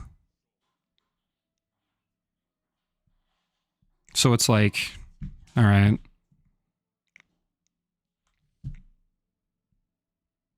I don't know. You think it's relatively hard for them to do what you envision would be the best move for them? Oh, dude, I've like tried writing stuff for what I thought would be like best for Destiny, and basically the conclusion that I've led myself to across the board is they just need to scrap this game. They didn't make a Destiny 3 and complete. That's the conclusion I come to from like 3 minutes of hearing you talk. The conclusion that I've come to, well, the thing is, I've tried to make it, let's stick within the framework of Destiny 2, right? Let's try and see if we can fix this game from within the framework. No, you can't. You have to completely scrap this game and completely rework the, like, keep stuff like raids, you know? Keep that stuff, because that stuff works. Scrap PvP. Make the classes and subclasses more distinct. Create some roguelike elements. And already you're on your way to a better game. Is the story of Destiny 2, like, good so far? It's a mess. And also, is it finished? Technically. Technically, it's done? Yes. Like, the story's done? They've got nothing else to tell? Well, like, so what they're saying is that the first saga of Destiny is over. So, like, imagine, like, the Avengers. Bruh. So, like, imagine the Avengers. We finished the first Avengers movie. Okay. That's kind of where we're at right now. So now you're on to whatever the next one is. What was the next one? Age of Ultron. Dude, Ultron was after the first? Yeah, and Ultron was shit. Oh, fuck, it was. Ultron was shit, in my opinion. That movie was fucking pretty good. Nah. That was a pretty good movie. I thought it was lame. Dude, you should rewatch it. I think you should rewatch it. It's not as bad as you think, because I used to think like that, and then I rewatched it, and I'm like, okay, this has a bit of charm. Something that I really didn't like about it is that they gave Ultron, like, I mean, like, when they did, like, Marvel comedy with Loki, it kind of worked, but then they gave Ultron, like, Marvel comedy, and I was like, he feels like he's supposed to be like a Terminator. The whole point of him, like, with his comedy is that he was, like, made from Tony Stark. He also hates Tony Stark, but he can't help but, like, make those jokes. So you've never made an omelet, right? God, I remember. Oh God, that was so bad. Clearly, but it's true. Clearly, you've never made an omelet, and he says he beat me by 1 second because he's just Tony Stark, but like a fucking robot, right? That was the whole. We just did Endgame with the final shape. The episodes are the bad Disney Plus shows. Fuck, that is. Yeah, episodes of the bad Disney Plus shows. Did you just do your Endgame? That is actually a better comparison. Yeah, we just did our Endgame. Are you about to do your next thing's gonna be like Ant-Man and the Wasp, right? We're currently at Ant-Man and the Wasp. Oh, dude, you're fucked. Yeah. Like, drop Destiny completely. Fuck Destiny. And then just make something new. If you've done your endgame, just leave it there. I don't know what they're like. Because you drop Destiny, you have all these people that think Destiny is like shit and needs to be fixed. Drop Destiny and say, okay, we're going to spend like a year making something incredible. Not a year, you need like several. And obviously not a year, but it's like they're going to say a year, then a year's going to pass, and they're going to be like, wait, it's not done yet. We need more time. And then they're going to delay it. Yeah, we need more time, and then they're going to delay it like another 3 years. Oh, man. In my mind, you cannot be making enough. You cannot be making enough. Hello, heck yeah. There's no way new people are getting this game. Hello, heck yeah. Hello. Yeah, dude, I'm gonna be honest. Like, are there new people buying and downloading shit? Yeah, I can't believe there is. Like, the thing is, especially with the stigma. Well, yeah, that's the thing. It's like I genuinely don't understand why Bungie isn't just getting rid of Destiny 2 at this point. The game has had so much fucking bad press around it. Making that much money. The game has had so much bad press around it. There's such a bad stigma around Destiny 2 that I don't know why they don't just say, all right, we're dropping Destiny 2, we're not working on it anymore, and we're going to spend like 3 years. We're just not going to do anything. We're going to go dark for 3 years. We'll come back to you when we have something. If they did that, I'd be like, all right. It is a big, to play devil's advocate. That is a huge commitment to make. Oh, absolutely. It's a huge commitment to make, especially with the thought of, like, we don't have anything right now. Because I assume they don't have anything on, like, the back burner where it's they do. They have one game on the back burner. If something would... They have a game on the back burner? They have Marathon. The fuck is Marathon? Marathon is a sci-fi extraction shooter.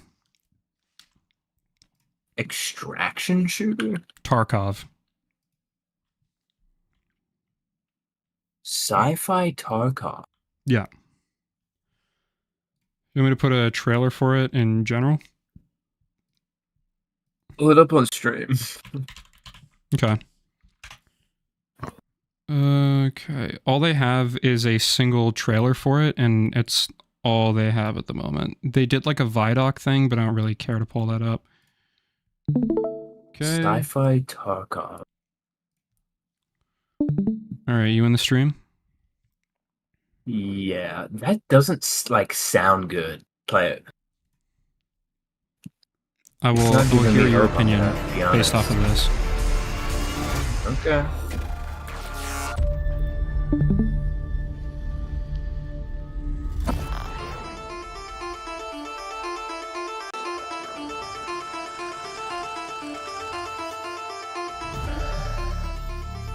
I'm a sucker for whites and greens. They're cooking me.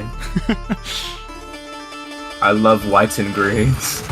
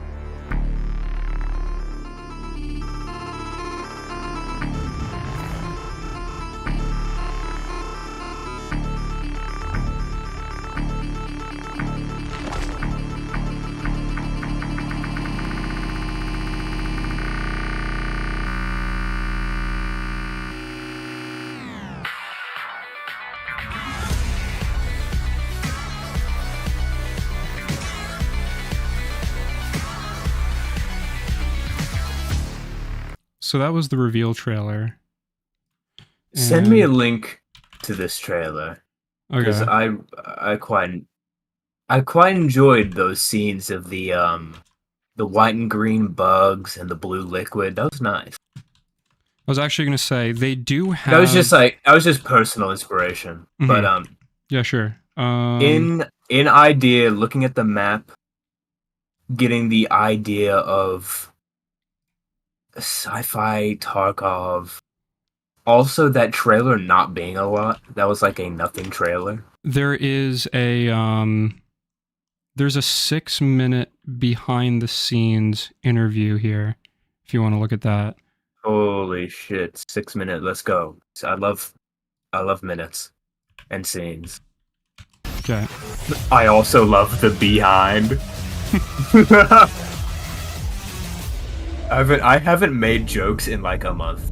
Oh god. In Bungie's next game, we're combining the rich history of Marathon with a PvP extraction shooter where players get to be part of the narrative. This guy is no longer working on the game. He was fired due to sexual abuse allegations. LMAO.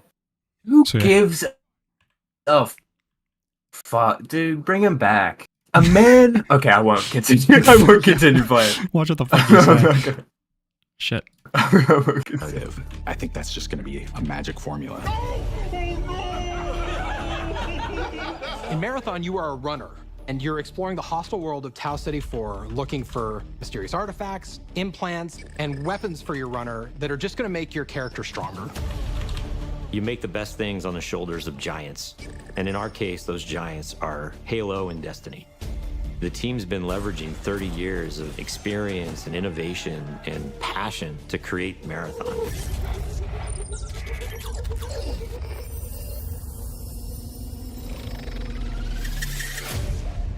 So in Marathon, you're a runner. A runner is a cybernetic mercenary. They're this combination of fashion and sci-fi and cyberpunk.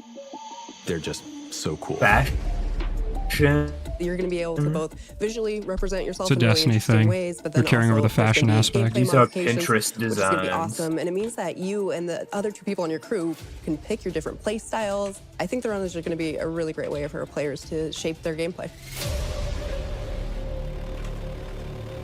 Tau Ceti is a very vibrant and dangerous world. We wanted to make sure this world pushed back on you in the right amount. You're going to drop into persistent zones. You never know what you're going to find or who you're going to face. You're trying to get out alive, and so is everyone else. Are you serious? We're combining the best of that Bungie touch and feel gameplay, but we're adding that incredible tension and these emotional highs and lows. We want that kind of just surprising, dangerous mystery. Imagine going into this basement of one of the colony buildings and it's like flooded with water, murkiness. It's too quiet. Just the sloshing of your footsteps. Around the corner, you see some beam of green light. And you're like, oh no, what is that? Marathon is minus sloshy footsteps. You might find like the sick loot in this corner. You might find the compiler in that corner. But every choice you make matters. It's great to see some of those moments in the world that just kind of naturally happen as players collide. What runners are doing is gonna be that exciting narrative that unfolds over the course of a season. Who knows what's gonna happen, but imagine if one crew happens to find an alien key. They place it on this altar, and then they get memorialized for opening up the next zone. And they have to go and figure out how to then unlock that for everybody else. There's a lot of ways to feel like you can win this game. Obviously, getting out alive is the primary one. You can win by getting out with the most artifacts. Each piece of an artifact you find in the world combines into creating bigger, more valuable artifacts. I've had a run where I've got all the pieces to get a prime artifact. I could get out, I could win. And then I hear gunfire in a building nearby, and I know I just need one more piece to get that prime. And that's a decision that we want players to have to make. You can choose to engage the other team. You can choose to just find the artifact, and then you can choose to just get out. I am down. I actually shared an exfil with someone. They started shooting me, and I'm like, okay. Like, I downed them, and then I let them go. And that's the point. Like, I could play any way I want. She demonstrated her power, and then she let them go. There's just so many different ways you can be famous or infamous. Did you help somebody who really needed help? Or you became world's first because you unlocked the zone, or you are the best runner in the world because you've climbed the leaderboard all the way to the top rank and everybody knows it.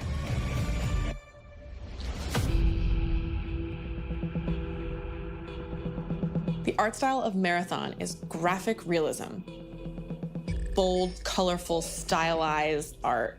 It's vibrant, it's beautiful, but also mysterious. It's familiar, but also strange. We're really trying to find the right mix of beauty and mystery. When I jump into the game, I'm just like running for my life. No wonder you sexually assaulted somebody as painted nails. Oh, look at that building. Oh my. Because we're targeting this like very bold style. Sorry, yeah, no, the game. Sorry. Where do we dial to 11? Where do we dial it back to 6? Oh yeah, it's gameplay. And which yes. objects and which elements of the world gotta do focus we on what really this want game's to highlight? about. It's something fresh and sort of It's hard when that guy territory. abused those women. With Marathon, Bungie is very clearly focusing on PvP, and so from the ground up, the integrity of the experience has been absolutely critical. And it was non-negotiable that Bungie was going to be investing in dedicated servers for Marathon, disconnect recovery, and fog of war. Like, without those elements, none of this matters. Ugh. So we actually have a dedicated team in charge of security and making sure the game is as fair as possible. Yeah, because that's something Tarkov has a huge issue with. Marathon's going to be releasing on PS5, Xbox Series X and S, and PC, and it's going to have full cross-save and cross-play. We are marching towards our alpha, which is really exciting. We wish we could show I you all can't the wait cool till stuff that game we're working on developers right realize now, that but we crossplay can't do it destroys just their yet. game. Oh yeah. After this announcement, we are going to go dark These guys for a are while for an extended period fucking while we stupid. focus on developing and playtesting the game. Oh, I got one. One second. Next time you hear from us, we're going to be much closer to release, and we will be ready to reveal gameplay. Also hope you have better descriptors of your game. This game seems like a very vague idea that a very rich company has just done for the fuck of it. Yeah, like the thing is the biggest game issue isn't really the biggest issue I have with, you know, this Vidoc is usually Bungie will actually have something of substance to say, like they'll show something. Here they were just really vague about everything. They're not really saying anything. You know? Wouldn't it be funny if in those scenes of everyone playtesting the game, they were just like playing Apex or something? Just like a completely just different weren't game. playing Marathon. But yeah, like I'm gonna be so fucking real right now. Nothing in this trailer was said that made this game any way unique or any way different or any way creative from any other like idea the average person would have. Like when you spend a minute in your video talking about fucking but when you're in a situation and you have 4 of your artifacts and you can get that 5th special one, like you're bragging about playing on greed. Is that really what we're doing? Yeah, that's an idea a 13-year-old has. What if you're playing the game and then someone's greed overwhelms them and they're in this situation where they need to pick and choose? Yeah, it's like that's the bottom of the barrel. Yeah, honest it's to like, God, game wow. developers, bottom of the barrel. It's like, wow, you've explained an extraction shooter. Thank you. You've done such a good job at explaining that. You explained the average multiplayer game that's been released in the past 10 years. Yeah, pretty much. Like, man. The only... then also, man, when are game developers gonna stop this crossplay shit? This fucking crossplay. Everything has to be on console. Listen, when I create my game, Nanok, it's not gonna be for console, and I'm not gonna have controller compatibility. I do not like consoles. I don't like how much they've been compensated for no reason. I don't like how every game made on console also is made for PC. I don't fucking like it. I think we should have more console exclusives and we should have less crossplay. You're filtering the market of these video games with honest dog shit. Yeah, like you're making your game worse. If I were to make a game for PC, oh my god, I could make it fucking magnificent. Look at your keyboard. Look at how much I can do on your keyboard. Look at this mouse. Look at how much you can do on your mouse compared to on a controller. But when you're creating games, these game developers are told, you need to compensate for console controllers and for console capability. You're literally weighing your game down. Consoles are a weight on the ankle of developers. Even in a magical world where we suddenly get game developers who can create super cool shit, they are weighed down. It pisses me off. And also servers. CSGO would not be in the position it is if it wasn't having console compatibility, if there wasn't fucking thousands of lines of code in the PC game that you download that makes the game slower, makes the fucking everything worse because you're trying to fucking get these console players. They're trying to compensate. It's a literal ankle. You hear people complain about, oh my package, I have package loss. That's because it's fucking crossplay. You may not think because there's no one with a console on your server in your lobby. No one is on a console that it's not going to do anything. It still does things. It's why Apex has problems. It's why all these fucking games have problems. It's why Marvel Rivals doesn't. Because the games you download are completely separate because it's on that launcher. They knew what they were doing making that game. Is Marvel Rivals cross-platform? Are you typing?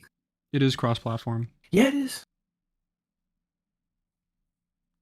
It is. That said, its crossplay And I compatibility differs depending on the game mode you're playing. Exactly. But I still don't think they did it well because someone like High Tree can be fine with their package loss, but I get raped by it even on my own servers where there's no console players. That is fact, by the way. This may sound like a mindless rant, but if you are on PC and there are no console players in your lobby, you will still be compensating for consoles.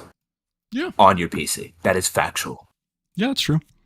It's because these game developers don't know what they're doing. I mean, like, part anyway, of my I sent you some screenshots. This is what I really like. I like these little.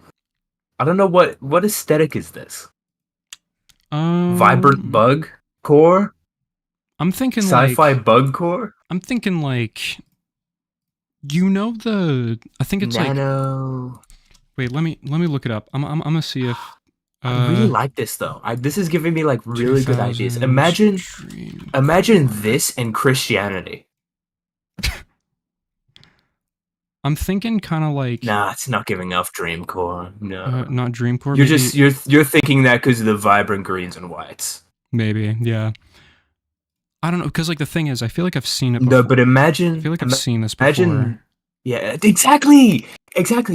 Dude, do you remember that game where it's like the parkour game with the red shoes? Oh shit! What was that game? Mirror's Edge. What was that game? Mirror's Edge. Look at Mirror's Edge right now. Mirror's Edge was cool. I feel like that had... Mirror's Edge, actually, one of my friends played it a little while ago. That game actually holds up surprisingly well on the PS3. Like, it looks really good. I played Mirror's Edge. I probably shouldn't say this, but I torrented illegally Mirror's Edge on my Lenovo laptop. I don't care. In 2019. As long as you don't endorse it, I don't give a shit.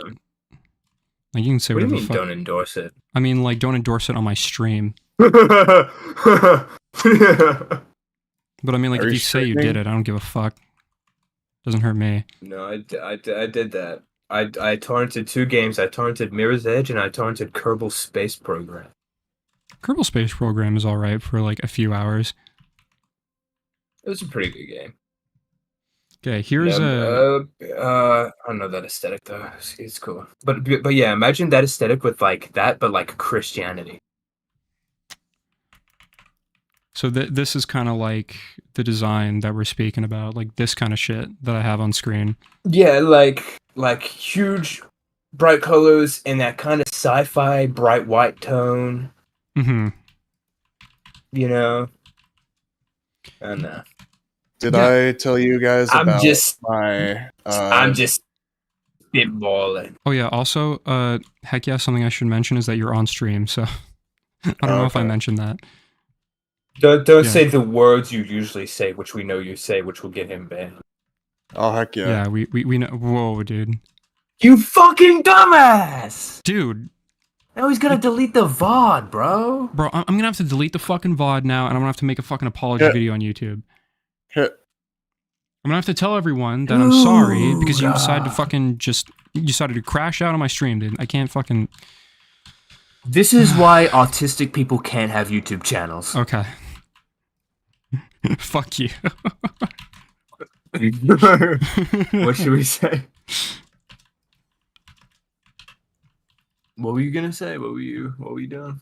Oh, are you actually streaming? Yes. Oh, yeah, he is. He's been streaming for like 3 hours. Yeah. I'll tell you guys some other time. Alrighty. Yeah. Is it about your YouTube channel? No. Oh yeah. Dude, okay. how's your YouTube channel? I don't care about Nano Stream. I want to know. Test word retard. You can say Is it retard. good? You doing good? Yeah, I've just finished Pokemon. Holy shit. You finished Pokemon? Holy shit, you did part Pokemon 30. Red. No, I mean, I finished recording it. It's still going up. Oh. Oh, that's not the final one? It goes up to like 100-ish episodes. What the fuck? Jesus Christ. You're only on part 30? Yeah. I'm really ahead. Fucking hell, dude. Dude, you finished Zelda in like a month, no? Yeah, that was like 28 videos. God damn. No, also just because someone I like mentioned how it. you Hmm? record the whole play. Heck yeah, he records the whole playthrough and he doesn't upload anything but that game for like the month. Holy shit. That's how it works for now. He played Zelda and he didn't upload anything but Zelda for like actually 28 episodes. Holy fuck. I'm on that grind. All right, back on the Destiny game we love because we love Destiny. We love Destiny. Except I'm the only one who does, and I don't even really love it anymore. I kind of hate it. Damn. Is this... What the fuck is that heart guy? That's disgusting. What? What are you talking about? Nothing. I'm just looking at your stream. Whoa. Dude, listen. Listen. Okay, I'm listening. You need to make a huge outing video. Dude, they fucking tried to take down Doc. They tried to call Doc on the radio a pedophile in the commentary community. What? How'd that happen? Dude. When the fuck? It was just... Okay. I'm gonna tell you what happened right now. I'm gonna tell you right. I'll probably find the video if you're that interested. Is but this like I'm gonna some TLDR for you right now. Is this like some glup This is just shido commentary drama? Yeah, it's just some fucking low tier nobody trying to get his money's worth with like some bullshit that doesn't mean anything. But basically, Doc on the radio 7 years ago when he was 17, he said that he dated a 13 to 14-year-old. But when he turned 18, but it wasn't really anything because it was just e-dating. He never posted, he never had any dick pics or anything. Yeah. It was just low-key weird that he dated someone that young. But when he turned 18, he stopped. Oh, like that. And that's it. That's what they have? And how'd they even find that? It just got brought up. It got brought up in conversation on a stream. What the fuck? Right? Because this girl joined Doc on the radio, right? And her name's Kitty. Fucking, can you believe it? Oh god. And they just made like a little joke about it, like an offhanded comment on like one stream, only one time. And that Augie RFC guy mentioned it like years later. So this guy who like knew Doc, kind of knew Doc. I think he co-hosted What once was or his something. name? Some bullshit. Because I might remember Toasty him. Live. Toastify? His name was Toasty. Was it Toastify or Toasty? Toastify, yeah. Okay, Toastify, Toastify is still a current YouTuber, I think. Yeah, I know. He did a live stream like... I mean, like, I think he uploads like content. I heard he uploaded some video that kind of blew up recently. Recently, days I ago. mean, like within. Yeah, he did a live stream about Doc, and it was titled like "Why Doc Left." Are you serious? Toastify Live. Toastify Live. You'll find the video. Not this channel. Toastify Live. Look at me being able to spell. Total Doc death? What actually happened to Doc on the radio? What actually happened to Doc on the radio? He made this whole fucking Google Doc. Some bullshit. It's really nothing. Really, the whole thing is 7 years ago, he was 17 and dated a 13 to 14-year-old. Which, worst case, you can just say, that's a bit weird. That's just weird. Yeah, like... This is really it. But it really wasn't it. Yeah, that's really it. I know. I saw, dude. This video popped up on my Twitter. Someone someone tweeted about Doc on the radio, and I'm like, yeah. Someone tweeted about Doc on the radio being a pedophile. I'm like, what? But then like I look into it, and it's just this shit. I'm like, oh, get the fuck out of here. It's honestly so slimy how he like knew this, but he only released it because he knew Doc wasn't coming back. He says in Yeah, the like, stream that if Doc came back, he would have released it. Fucking Snake. That's hilarious, though. So he's going after. So he's literally doing this, and the guy doesn't even have a way to defend himself. What a fucking coward! Holy shit! He doesn't need to defend. He literally calls him. If you watch the stream, he DM'd Doc to get more information, and he like got on a 10-minute call where Doc literally admitted to all of it. But he was just like, I mean, yeah, that was like 7 years ago, and I didn't really do anything. He didn't post any dick pics. He wasn't really weird. It was just like some cringy e-dating I love you shit.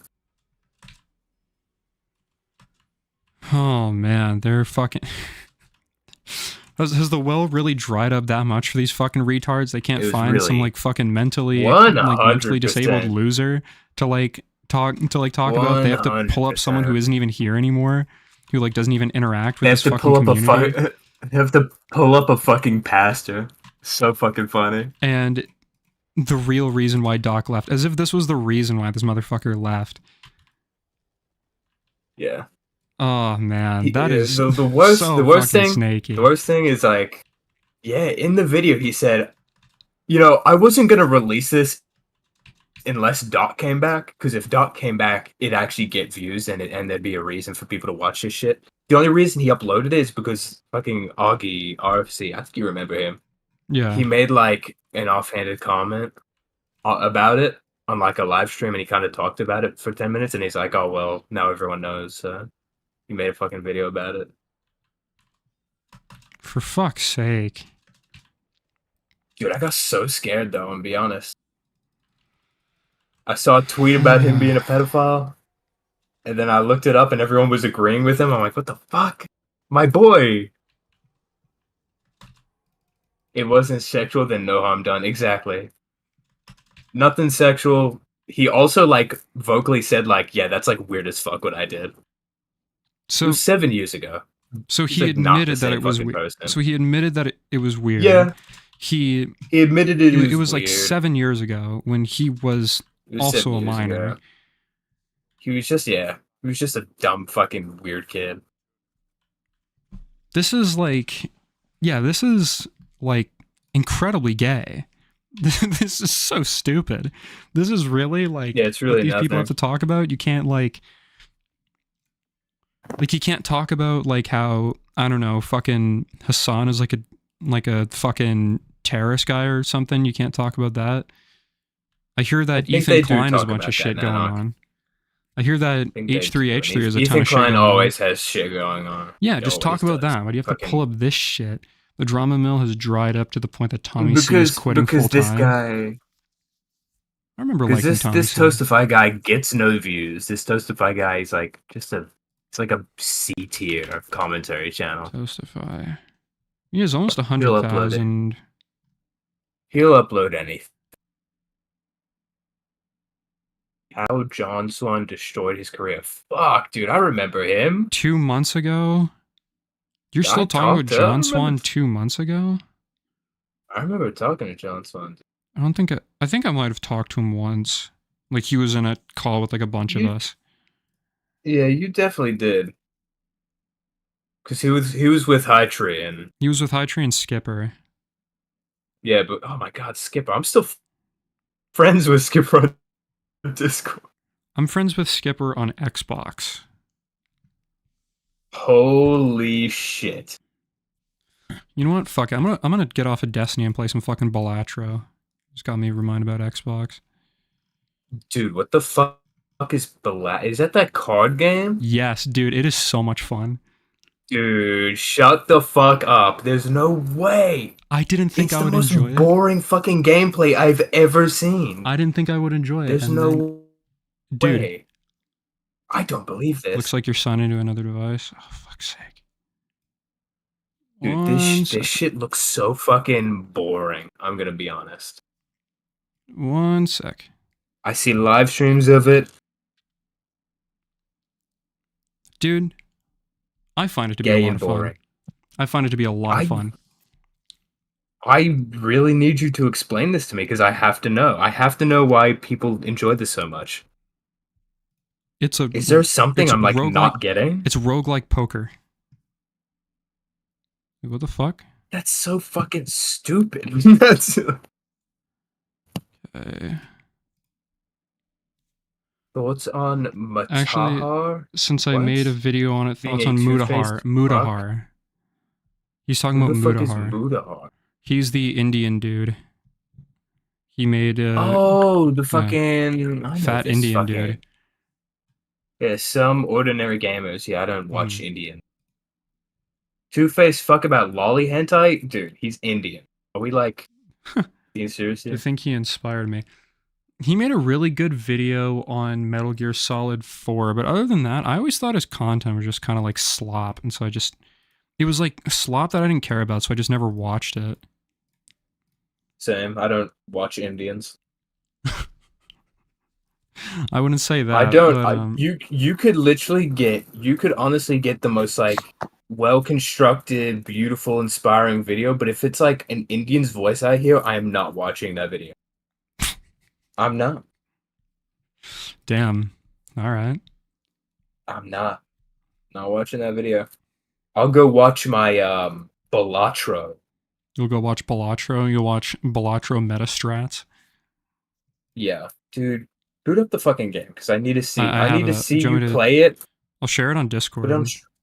Put it on your stream. It is on my fucking stream, monkey. No, it isn't. Oh wait, I'm 17 minutes behind. Oh, my bad. Hassan is a ironic neo-Nazi. Dude, we're all neo-Nazis. No, we're not. I am. I'm not. Okay. Yeah, me neither. I'm not Yeah, a Nazi. I'm gonna be Me honest. neither. Oh, wink. I'm gonna be honest. I fucking hate Hassan. He's such a fucking vile piece of shit. Yeah. What did his son doesn't, like, do? he doesn't give information, so I just don't watch him. Uh, he's like he's commentary politics kind of guy. He does commentary politics, except he's like he's a fake socialist, which is like the least bad of the things he's done. He like actively promotes terrorism and will like he'll make a lot of like anti-Jewish content, and then He's just a buff liberal. He's a fake buff liberal. He's not even an actual liberal. Oh shit. Okay, so what is like is this game entertaining to you because you turn your mind off? Kinda. I can play it while like watching something. But there are like maybe a few times when I'm like put in a difficult situation where I have to think, but besides that, it's just a fun, chill game to play.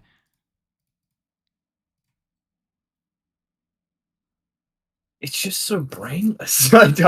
I just never I can't see it, man. He laughed about dead kids being brought out by Hamas. As much as I despise Trump, I hope his cabinet and I hope the law investigates him and Twitch. I mean, I'm going to be honest, I don't think anything is going to be done about Hassan, and I don't think Twitch is ever going to ban him. Well, they did ban him for like a day. They already did. They did it for a day. It was like literally just over 24 hours.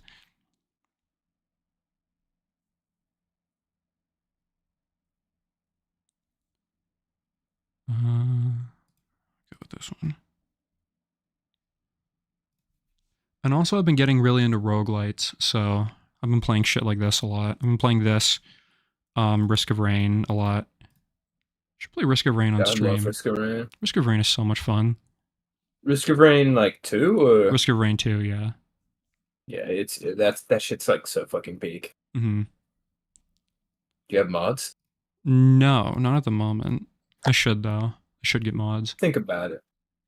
It's fun. All right. Yeah, it's I definitely don't think you something need to him try. though. This shit's just so good, dude. Terraria's gonna have another update soon. I thought they were done with updates. No, that's what they said. That's what they said, and they're like, but now they're coming out with new. Oh shit. they're Now like, they're coming out with new updates. Risk of Rain is always a peak Steam game or peak stream game. I haven't tried it as a stream game, but you know what? Maybe next stream I'll try it. I will say though, you know, we need more roguelites. Roguelites are great. I'm enjoying them so much. I haven't tried Hades though. I should try Hades. Ooh, listen, try Hades. Try Hades when the new one comes out. Okay. Hades 2. Hades 2 isn't out? I thought it was. It's in beta, I think. Okay. So you can buy the beta, and when it actually like fully comes out, you'll still have it and shit. No, I'll just wait for it to come out. Listen, I thought this shit was like, I saw it at first and I'm like, disgusting liberal woman. This is gonna suck. And it still kind of sucks, but it's like really good. Dude, I'm gonna be honest. I know that they got back on track. I know that a lot of people care about that sort of thing, but I just don't have this. I don't give a fuck anymore, man. Like, I don't give a fuck what your I mean, like, unless it's like actively taking away from the game, like I always remember that part from Dragon Age: The Veilguard where a character literally stops everything that's happening in the game and says, "I'm non-binary and my pronouns are they, them." And it's like, okay. I'm non-binary. Literally. You unlocked that voice for me again. Thank you. I've been struggling. I'm non-binary. Thank you. Non-binary. I'm a gay man. And it's just like, thank you. And it's just like, okay, I don't understand the point of this. This is like a waste of my time. But like, if you just want to include like some fucking weird looking woman with like giant tits, I don't fucking care. I don't give a shit. Yeah. Make the game good. I care more about the game being fun. That's the thing. That's the thing, because you remember when we went on that whole talk about arcade? Yeah. When you include these things... Okay, I forgot Heke was in there, honestly. He is like a mad liberal, and we are talking straight trash on his... Alright, I didn't even realize that. Yeah, no, he's super lib. It's whatever, though. I love you, Heke. Yeah, he's great. Shout out Heke. Yeah, shout out Heke. Go look at Heke's channel, people watching. Should I put a He does link? He has a dancing one, and he also has one where he plays video games. It's super humble. It's cool. What's the one where he plays video games called? I'll link it. I'll link it. Okay. Chat. Okay, yeah, dude. Yeah, but like we said with Arcane, when you put these things in, objectively your game gets worse. Because you're actively shifting away purpose, whether to high degrees or low degrees, you're shifting away purpose to include something external. Like, it's like that trope with lesbian women being strong. Mm-hmm. You look at a movie like, what was it, Miss Marvel, whatever? Captain Marvel. Yeah, Captain Marvel. And you're portraying Captain Marvel not as a strong, independent woman, but you're saying she is strong because of she is a lesbian. And a lot of the fights she get in, and a lot of the problems she has in the film, it's put on the viewer that she's succeeding through these problems, partially because of what the story's told her, her strength, whatever with the superpowers and shit, but also because of her ideologies of being a woman. That's actively taking away from both the source material and actively taking away on what the character is. You're taking away from her power.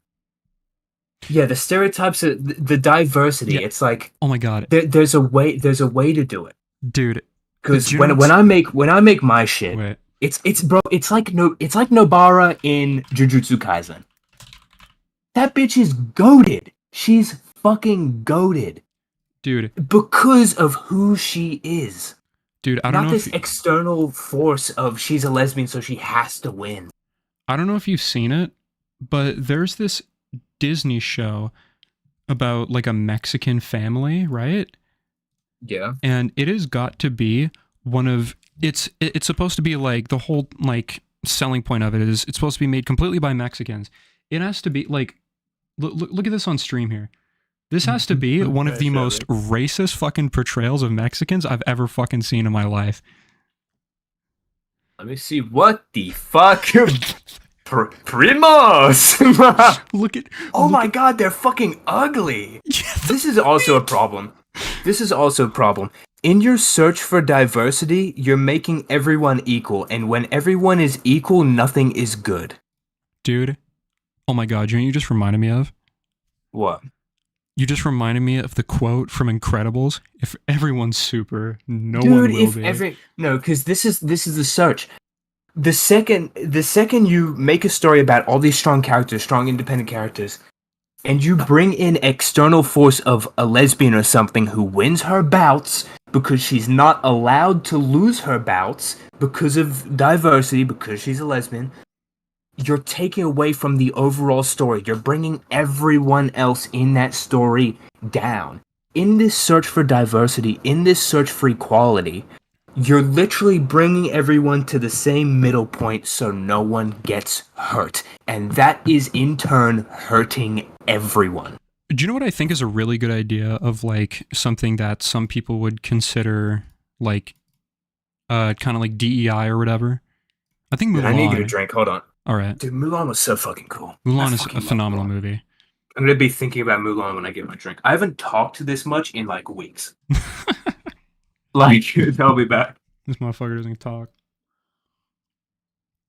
But yeah, Chad, this is probably what we're going to be doing for the rest of the stream. We're just going to be chilling and talking and playing Balatro. Keep in mind, I am not great at Balatro. So if you see me playing kind of mid, that is because I am mid at this game. So I have one hand left, and there's still a lot I need to make up for. Actually, is that enough? Yeah, that's enough. All right, we're juicing. Look at that. Look at that. So fucking good at this. Only on round 8.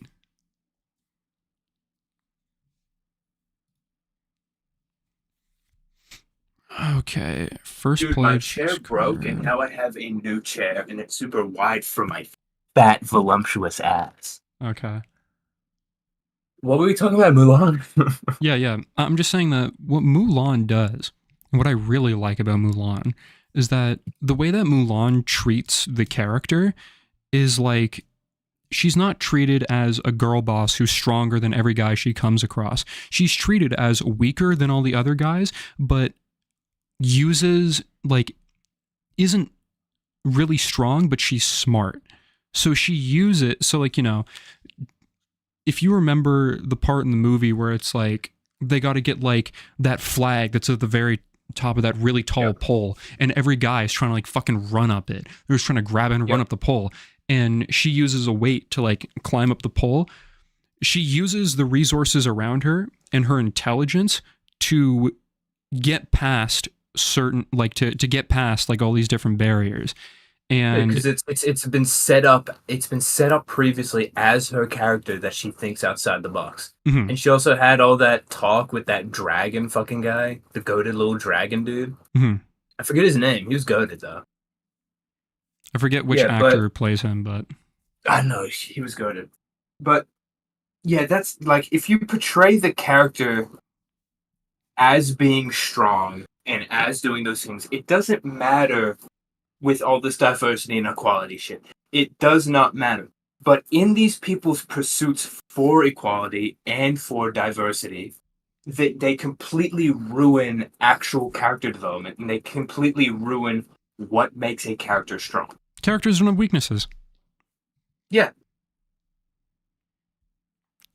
How could I have a weakness? I'm a black lesbian. And it's like, Bitch, your weakness is being a black lesbian.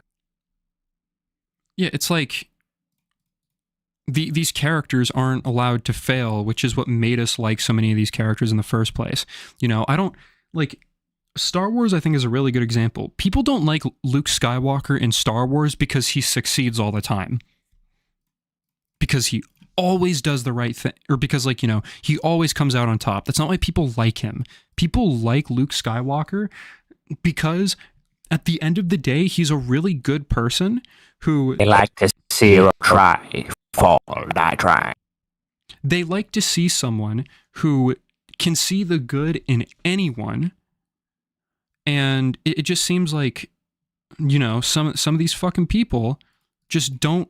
It seems like Disney never realized that when they were writing when they were writing like Rey in the in like the sequel movies, because it's like people don't like Rey, and she's like the most overpowered character in all of Star Wars, and it's like people don't like her because it's like she never does anything wrong. She's the best at literally everything. You know what we like? I'm about to give you the 3 things we like. We like relatability, we like reliability, and we like development. Mm-hmm. Those are the 3 things that, like, they're subgenres, sure, but those are the main 3 things to make a character likable and a character. We like seeing... If you look at any character that people do not like, they are either not relatable to anyone, they are not reliable to their own story or their own character, or they have no development. Those are the 3 things. All my writers in chat, take notes. All my fucking story writers, jot that shit down. If you, you need to have characters that change in some sort of way from beginning to end, and you can see that transition. No one wants a character that's good at everything from the get-go. That's not interesting, because no one can relate to that. No one can relate to being great at everything, because no one is great at everything. Or if they're great at everything, watch them fail. Because you know what people can relate to? Fucking failing. Mm-hmm. Feeling like you got this shit in the bag and having the sand fall through your fingers. That's relatable. And it's not reliable to the character, but they can develop off that. Them developing off that is reliable to the character. And also the story. Mm-hmm. But when you just insert a character that is as strong as possible, is as charming and quirky and, you know, charismatic as any other, like, more than any other character, no one can relate to that. That's not reliable to your own story. It's barely reliable to their own character. I guess that's all we've seen of the character, so I guess it is. But they have no development because of that. Mm-hmm. Most of these characters, their development is literally, I'm a silly black queen and no one treats me right. I'm so oppressed because I'm a black lesbian queen. Oh my god. You know, maybe people do relate to that. Maybe all my black lesbian queens out there can relate to that. But they only relate to that because they're also feeding into their own delusions, which the storyboarders are in. Story ride. I mean, like, something that I've been watching a lot of recently. I've been watching a lot of Suits. Have you ever watched Suits? No. In Suits, there's a character named Mike. Mike has a photographic memory, which is really good for someone who's a lawyer. But the biggest drawback of Mike is he is incredibly emotional. And he makes decisions based off of emotional impulses. So, like, you know, he could have a position where, you know... My parents watched this movie. It's a show. But he could be in a position where he can make a fuck ton... My parents watched this show. Like, he could be in a position where if he gets this deal, if he gets this settlement, he's going to make a fuck ton of money, right? But, like, he'll see something about the person and he'll be like, you know what? I actually, like, he's like, you know what? I think there's some good in this person, so I'm going to give him some leeway. And then they end up, like, stabbing him in the back. I think I'm kind of fucked here. Yeah, I think I'm definitely fucked here. Sounds like autism to me. But it's like, I kind of like it because there's like a very obvious, like, weakness to the character that fucks him over so many times throughout the show. At some point, he becomes a fucking investment banker, and he puts everything on trying to make as much money while saving this guy's company and saving his employees, right?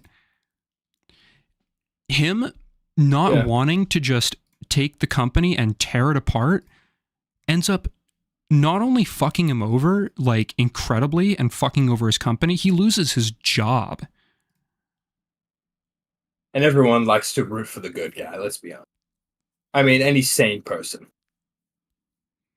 Yeah, it's like what he's doing is a good thing, but, like, it still makes him lose his fucking job. He gets fucked over in the end. Yeah. It sucks because we're talking about, like, the actual basics of, like, character writing that these people can't seem to get right, and story writing, and they can't.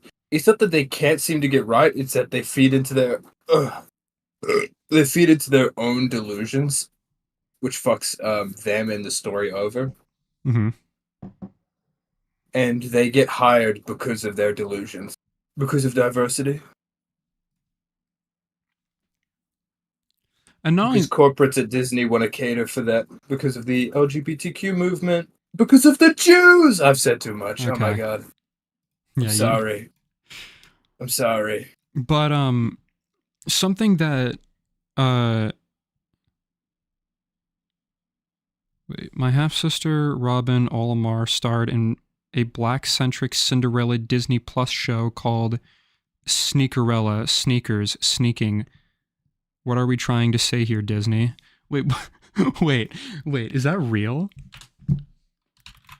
Sneaker. Oh my god, it's a real thing. What the fuck is this? Is that The Weekend? All black people look the same. Wait, Sneakerella, and it's like... Yeah, he's trying to find the matching sneakers. And it's also black people. Listen, listen, people will really open their eyes once they realize that liberals are the most racist of everyone. Liberals are actually racist. Bro, that is so fucking funny. Yeah. But when you go to these liberals and they talk about catering for the black and lesbian community, it's because they're fucking racist. It's because they genuinely don't think they're smart and they genuinely don't think they have anything or can make anything. It's so fucking dumb.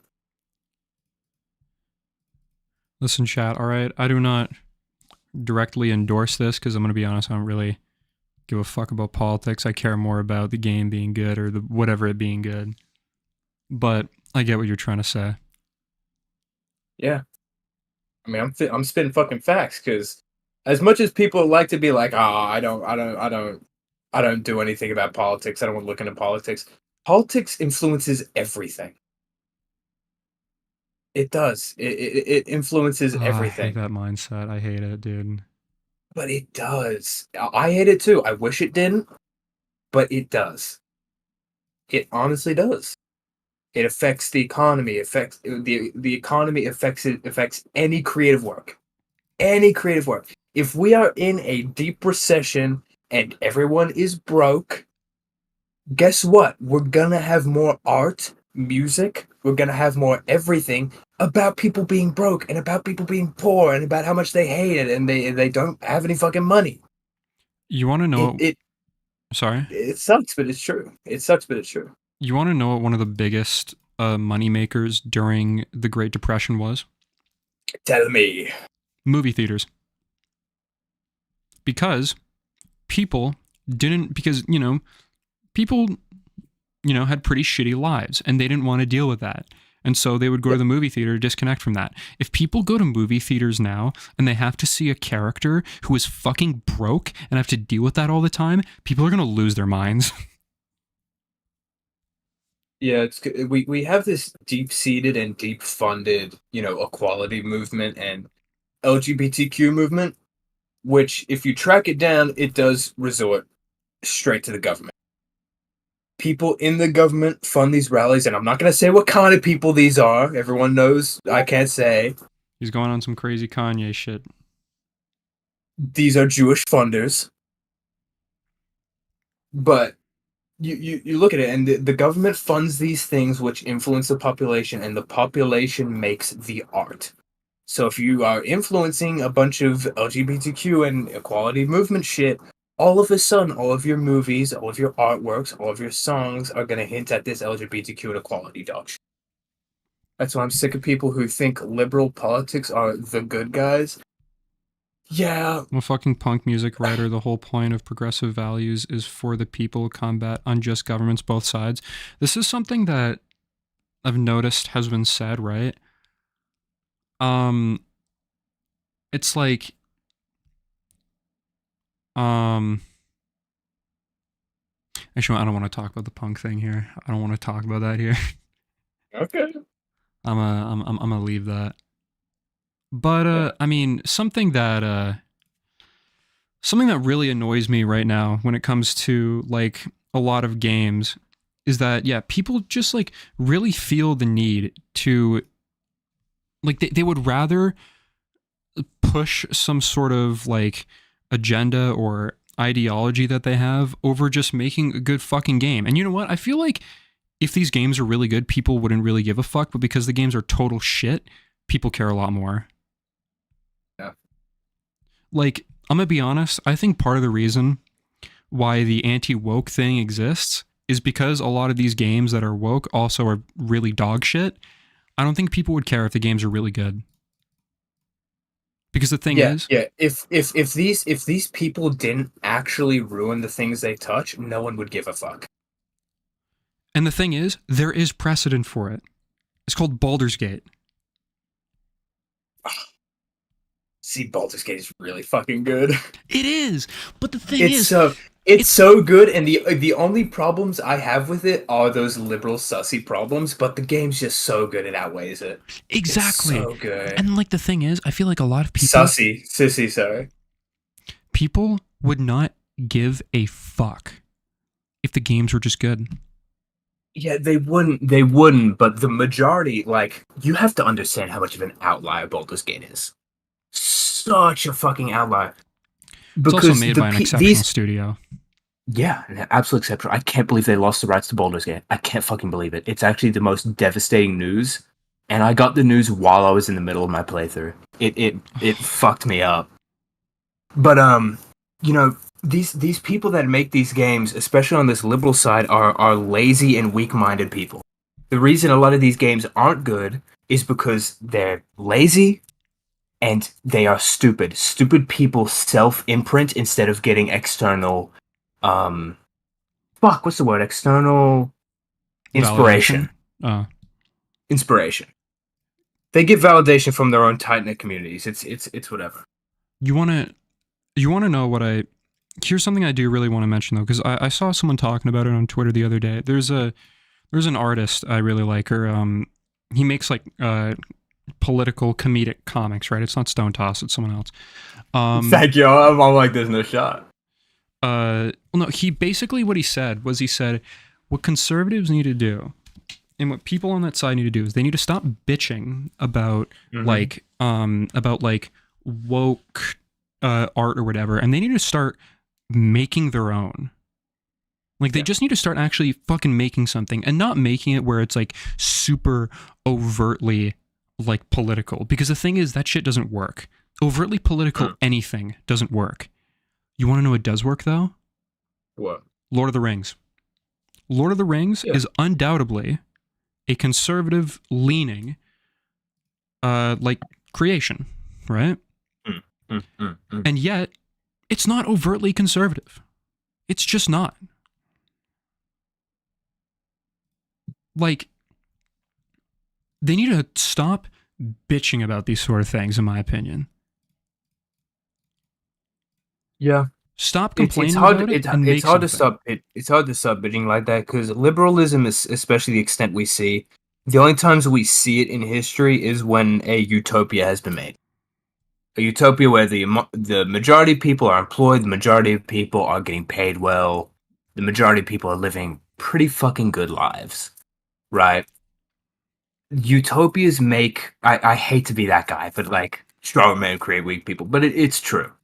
These utopias make these liberalistic ideals, and these liberalistic ideals seek their way into government because obviously the richest of the rich are going to have these ideals. Goes to the politics, seeps into the general public, destroys the culture, destroys the community, destroys the art. I just spoke the actual pipeline. That is the pipeline of what's happening now. It's the pipeline of what happened to Greece.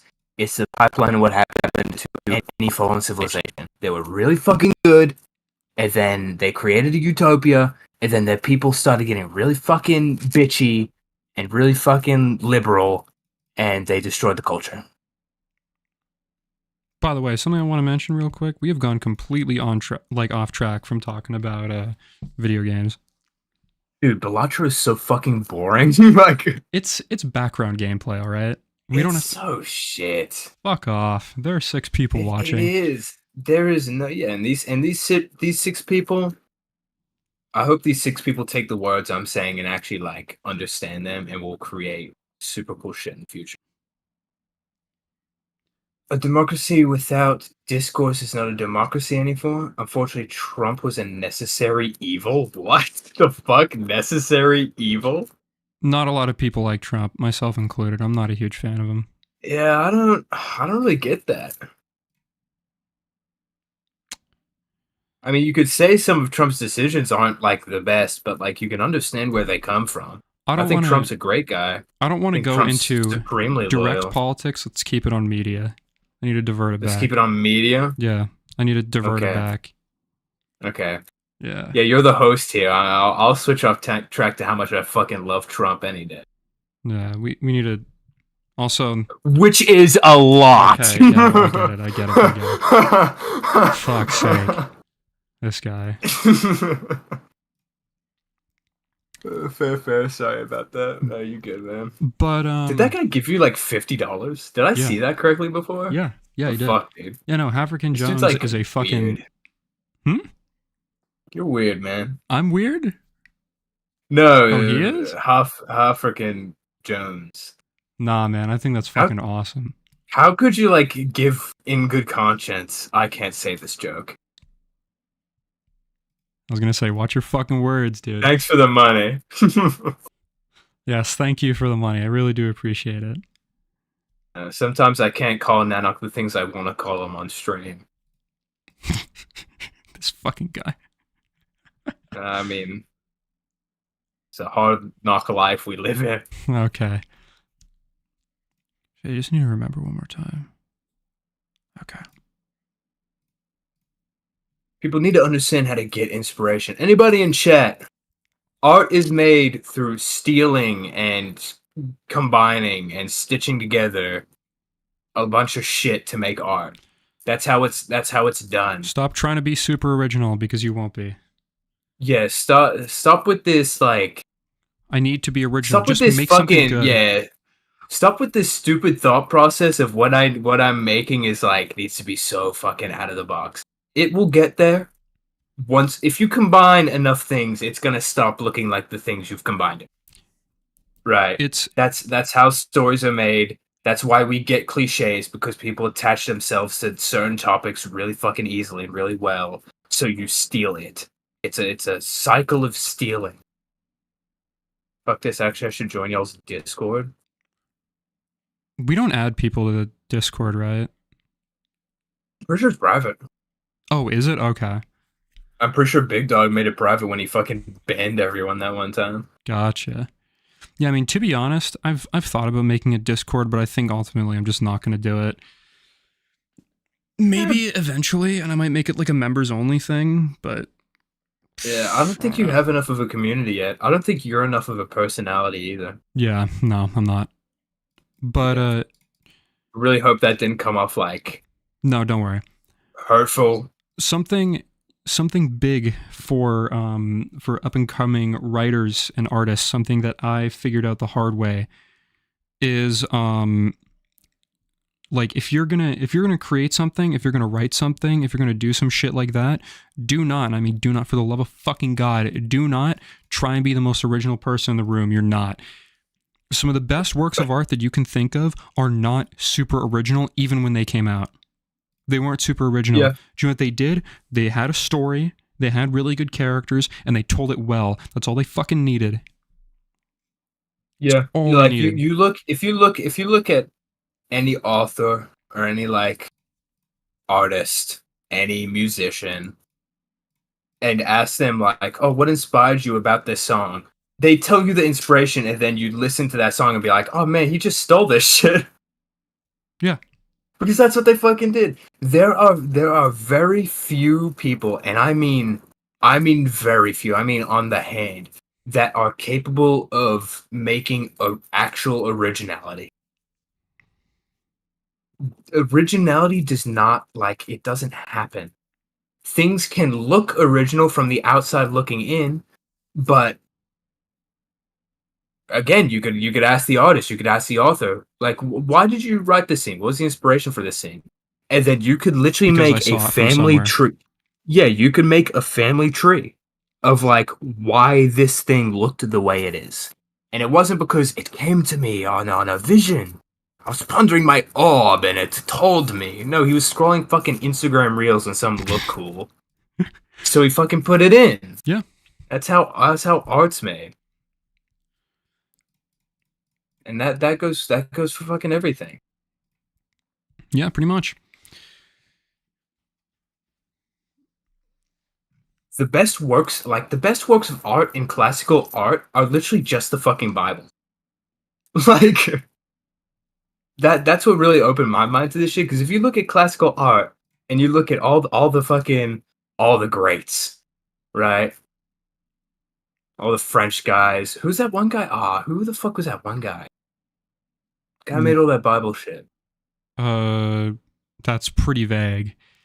Oh, dude, no, I've got it. It's right on the tip of my tongue. Gustave Dor? No, Gustave John Dor? Martin. John Martin. Martin. You look at John Martin, dude. John This Martin. guy. John this Martin. guy. Yeah. Some really cool, fantastical stuff. Yeah. Magnificent.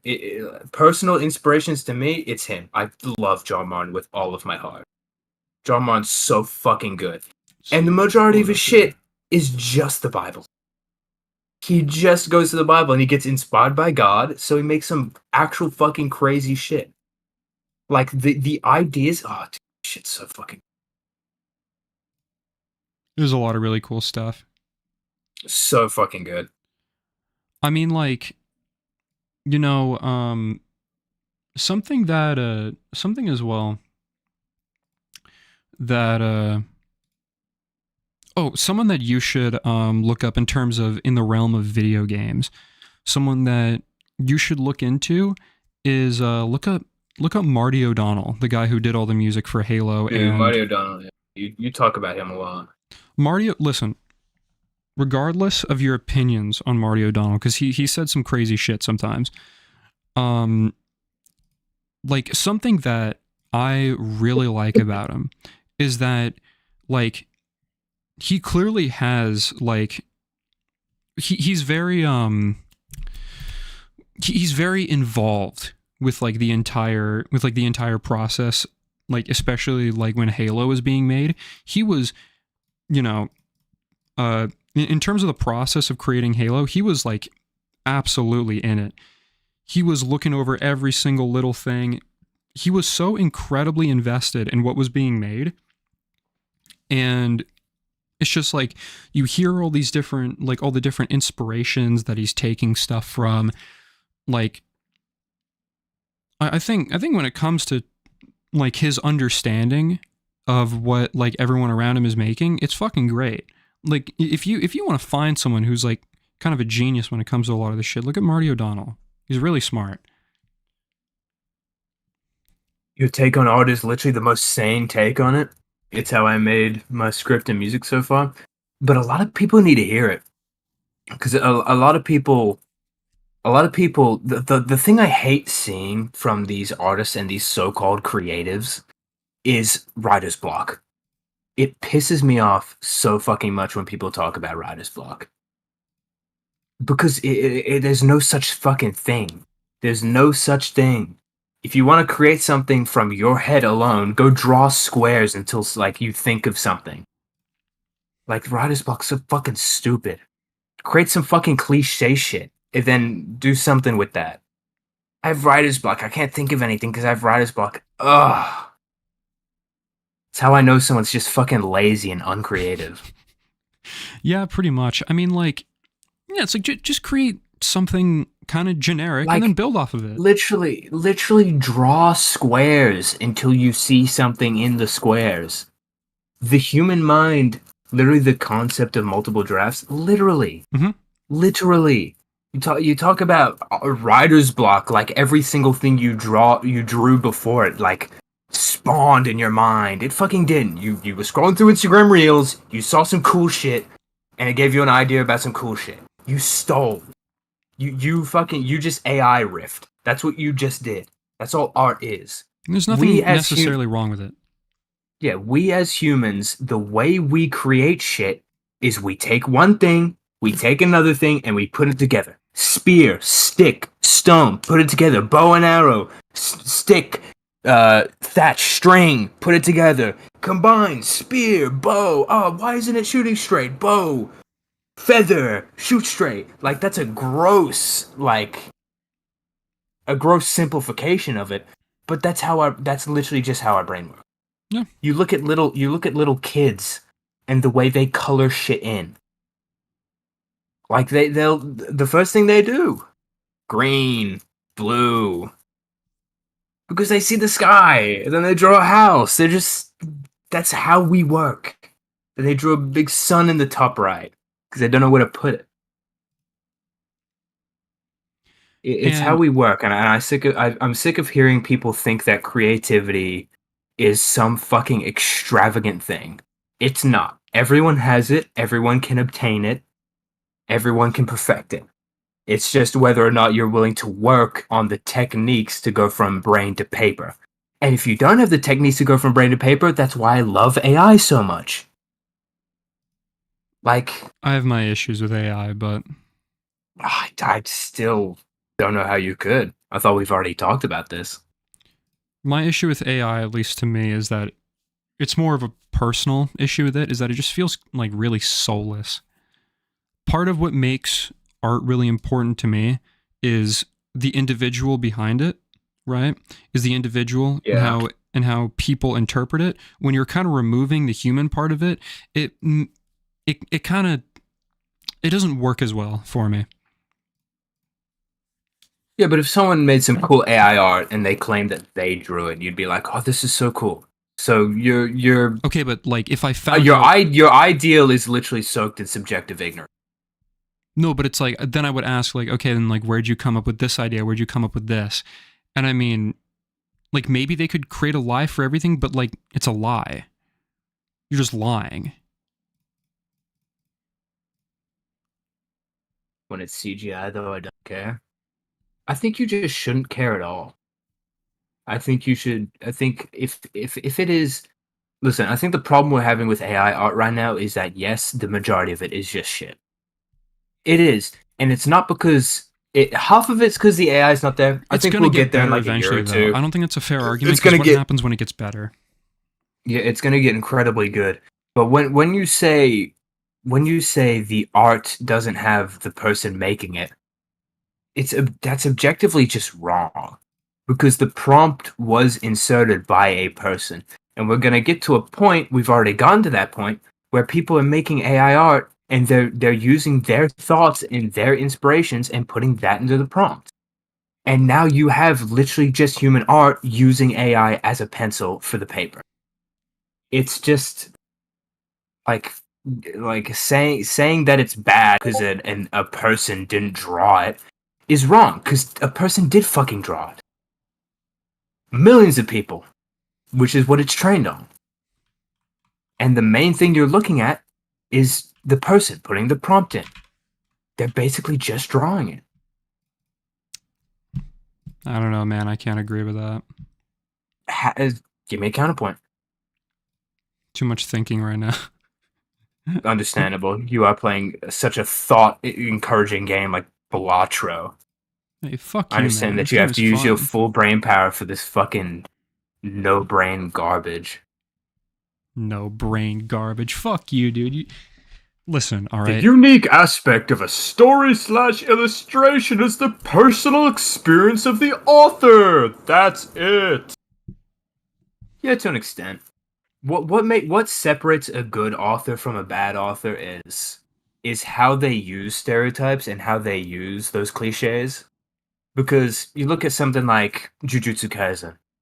I rewatched and reread all of Jujutsu Kaisen, so I'm going to be talking about that a lot. I fucking love it with all of my soul. But, Gege can use all of these classic shonen tropes, right? They use the big games where, like, they all fight each other, whatever. They use the big, like, main good guy, super strong Gojo versus super strong Sukuna. We've seen that a million times.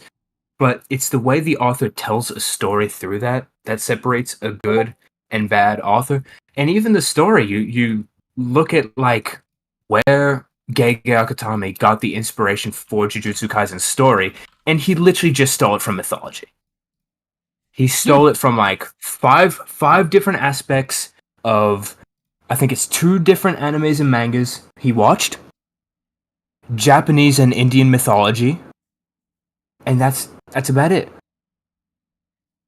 You look throughout the fight. Yuji is just the Buddha trying to bring Sukuna, the fallen angel, to enlightenment. Actually, I haven't That's the watched story. Jujutsu Kaisen. Oh, dude, I fucking love Jujutsu Kaisen. I've been so fucking inspired by it recently. Jujutsu Kaisen and Christianity. That's literally gonna be my next game. Dude, like, I'm gonna be honest. And also Elden Ring. Oh my god, That's dude! just awesome. You know what? You want to talk about here? I need to play it. Here's something. I don't want to talk about shit till I play it. Here's something. So do you know the YouTuber I Hate Everything? Yeah, that's my ult. Okay. It's my ult account. But I Hate Everything. Basically, the only videos he makes anymore is on fucking Destiny. But what he said was really interesting. He was talking about Destiny in regards to like how he compared it to Elden Ring, in the sense of how, like, you know, what Bungie has done is they have floundered around and fucked up and done stupid shit for years upon years upon years. And now what are they doing? They're laying off employees. They're cutting corners as much as they can. And it's not working. And then you look at someone like, and then you look at Elden Ring, where what they've done is that they've taken their ideas and they've reiterated on them over and over and over again. They've learned from their mistakes that they made in the past games. They've tried new things. Some things worked, some didn't. And all of that culminated, in my opinion, all the way from Demon Souls to Elden Ring. All of the work, all of those games from all that culminated in what Elden Ring is. It took a lot of time, it took a lot of effort, it took a lot of fucking work, and it was a huge risk. But you know what? It was a huge benefit. They made a ton of money. Yeah. Their employees got huge pay raises.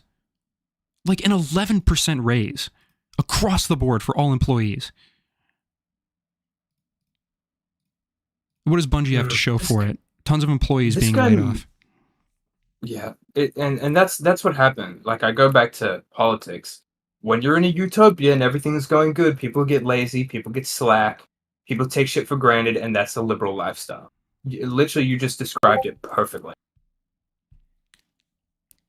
People try to cut corners because that's what they've been raised to do. That's the lifestyle they have lived.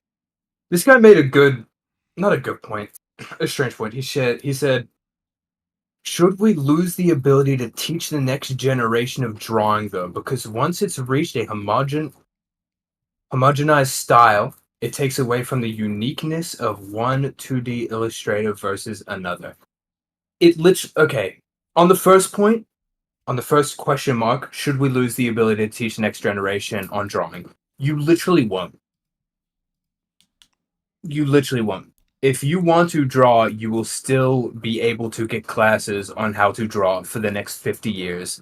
The same way you can still get shit on how to oil paint. Right? You don't see all that shit of oil paint. If in your mind, digital art on the computer should have killed off oil painting completely. But no, you see many oil painters, very, very talented oil painters. On your second point of homogenized style, it takes away from the uniqueness. It literally doesn't. AI art will have the uniqueness because all you have to do is prompt in that uniqueness. If you want a certain style, you have to describe the style, you have to train the style, and then you can use the style. It literally doesn't take that away. How do you tell it to make something?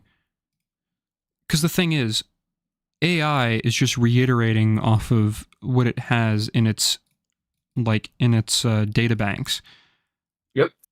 How is it going to create something unique from that? Or like how if you tell it to make something unique.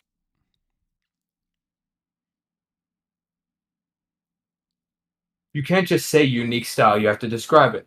curved edges, make the hands quite detailed, use X type of shading. Like do the shading in this certain way, use dots here, use this, that, the other, right? Use the colors in this extent. Have your brush strokes give off this certain type of style. And if it's not in the database, it's not in the database. But then it's not a complete AI, and that's where we're at right now. Can I ask you something, though? What's up? At what point do you not just learn how to draw? At what point do you not just learn how to draw? If you're going to put so much effort into that, why not just learn how to do it yourself without the AI? I don't know. I don't know. Because, if you want to use AI, you can. If you want to draw, you can. That's why you shouldn't make a big deal about AI stealing everyone's fucking job. Well, because the thing is, I don't think it will. I think it will to a certain degree. I think it also won't to a certain degree. Listen, AI, if what I just described is so fucking easy. Like at one point do you not just learn how to draw when you want to animate a full fucking movie and you can just get AI to animate that movie? That's where you start using AI for huge projects like that take a lot of work like that.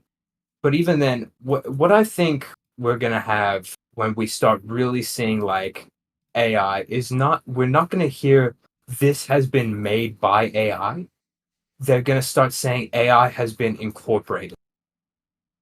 AI will just be a part of the workflow while people command AI, and also if you want like a tight job using AI that's not gonna disappear in the next 10 years, storyboarding. Artists will be storyboarding for the next 10 to 15 years, I guarantee. Because if you can storyboard well and you can show the AI roughly what you want, we're gonna get to the point in the next 1 or 2 years where it can snap that into an existence. And that's what AI is. It's not supposed to replace, it's a tool to enhance. You call it soulless because soulless people are using the AI for gimmicky ways. Once the AI is used in actual a soulful way with meaning behind it, an actual intention for a project, it's gonna be better than fucking Ghibli movies do. It's gonna be so fucking good. You say no. You say no, but the second that happens, we are entering an age where your actual ideas are the main seller. The main seller is not going to be how profitable it's going to be in the sense of I have to hire so many people to do this, that, and the other. I need people to review this, that, and the other. You will hire less people. That gives you more room for the higher ups to be like, okay, let's take a chance. Because it's not going to come out of 150 fucking million, is it? Because you're using AI for the majority of it. You're also using the storyboarders to tunnel the AI like fucking photosynthesis and plants into a fucking actual coherent movie film that's amazing. We're gonna get there and it's gonna be amazing, and you're gonna DM me on Discord and you're gonna be like, dude, check this out, this is so fucking cool, you were so right, let me suck your dick. And I'm gonna say, no, Nanok, I will not let you suck my dick. You have not earned it. Okay. Also, something I do want to mention. I probably have like 6-7 shots in me right now. Okay. So the conversation, like your rants have been like kind of hard to follow, and I think I've been. I do. I think my rants are hard to follow. I've not spoken to anyone. I think I've been in doing, like a month. I think I've been doing pretty good right now to follow the conversation, fantastic. Considering the amount of drinks I have in me. I hope this is coming out coherently. If I'm like actually speaking like some garbage, please tell me. I think it would be interesting. What I think I should do. A case of AI done right is the Star Wars fan movie inspired by Legends universe. Original EU. I haven't seen that, but I'll look into that. Seems cool. What should you start doing, Nanok? Sorry? What should you start doing? Is this where I start to lose it? No, you shouldn't have brought it up. Ah, fuck. This is where everything goes downhill. You shouldn't have brought it up. Fuck. I actually... oh, yeah. Sorry. Okay, I remember now. What I should do is I should save this VOD and cut the whole beginning Destiny part out and turn this into a conversation about art and then kind of upload it. I think that would be interesting. Channel. I should. You should make another channel for little passion projects, and one of them's going to blow up, and you can direct everyone to Nanok, and it'll be cool. Oh, dude, I had an idea, something I wanted to try. The thing is, though, I feel like I'd get a lot of backlash for it. Is something what should you try? Something I wanted to try and do is like create a video on like a game or a movie, completely made with AI. So the AI writes the script. I train the AI on my voice. The only thing that's not AI is the gameplay. But I use an AI editing software, and all of that, all of that will be done in service of creating a video that is completely made with AI, that's meant to be made as close as possible to not being it, and I want to see if people would recognize it. Okay. They probably would. Not necessarily to prove some sort of point about AI, to say that I'm in favor of it or say that I'm against it, just to see. Just as like a curious project. The only thing is, though, I feel like it would be taken completely the wrong way and I would get blasted for it. I don't think you would be blasted because no one really gives a fuck who you are. I don't know. People will probably think it's weird. People will probably just think it's a shit video. Probably. I'm gonna be. Oh shit, my thing. They probably just think it's a shit video, dude. I've thought about like uploading a video on AI. That's the closest I've been to uploading a video. Is I want to upload like a 30-minute, 40-minute video talking about AI, talking about, dude. I could literally talk about the topic I'm doing right now. I could make like a 40-minute video talking about how to be an artist and why AI art isn't bad and how to do all this shit. I literally could. Do you got to do, though? What do I gotta do? Tell me what I gotta do, Mr. Destiny. You gotta have like the really fucked up, messy hair, right? Gotta have really fucked up, messy hair. You have to have bloodshot eyes, and you have to have a giant white boy. I'm not showing my fucking face, dude. God, you're a pussy. I show my fucking face. You show your face. No. Have you? No. I thought you have. No. And show your face, but only show that one with the afro that you always talk about. Ooh, that'd be a good one. That would be a good one. But not like have like a whiteboard that you're like writing everything on.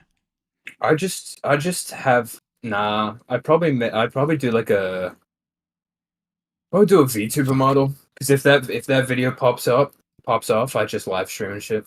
I've thought if that video pops off, definitely 3D VTuber model. I've thought about completely replacing the live Nanok reaction with some sort of VTuber thing, but I don't know if that's too gay. I don't know. Oh, for you it would be. You're not much of a you'd. The reason I do VTubing, because I think if I did VTubing, I'd gain like a retarded community. I think I'd really pop off. You would. Just because of my personality and how fucking different I am to that entire space. If you and I both did it, we'd go hard. Yeah, probably. We would. I think, dude. I think we've missed our chance for Covenant content. I think we have. Yeah, pretty much. Especially with High Tree. Bro, I still remember that fucker said he was gonna make a video on Cult of the Lamb to like prove to like. It was only because he wanted right to. Here. I have the script right. I sat in call with him and I played the whole game with him. It was where is it? He did it either because he wanted to prove a point to me or because he wanted to do it for fun. I can't remember which one it was. He said he could do it better than Typecast. Oh, that's what it was. I thought it. Yeah, I have the whole little notepad right here. Here's my issue with that, right? He played Knuckle Bones for like actually 15 hours. For the people who played Cult of the Lambs. Oh, that's a character in the game. I thought it was a game. No, it is a game. He played Knuckle Bones. Oh, Knucklebones in Cult of the Lamb. Yeah. Gotcha. Well, you know Cult of the what? Lambs. I think it's like a card game. Is it? Yeah, I think so. Knucklebones? Yeah, it's No, this little. like... Yeah, it's this little dice. It's this little dice game Mhm. where you have to like match dice. You have to roll a dice and then match the dice with other dice you roll to get the same numbers and shit. He played that shit for like 15 hours. Jesus. So half of this shit is just play Knucklebones, enjoy Knucklebones. Forget about your followers. All you need is Knucklebones. Real. The people get mad. They start to revolt. Burn their bones. Play more Knucklebones. You should send it to me so that I can make a video on it, and then I'll credit him as a writer, and then nothing else. Welcome to the Tomb of the People, in brackets, Jew.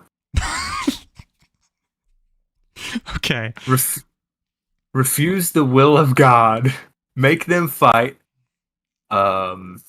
Victory. If you are going to be a god, who said it had to be without drip? Write this down in brackets. All right, you know what?